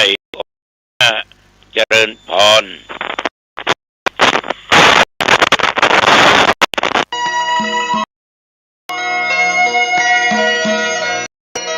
สารเพื่อประชาสัมพันธ์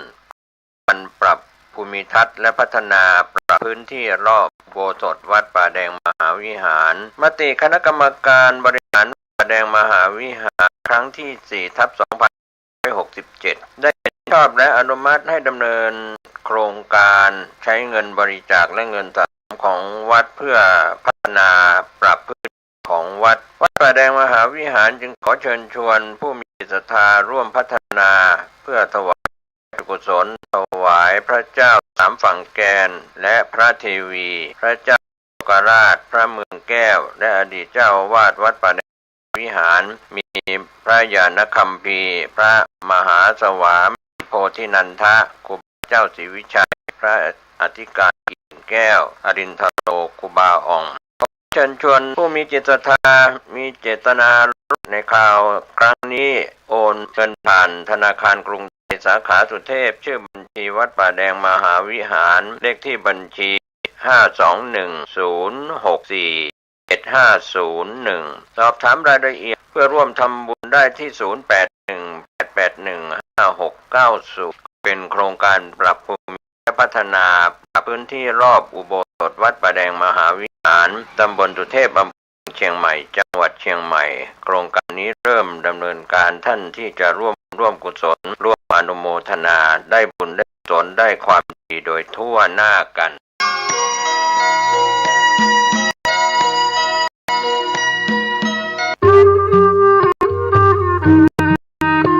ขอเชิญร่วมอนุโมทนาบุญใหญ่กับข่าวสำคัญของการเผยแพร่ธรรมะสู่ชุมชนสถานีวิทยุเครือข่ายคลื่นเสาเพื่อชาวประชาบรรพตสถิตจังหวัดได้จะตั้งสถานีวิทยุคลื่น FM 106.0 เมกะเฮิรตซ์ณวัดบรรพตสถิตตำบลพระบาทอำเภอลำปางเพื่อเป็นกระบอกเสียงแห่งธรรมข่าวสารและสนับสนุนกิจการคณะสงฆ์ตั้งแต่วันที่ 1 มีนาคม 2509 บัดนี้ถึงเวลาอันเป็นมงคลขอเชิญร่วมงานทำบุญเปิดสถานีวิทยุวัดพจน์สถิตและพิธีสามีจิกรรมสุมาคารวะสะหัวครูบาอาจารย์พระเผยแผ่เครือข่ายสาวประจำปี 2569 พบกันเสาร์ที่ 25 เมษายน 2560 นี้อยู่ เวลา 8 นาฬิกาประกอบสวดถอนตามโบราณประเพณี 9 นาฬิกา 30 นาทีร่วมฟังเวทีเสวนาธรรม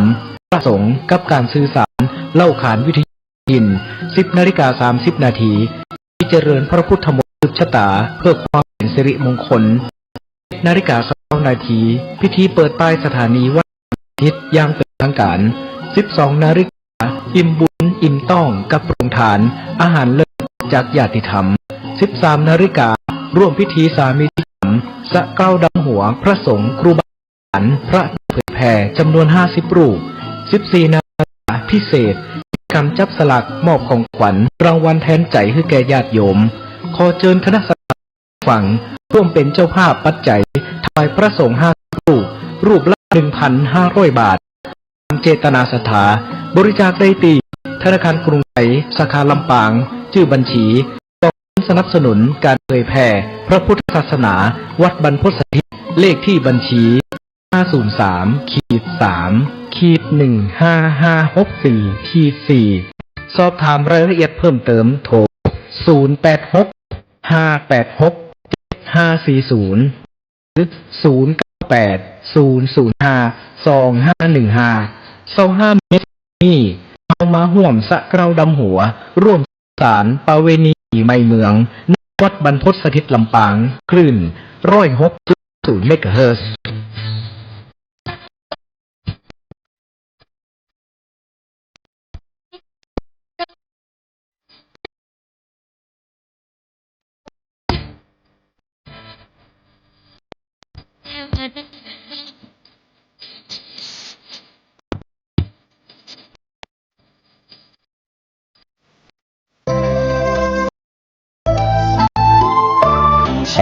เพื่อการประชาสัมพันธ์ขอเชิญชวนศรัทธาสาธุชนพุทธบริษัททุกท่านร่วมงานทำบุญปล่อยหลวงฉลองสงฆ์โพงหลวงณวัดวังสิงห์คำตำบลป่าแดดอำเภอเมืองเชียงใหม่จังหวัดเชียงใหม่ตรงกับวันที่ 13 ถึง 17 พฤษภาคมพุทธศักราช 2569 ตั้งแต่เวลา 9 นาฬิกาเป็นต้นไปเชิญร่วมเป็นเจ้าภาพสังฆทานพระสงฆ์จำนวน169ชุดละ 2,500 บาทการรับหัววัดจำนวน350วัดชุดละ500 บาทติดต่อสอบถามแจ้งความจำนงบริจาคที่วัดวังสิงห์คำโทรศัพท์ 081-783-6540 ก็เป็นอนุโมทนากับงานทำบุญปล่อยหลวงฉลองกุฏิสงฆ์โฮงหลวงของวัดวังสิงห์คำบนป่าแดดอำเภอเมืองเชียงใหม่จังหวัดเชียงใหม่ปัจจุบันมีครูวิสิทธิ์ศรีราพรเจ้าวาดวัดวังสิงห์คำรองเจ้าคณะอำเภอเมืองเชียงใหม่เป็นประธานสงฆ์ในการจัดงานพร้อมด้วยคณะศรัทธาของวัดวังสิงห์คำทุกครัวเรือนเชิญท่านร่วมงานบุญงานกุศลนี้พร้อมเพียงกัน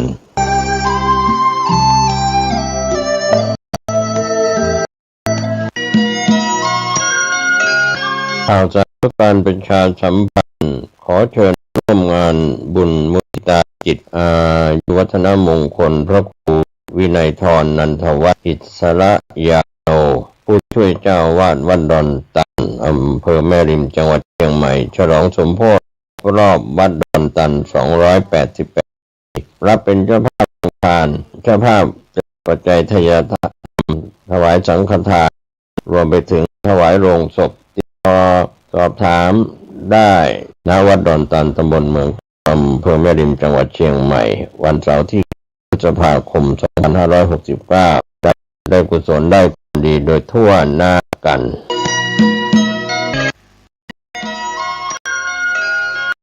สวัสดีครับท่านผู้ฟังที่เคารพทางสายเอกดำเนินรายการโดยพระประชานาถมุนีเจ้าวาดวัดดอนจันทร์เจ้าคณะอำเภอกัลยาณิวัฒนาจังหวัดเชียงใหม่ท่านมีธรรมะเมตตาธรรมะดังนี้อารมณ์ความรู้สึกเป็นสิ่งที่ไม่เที่ยงอารมณ์ความรู้สึก เป็นบ่อนเป็นผู้บ่อนทำลายคุณภาพชีวิตของเราอารมณ์ความรู้สึกมันมีเปรียบเสมือนไวรัส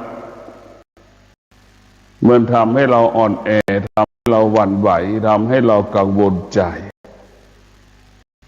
ความเข้มแข็งก็หายความอ่อนแอก็ปรากฏเพราะอารมณ์มีสติไม่หวั่นไหวต่ออารมณ์ความรู้สึก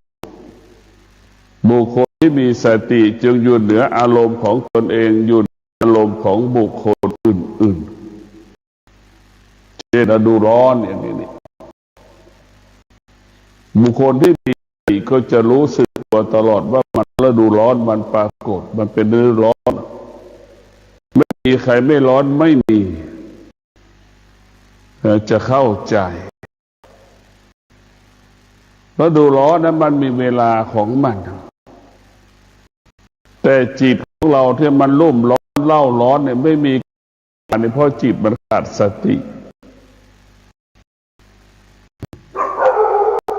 จิตของเราถ้ามีสติแล้วมันจะมีจิตเมื่อมันขาดสติจะเล่าร้อนรุ่มร้อนตลอดเวลาร้อนยิ่งความฤดูร้อนอีกจะอยู่ห้องแอร์ก็ร้อนจะอาบน้ำก็ร้อนอีกทำไม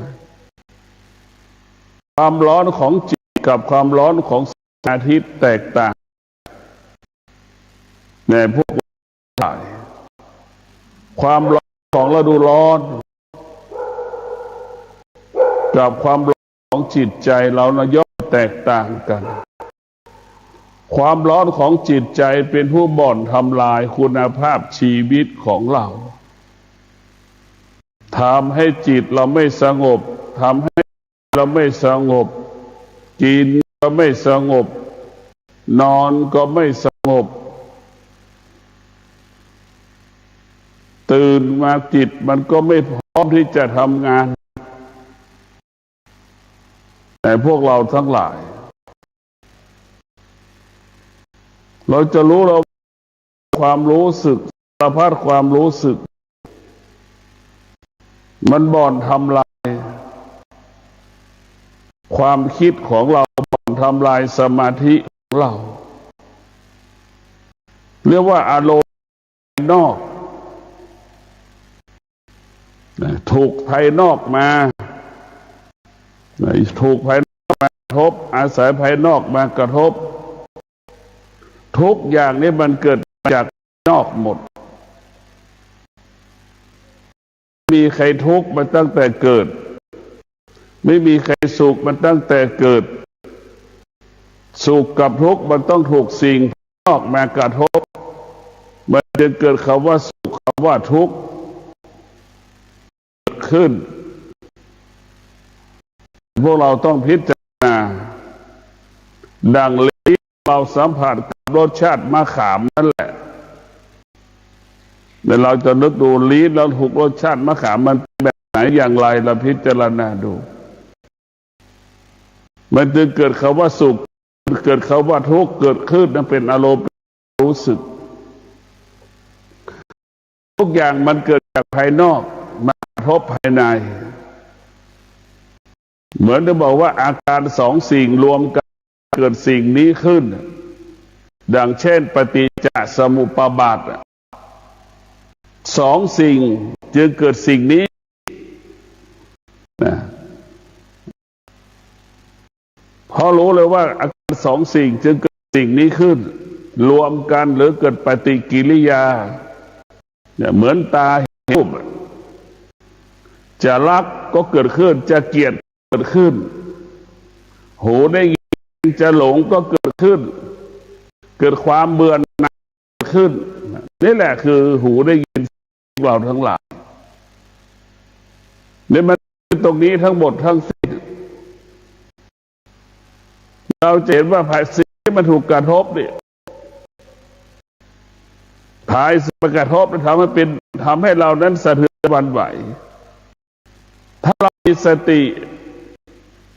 เราก็จะมองในสิ่งที่เรารับรู้ก็ดีสิ่งที่กระทบก็ดีสิ่งที่เราสัมผัส ก็ดีเราก็จะมั่นคงเมื่อเรามีสติที่สมบูรณ์แบบแล้วอารมณ์มันก็หยุดได้ถ้าทานอารมณ์เท่าทานความรู้สึกอารมณ์ความรู้สึกที่มันปรากฏชีวิตของเราเนี่ยมันก็เป็นตลอดเวลาเหมือนยอดไม้อารมณ์ก็เหมือนกระแสลมที่พัดยอดไม้มันจะเอ็นเอียงไปในที่ถ้าจิตเราได้รับการฝึกฝนอบรมจิตเรามีสติแล้วจิตเราเข้มแข็งแล้วจิตเราไม่เอ็นเอียงไปตามอารมณ์จิตเราจะไม่คล้อยตามไปตามที่จิตมันรู้ส่วนมากจิตของมนุษย์เป็นจิตของผู้ไม่รู้มันจึงไปรับรู้ทุกๆเรื่องจิตที่เป็นผู้ไม่รู้มันจึงไปรู้ทุกๆเรื่องไปยึดติดทุกๆเรื่องเหมือนหนูติดกาวนะเหมือนแมลงวันติดไปติดอย่างนั้นหมดทุกๆเรื่องถ้าจิตของผู้รู้จะรู้นิ่งรู้สงบรู้นิ่งรู้สงบรู้นิ่งรู้เรามาปฏิบัติธรรมเรามานั่งสมาธิเนี่ยมาพัฒนาให้จิตเรามันสงบเมื่อจิตสงบมันก็เกิดแต่คำว่าความสุขความสุขเหล่านี้เราจะต่อยอดขยายผลก็นั่งสมาธิการนั่งสมาธิคือการต่อยอดขยายผลให้ความสุขมันเกิดขึ้นเรื่อยๆทวีคูณขึ้นเรื่อยๆผลไม้มันสุขนั่นแหละความสุขความสุขของสมาธิเป็นความสุขที่ละเอียดไม่สามารถบรรยายได้แต่พวกเราทั้งหลายพิจารณาบุคคลจำนวนมากเนี่ยตกอยู่ใต้อารมณ์ของตนเองตกอยู่ใต้อารมณ์ของบุคคลอื่นเช่นเราตกอยู่ใต้อำนาจสงครามระหว่างอิสราเอลกับอิหร่านนี่เราตกไปใต้อำนาจน้ำมันแพงเนี่ยพวกเราทั้งหลายตกอยู่ใต้อำนาจว่าน้ำมันมันแพงเราต้องพิจารณา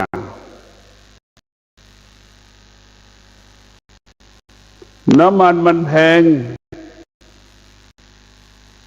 ทุกคนก็เกิดอาการสำแดงอาการ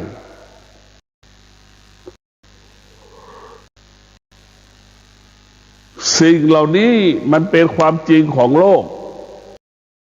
มันเกิดขึ้นได้แล้วมันก็ลงได้ใช่ไหม6 บาทมาไม่กี่อาทิตย์เดี๋ยวนี้ก็ลดลง2 บาทอย่างเงี้ยทุกอย่างมันไม่แน่นอนไม่มีอะไรที่แน่นอนพวกเราทั้งหลายใจจิตมนุษย์ยิ่งไม่มีอะไรแน่นอนมันมีแต่ความโลภความโกรธความเกลียดเบียดเบียนเล่นละครในจิตแต่ความโลภความโกรธและความหลงเหมือนตัวละครน่ะมันมาเล่นกันมาผัดกันให้จิตดูดิจิตชมจิตก็หลงไหลในรูปเสียงความโลภความโกรธความหลงนี่แหละมันหลอกล่อให้เราหลงไหลติดใจพวกเราทั้งหลายบุคคลที่มีสติมีจำนวนน้อย มีสติมีจำนวนน้อยผู้ที่มีสติก็จึงเกิดว่าละความโลภได้เท่าทานความโลภได้เท่าทานความหลงได้ไม่หลง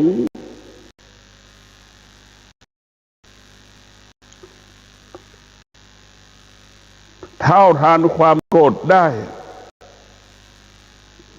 เราหยุดโกรธนั้นได้แต่บุคคลที่มีสติที่สมบูรณ์นี่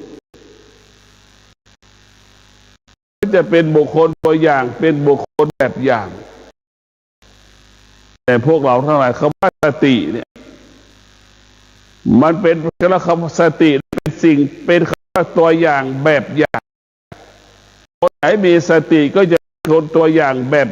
อย่างเช่นหลวงปู่มั่นเป็นพระสงฆ์เป็นตัวอย่างแบบอย่างของพระวิปัสสนากรรมฐานครูบาเจ้าศรีวิชัยก็เป็นพระตัวอย่างแบบอย่าง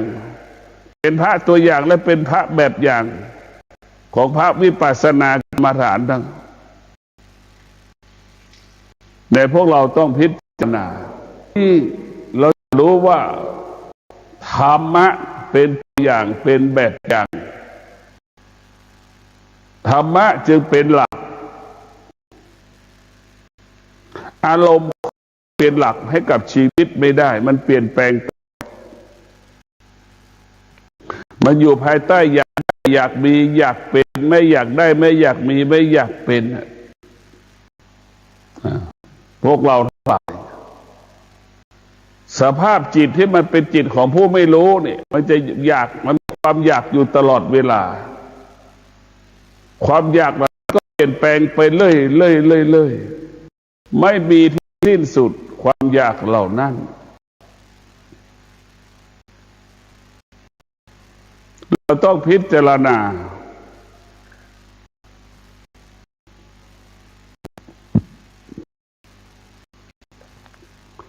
พวกเราทั้งหลายถ้าเราเอามีสตินี่มันจะมั่นความอยากก็ไม่เกิดใช่ไหมจะหยุดความอยากได้อยู่ตอนถ้าเรามีสตินี่สำคัญที่สุดสติมันจึงปลักให้กับชีวิตของเราสติจึงเป็นหลักให้กับจิตของเราจิตมันไม่ได้เป็นจิตแล้วมันก็เป็นโจรตั้งแต่เกิดมันเป็นโจรจิตเราเป็นพระวัฏฏได้จิตเป็นพระพุทธเจ้าได้เห็นไหมลักษณะของเทวทัตลักษณะของพระพุทธเจ้าก็คือจิตสิ่งที่ยิ่งใหญ่กว่าจิตก็คือสติ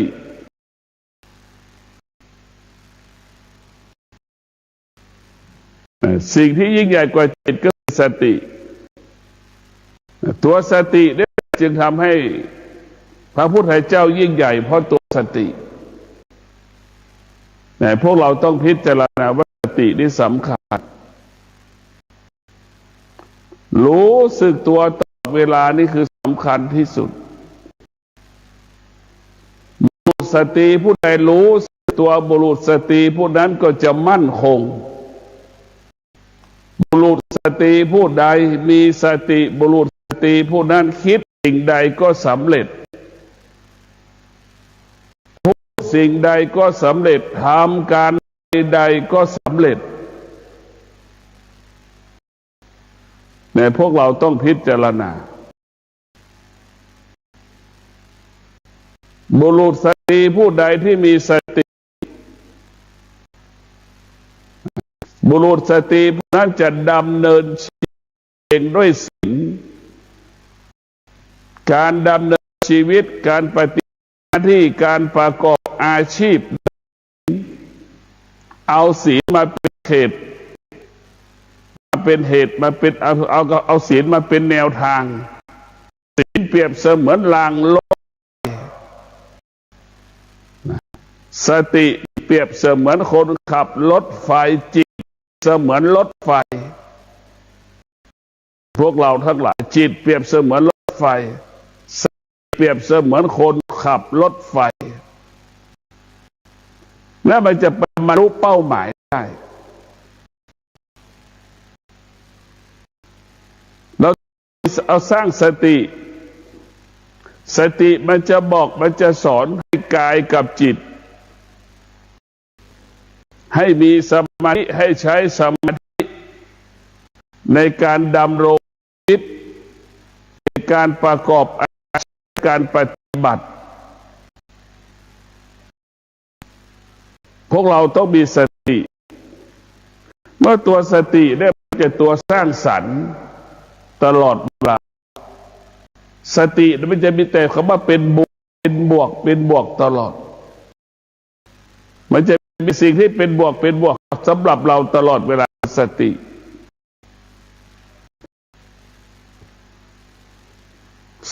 เป็นสิ่งค่าสติ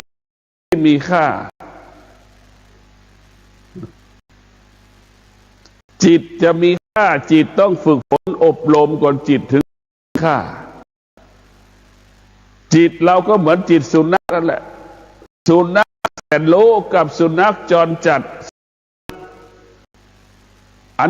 นักตัวไหนแสนรู้กับจรจัดเนี่ยสุนัขมีค่ากว่ากันเราก็พิจารณาดูเราจะเห็นได้ว่าสุนัขดมตึกสตง.นั้นเป็นสุนัขมีค่า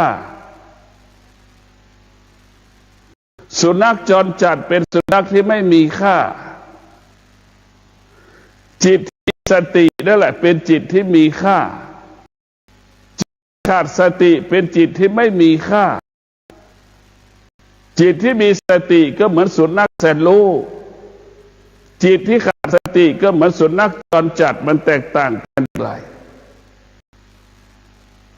และเราต้องพิจารณาจิตที่มีสติก็จะเป็นจิตของผู้รู้ดังสุนัขแสนรู้ไปดมตึกสตง.ว่าตึกมีคนอยู่ตรงไหนมันจะสัมผัสกับกลิ่นมนุษย์แต่พวกเราทั้งหลายเราจะรู้แล้วว่าการตัวที่มีคนที่มีสติจะเป็นคนที่มีค่า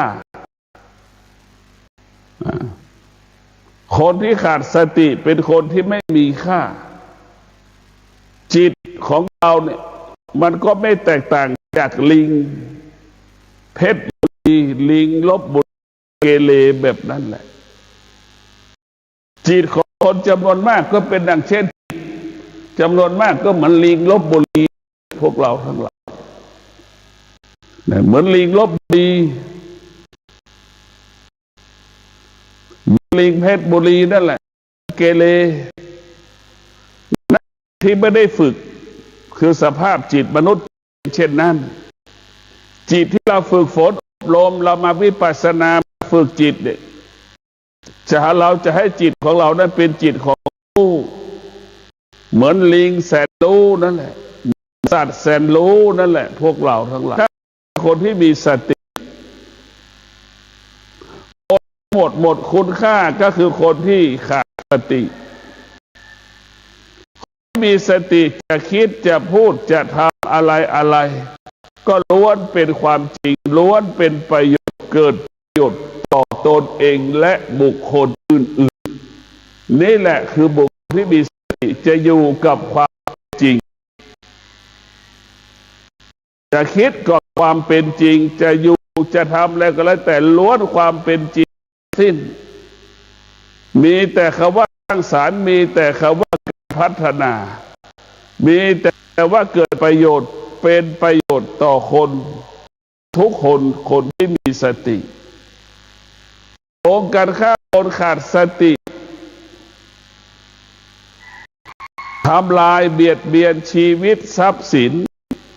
ของตนเองและของบุคคลอื่นๆเอาเปรียบบุคคลอื่นๆเบียนชีวิตทรัพย์สินของตนเองและบุคคลอื่นๆคิด และกระทำก็ไม่เป็นความจริงคนที่ขาดสติก็เหมือนแก๊งคอเซ็นเตอร์8 มงกุฎนั่นแหละในพวกเราทั้งหลายเราต้องพิจารณาให้มีสติตัวสตินั้นมันเป็นตัวเรียกว่าเป็นพลังงานมันก็เหมือนเครื่องระเบิดเครื่องบินนั่นแหละป้องกันระเบิดเหมือนอิสราเอลอ่ะมันจะเป็นพลังงานที่ต่อลูกระเบิดจะถึงอิสราเอลแล้วนะพวกเราทั้งหลายมันเป็นพลังงานดีมากเพราะสติของเรานี่มันมีอานุภาพคนที่มีสติเราจะเห็นว่าเป็นที่รักของคนทุกคนเรียกว่าครอบครัวที่มีสติครอบครัวนั้นจะอบอุ่นครอบครัวนั้นจะมีความสุขครอบครัวนั้นจะเกิดสันติในพวกเราทั้งหลายแล้วเราว่าสตินี่มันมีพลังถ้ามีสติแล้วความดีงามก็ทวีคูณขึ้นเลยตัวสติเนี่ยมันจะทำให้เรานั้นมั่นคงต่อความดีงามของโลกมั่นคงในความดีงามของโลกเรียกว่าอยู่กับความจริงของโลกเราอยู่กับความจริงที่อยู่เหนือโลกนะความจริงที่อยู่เหนือโลกเนี่ยก็คือได้แก่สติกับปัญญาเป็นความจริงที่อยู่เหนือโลก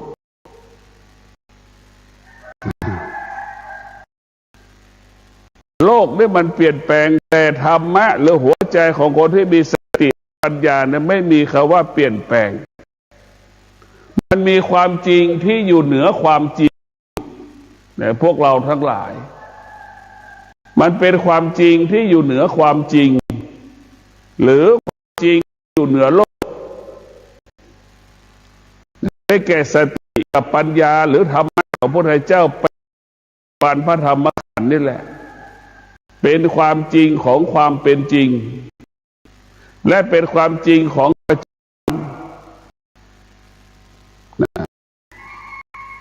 ถ้าเราเอาธรรมะพระเจ้านี่จะเป็นความจริงของปัจจุบันทั้งสิ้นเช่นเรามีสติบอกให้เราอดทนกับที่เราประสบปัญหาอยู่ขนาดนี้มันจะบอกให้เราอดทนเราประสบปัญหาสติจะบอกให้เราค่อยๆไม่บอกให้เราค่อยๆแก้เราแก้ได้เองอย่างนี้แต่พวกเราเมื่อสติได้สำคัญ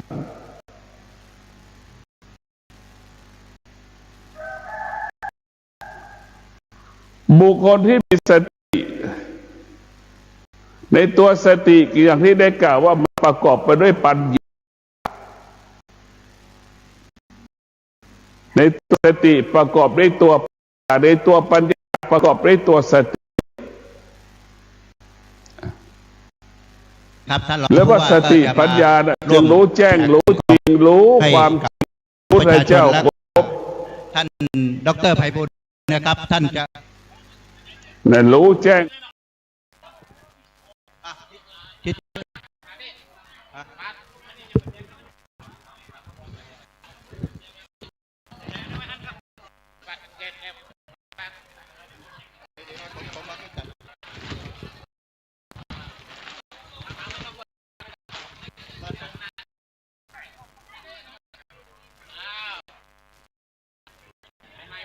เอาละครับเข้าใจตรงกันนะใครที่ไม่มีอยู่นี่นะถ้าคุณอยากจะคุณไม่ได้เลยนะถ้าคุณไม่นะถือมีดเลยนะข้าวสารนี่นะฉันแล้วไม่เจ็บไม่ป่วยไม่ไข้ปลุกเสกแล้วเชิญท่านผู้ว่าใจ เขาโอเคโชคดีแล้วแปลมาพูดเด้อเดี๋ยวเข้ามาไปเลยครับไปเลยเอาบัตรคืนเขาตู้นู้นไปตรงนู้นรับของตรงนี้เอาไปเอามาพูดเลยครับผมปล่อยเนาะแม่ไม่ต้องรีบร้อน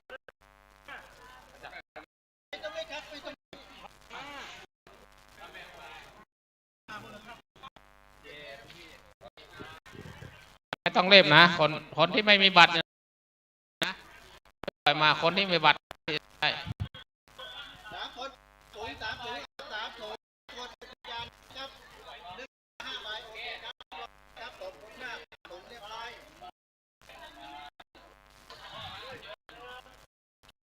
ลูกถ่ายวิดีโอทีวีนะอย่าบังกล้องผมจะอยู่ข้างล่างเลยเชิญอย่าดันกันอย่าดันค่อยๆได้หมดทุกคนเข้า5,000 กิโล5,000 กิโลลงมาช่วย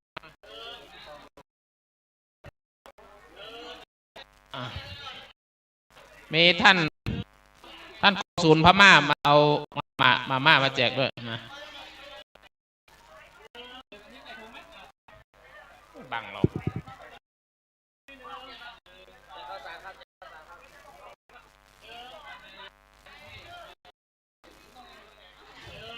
คนที่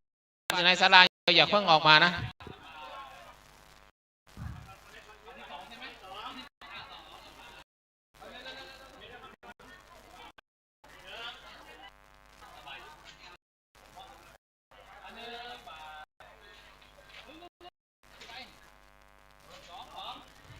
เยอะมากเลย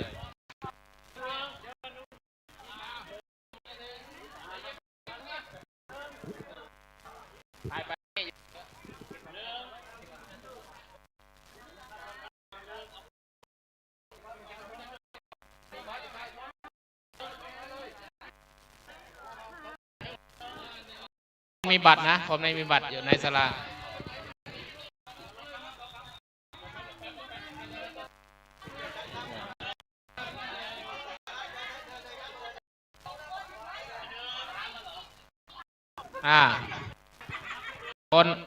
คนทานคนกินอายุยืนนะ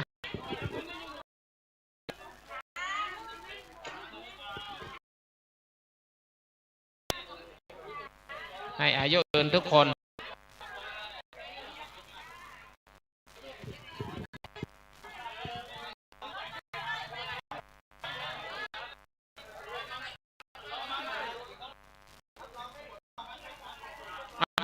ข้างหลังไม่ต้องดันนะค่อยๆได้หมดทุกคนแหละไม่ต้องดันมาค่อยๆได้แล้วกันนะหรอไม่มีรอบเพราะว่าเรามาครบจะภาพแข็งแรงทุกคนเฮงรวยอย่าเลิกเอาว่าไปเลย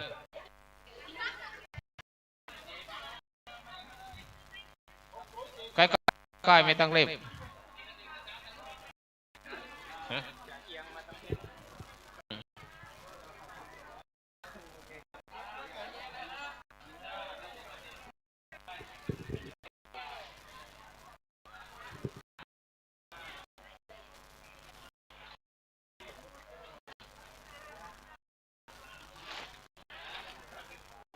ได้แล้วกลับเลยนะ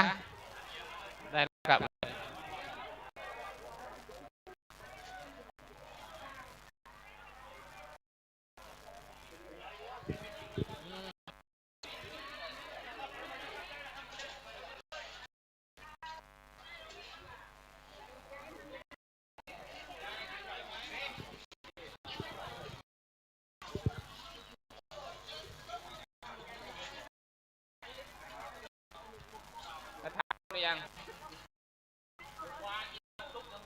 เมงกะลาบะ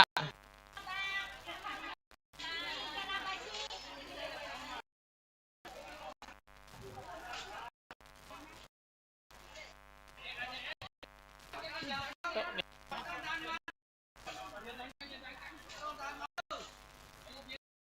องรีบไม่ต้องดันมาได้ทุกคน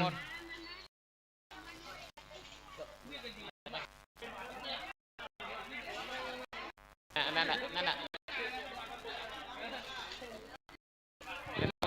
ต้องรีบได้ทุกคนไม่เอาไม่ต้องรีบทุกคนรับเข้านะขอบคุณที่มาขอบคุณทุกคนนะ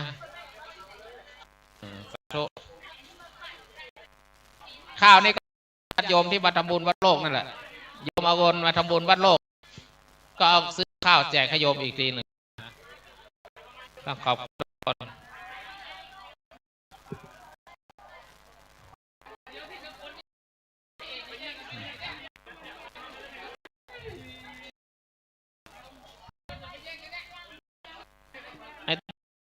ไม่ต้องดันได้หมดทุกคนทำไมบัตรเยอะกว่าคนอีกนะบัตรด้วยนะเยอะเลยทำไมมี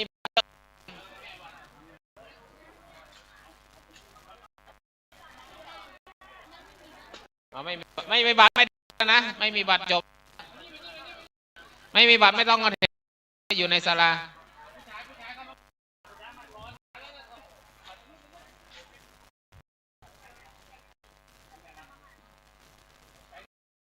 นี้จะมีบัตรนะแจกเฉพาะมีบัตร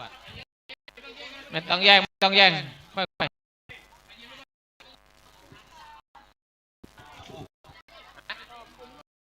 อะไรรถอะไรนะก็ต้องรอเขาไม่ได้เข้าเขาไม่ไปไหนหรอกนะต้องรอแล้วลูกจ๋า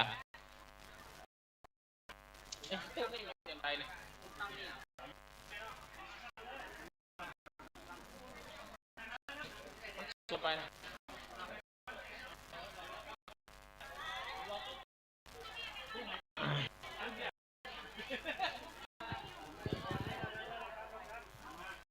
ะดูด้วยนะดูบัตรด้วยนะ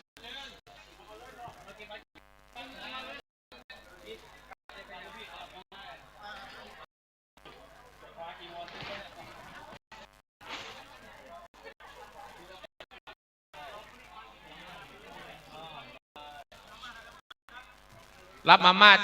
กองศูนย์พม่า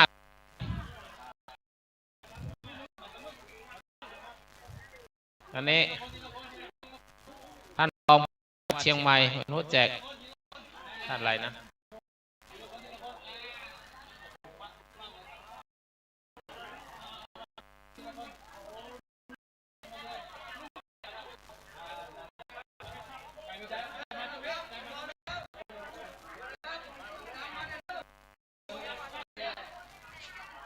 ไม่ต้อ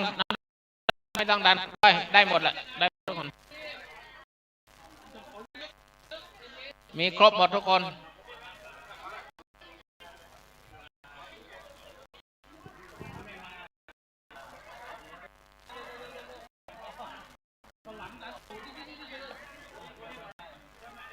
มีใครโตยังโตยังแม่มาถึงมาไม่ต้องยันไม่ดันกัน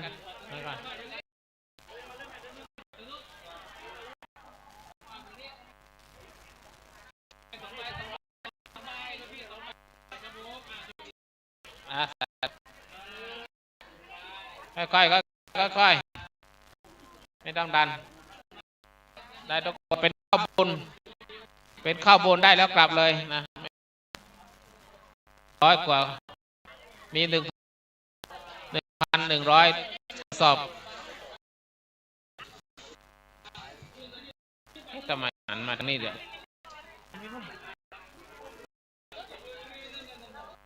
หันไปโน่น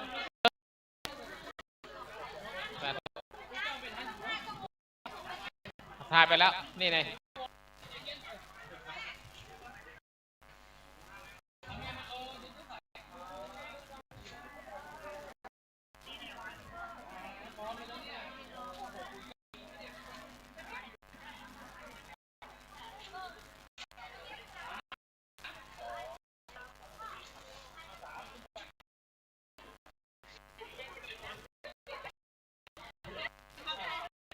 บอสแล้วนะ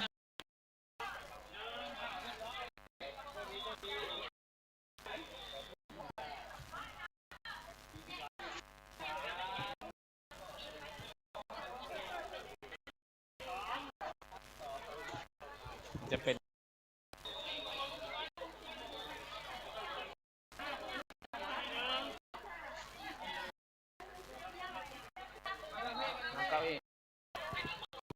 เอาเก้าอี้มานะ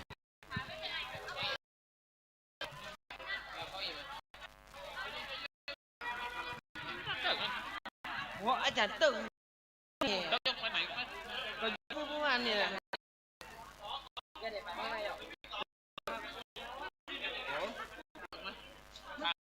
มีบรรยากาศเนี่ยอาจารย์ตึงคนบรรยากาศ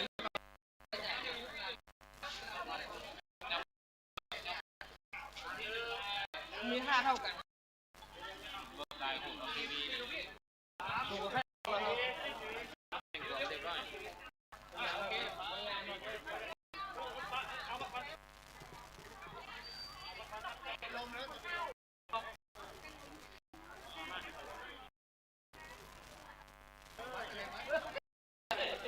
อันนี้สองนะแป๊บนึงแยกก็จะเป็นแม่มาอุ้มเลย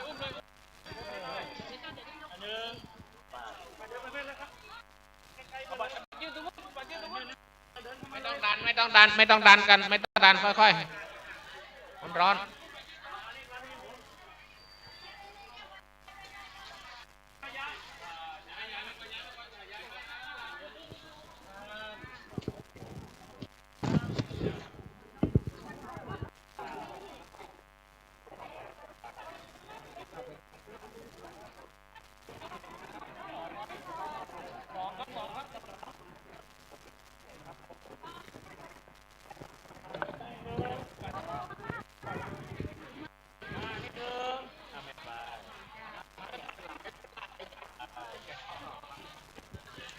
รับมาม่าด้วยนะมาม่าจาก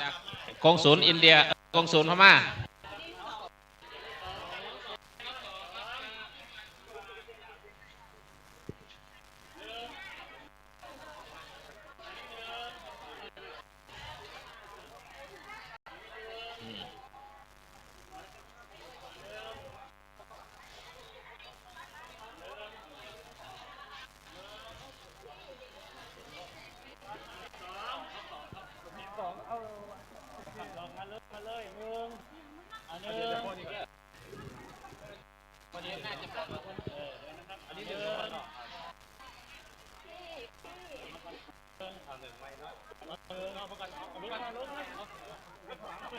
อย่าลืมเบอร์หนึ่งไหนเขาก็อยู่ไหนอาจารย์นั่งไหนมาตื่นแล้วครับ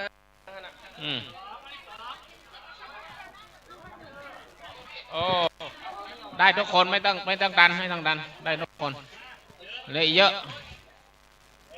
แล้วขอบคุณมารับข้าวสาร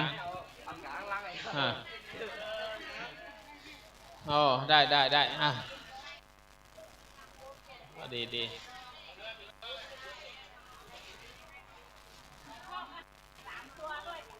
3 ตัวเอาเลย0 1 2 3 4 5 7 8 9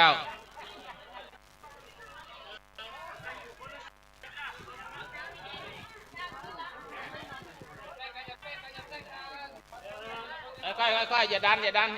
ได้หมดยังไม่ครึ่งเล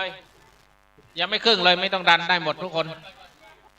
ที่มีบัตรได้แน่นอนเพราะบัตรเรามีแค่800นะบัตรแค่800บัตร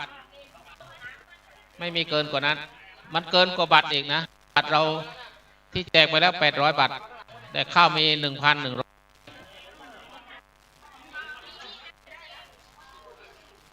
ถ้ามีบัตรได้แน่นอนไม่ต้องดันมันเบียดกัน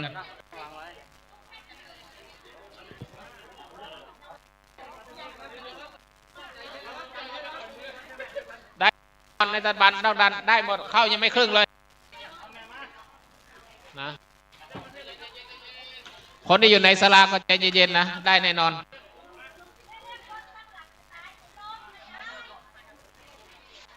ได้หมด ได้หมดทุกคน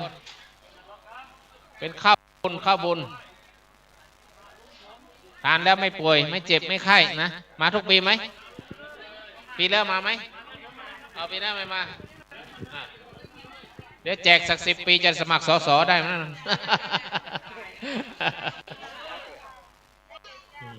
ไม่เอาละไม่เอาอะไรสักอย่างไม่เอาอะไรขอให้โยมมีความสุขก็พอใจละนะให้โยมมีความสุขทานข้าวแล้วให้มีความสุขก็เงินที่โยมมาทำบุญวัดโลกโมลีนั่นแหละนะมาใครทำบุญวันเกิดทำบุญให้พ่อให้แม่มาทำบุญก็เก็บเงินไว้ฝากธนาคารแล้วก็มาแจกให้พวกเราเอาเลือก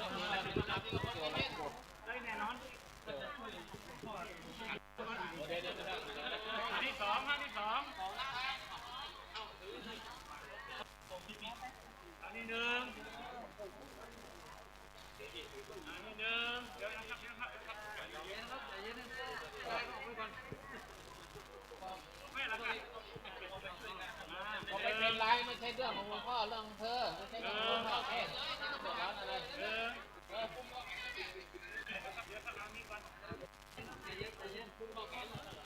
ค่อยไม่ต้องรีบฉีกเลยนะบัตรฉีกเลยมัน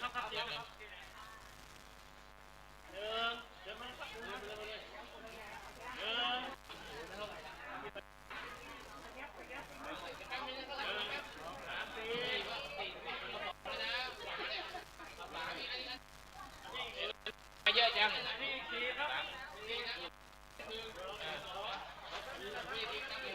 ทำไมได้หลายใบ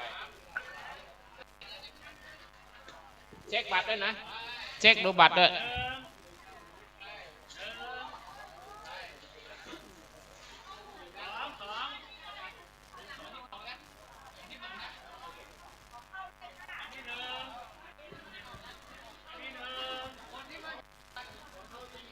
ไม่มีบัตรกลับไปเลยไม่มีบัตรแล้วนะเข้าหมดแล้ว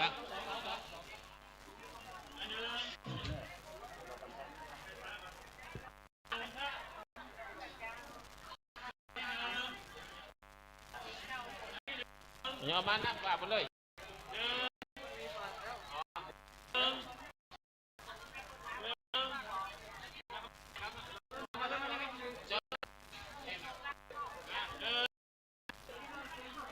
ชุมชนบ้านห้อมนี่ชุมชนบ้านห้อมมีไหนมีไหมเดี๋ยวไปเข้าไปเลยเข้าไปเลยค่อยๆอย่าดันค่อยๆ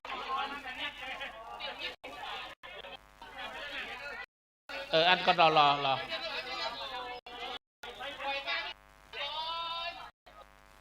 ค่อยๆไม่ต้องรีบร้อนก็ร้อน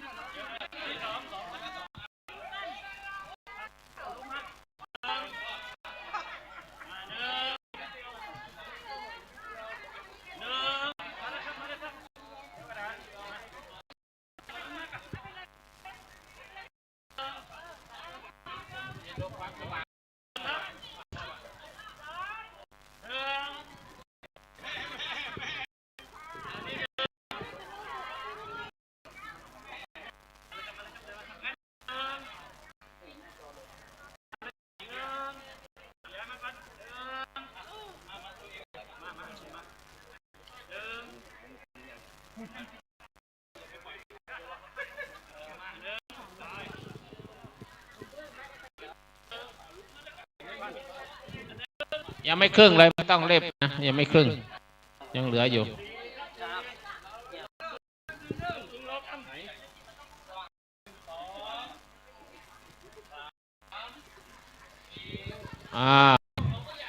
โอ้ย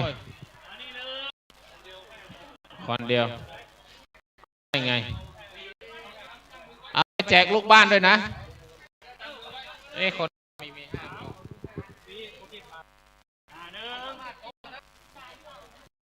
ให้ชุมชนและ9 บัตรรู้ว่าเขาได้มาชุมชนบ้านได้นั่นมี9 บัตรให้ก่อนโอ้ใกล้จะหมดละเยอะแยะข้าวยังเลย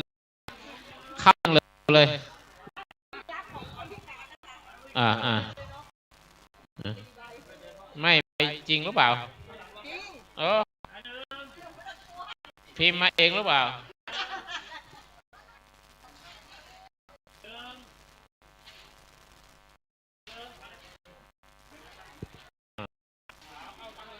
ถ้าไม่มีความวุ่นวายปีหน้าก็แจกอีกนะถ้าวุ่นวายก็แจกไม่แจกละ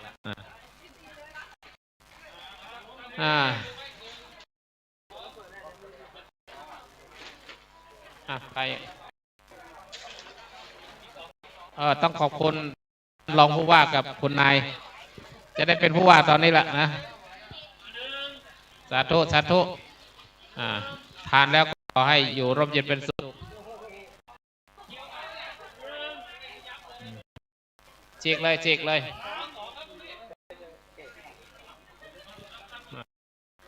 อะไร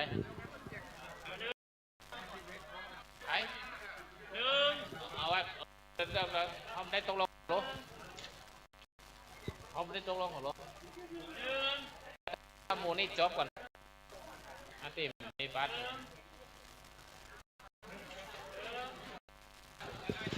เอาบางนะยังไม่ครึ่งเลยอะไรต้องรีบ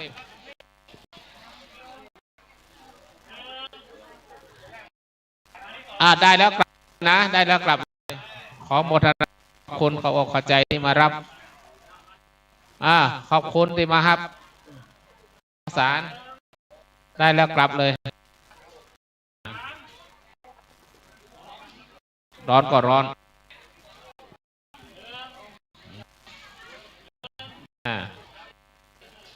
ขอบคุณที่รับ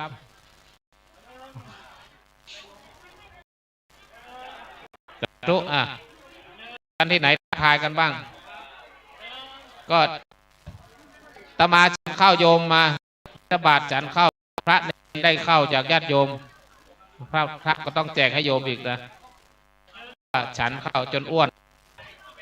ได้รับข้าวปลาอาหารจากญาติโยมถวายพระก็ให้ญาติโยม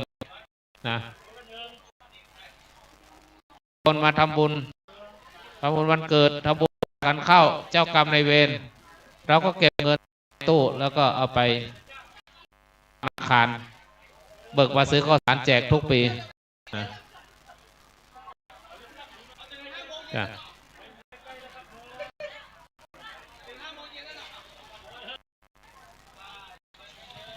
คุณได้แล้วขอกลับได้เลยนะเพราะว่าข้าวมีจำกัดแล้วนะ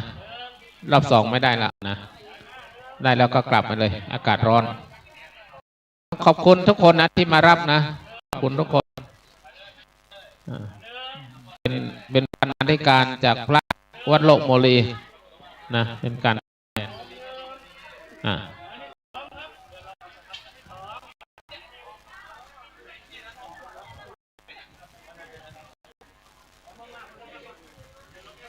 หมดเลยนะข้าวมันจำกัดนะฉีกหมดเลย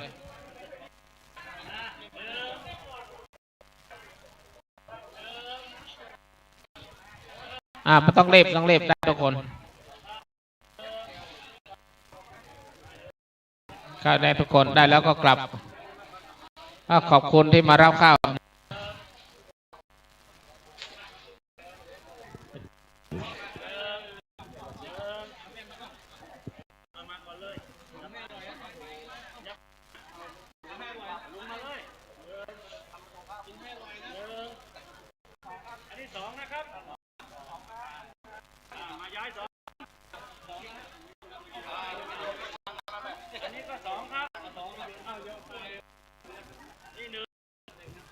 ขอบคุณทุกชุมชน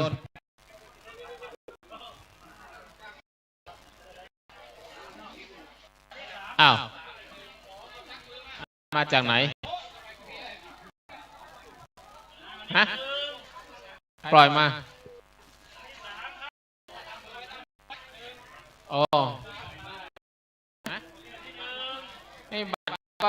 ต้องการข้างหลังอย่าให้ใครมาเข้าอีกนะจบเลยนะจบตรงนี้เลยเอาสายฟางมากันเลยเอาสายฟางมากันเลย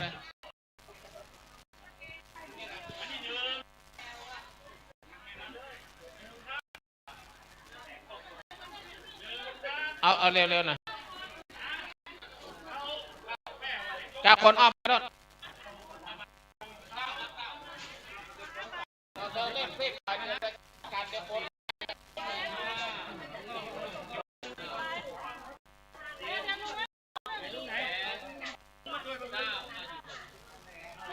ไปการให้ดีๆมันมีกลับมาทุกปีก็ไปการให้ดีๆนะเดี๋ยวเขาได้เขาก็กลับมาอีกนะดูดีๆนะปล่อยเมื่อกี้ปล่อยมา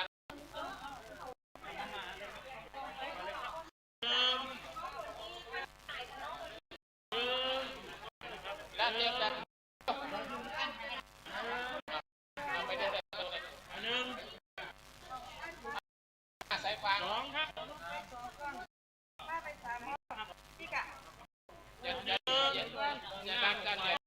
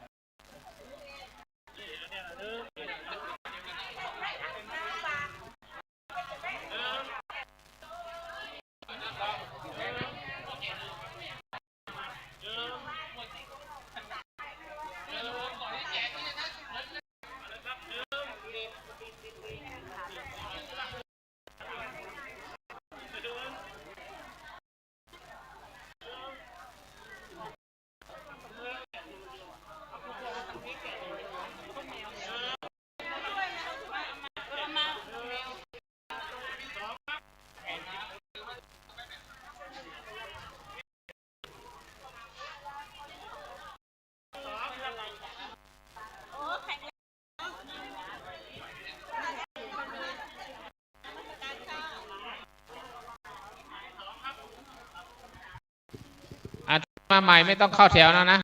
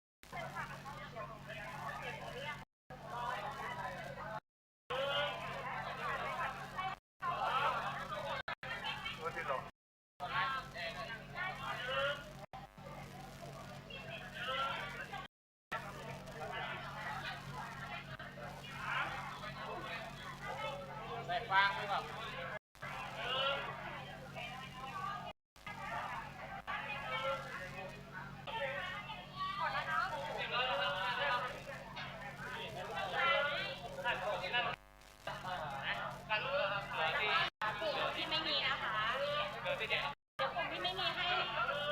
อยู่ตรงนี้หนูจะเอาเข้ามาเลยการนี้แต่การนี้การตรงไหนครับ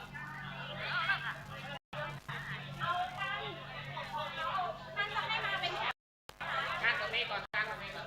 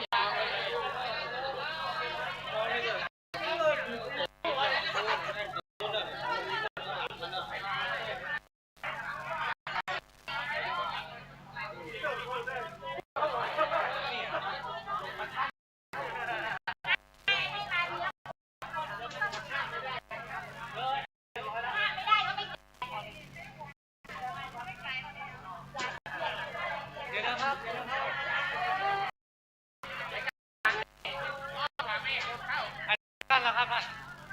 กันแล้วครับ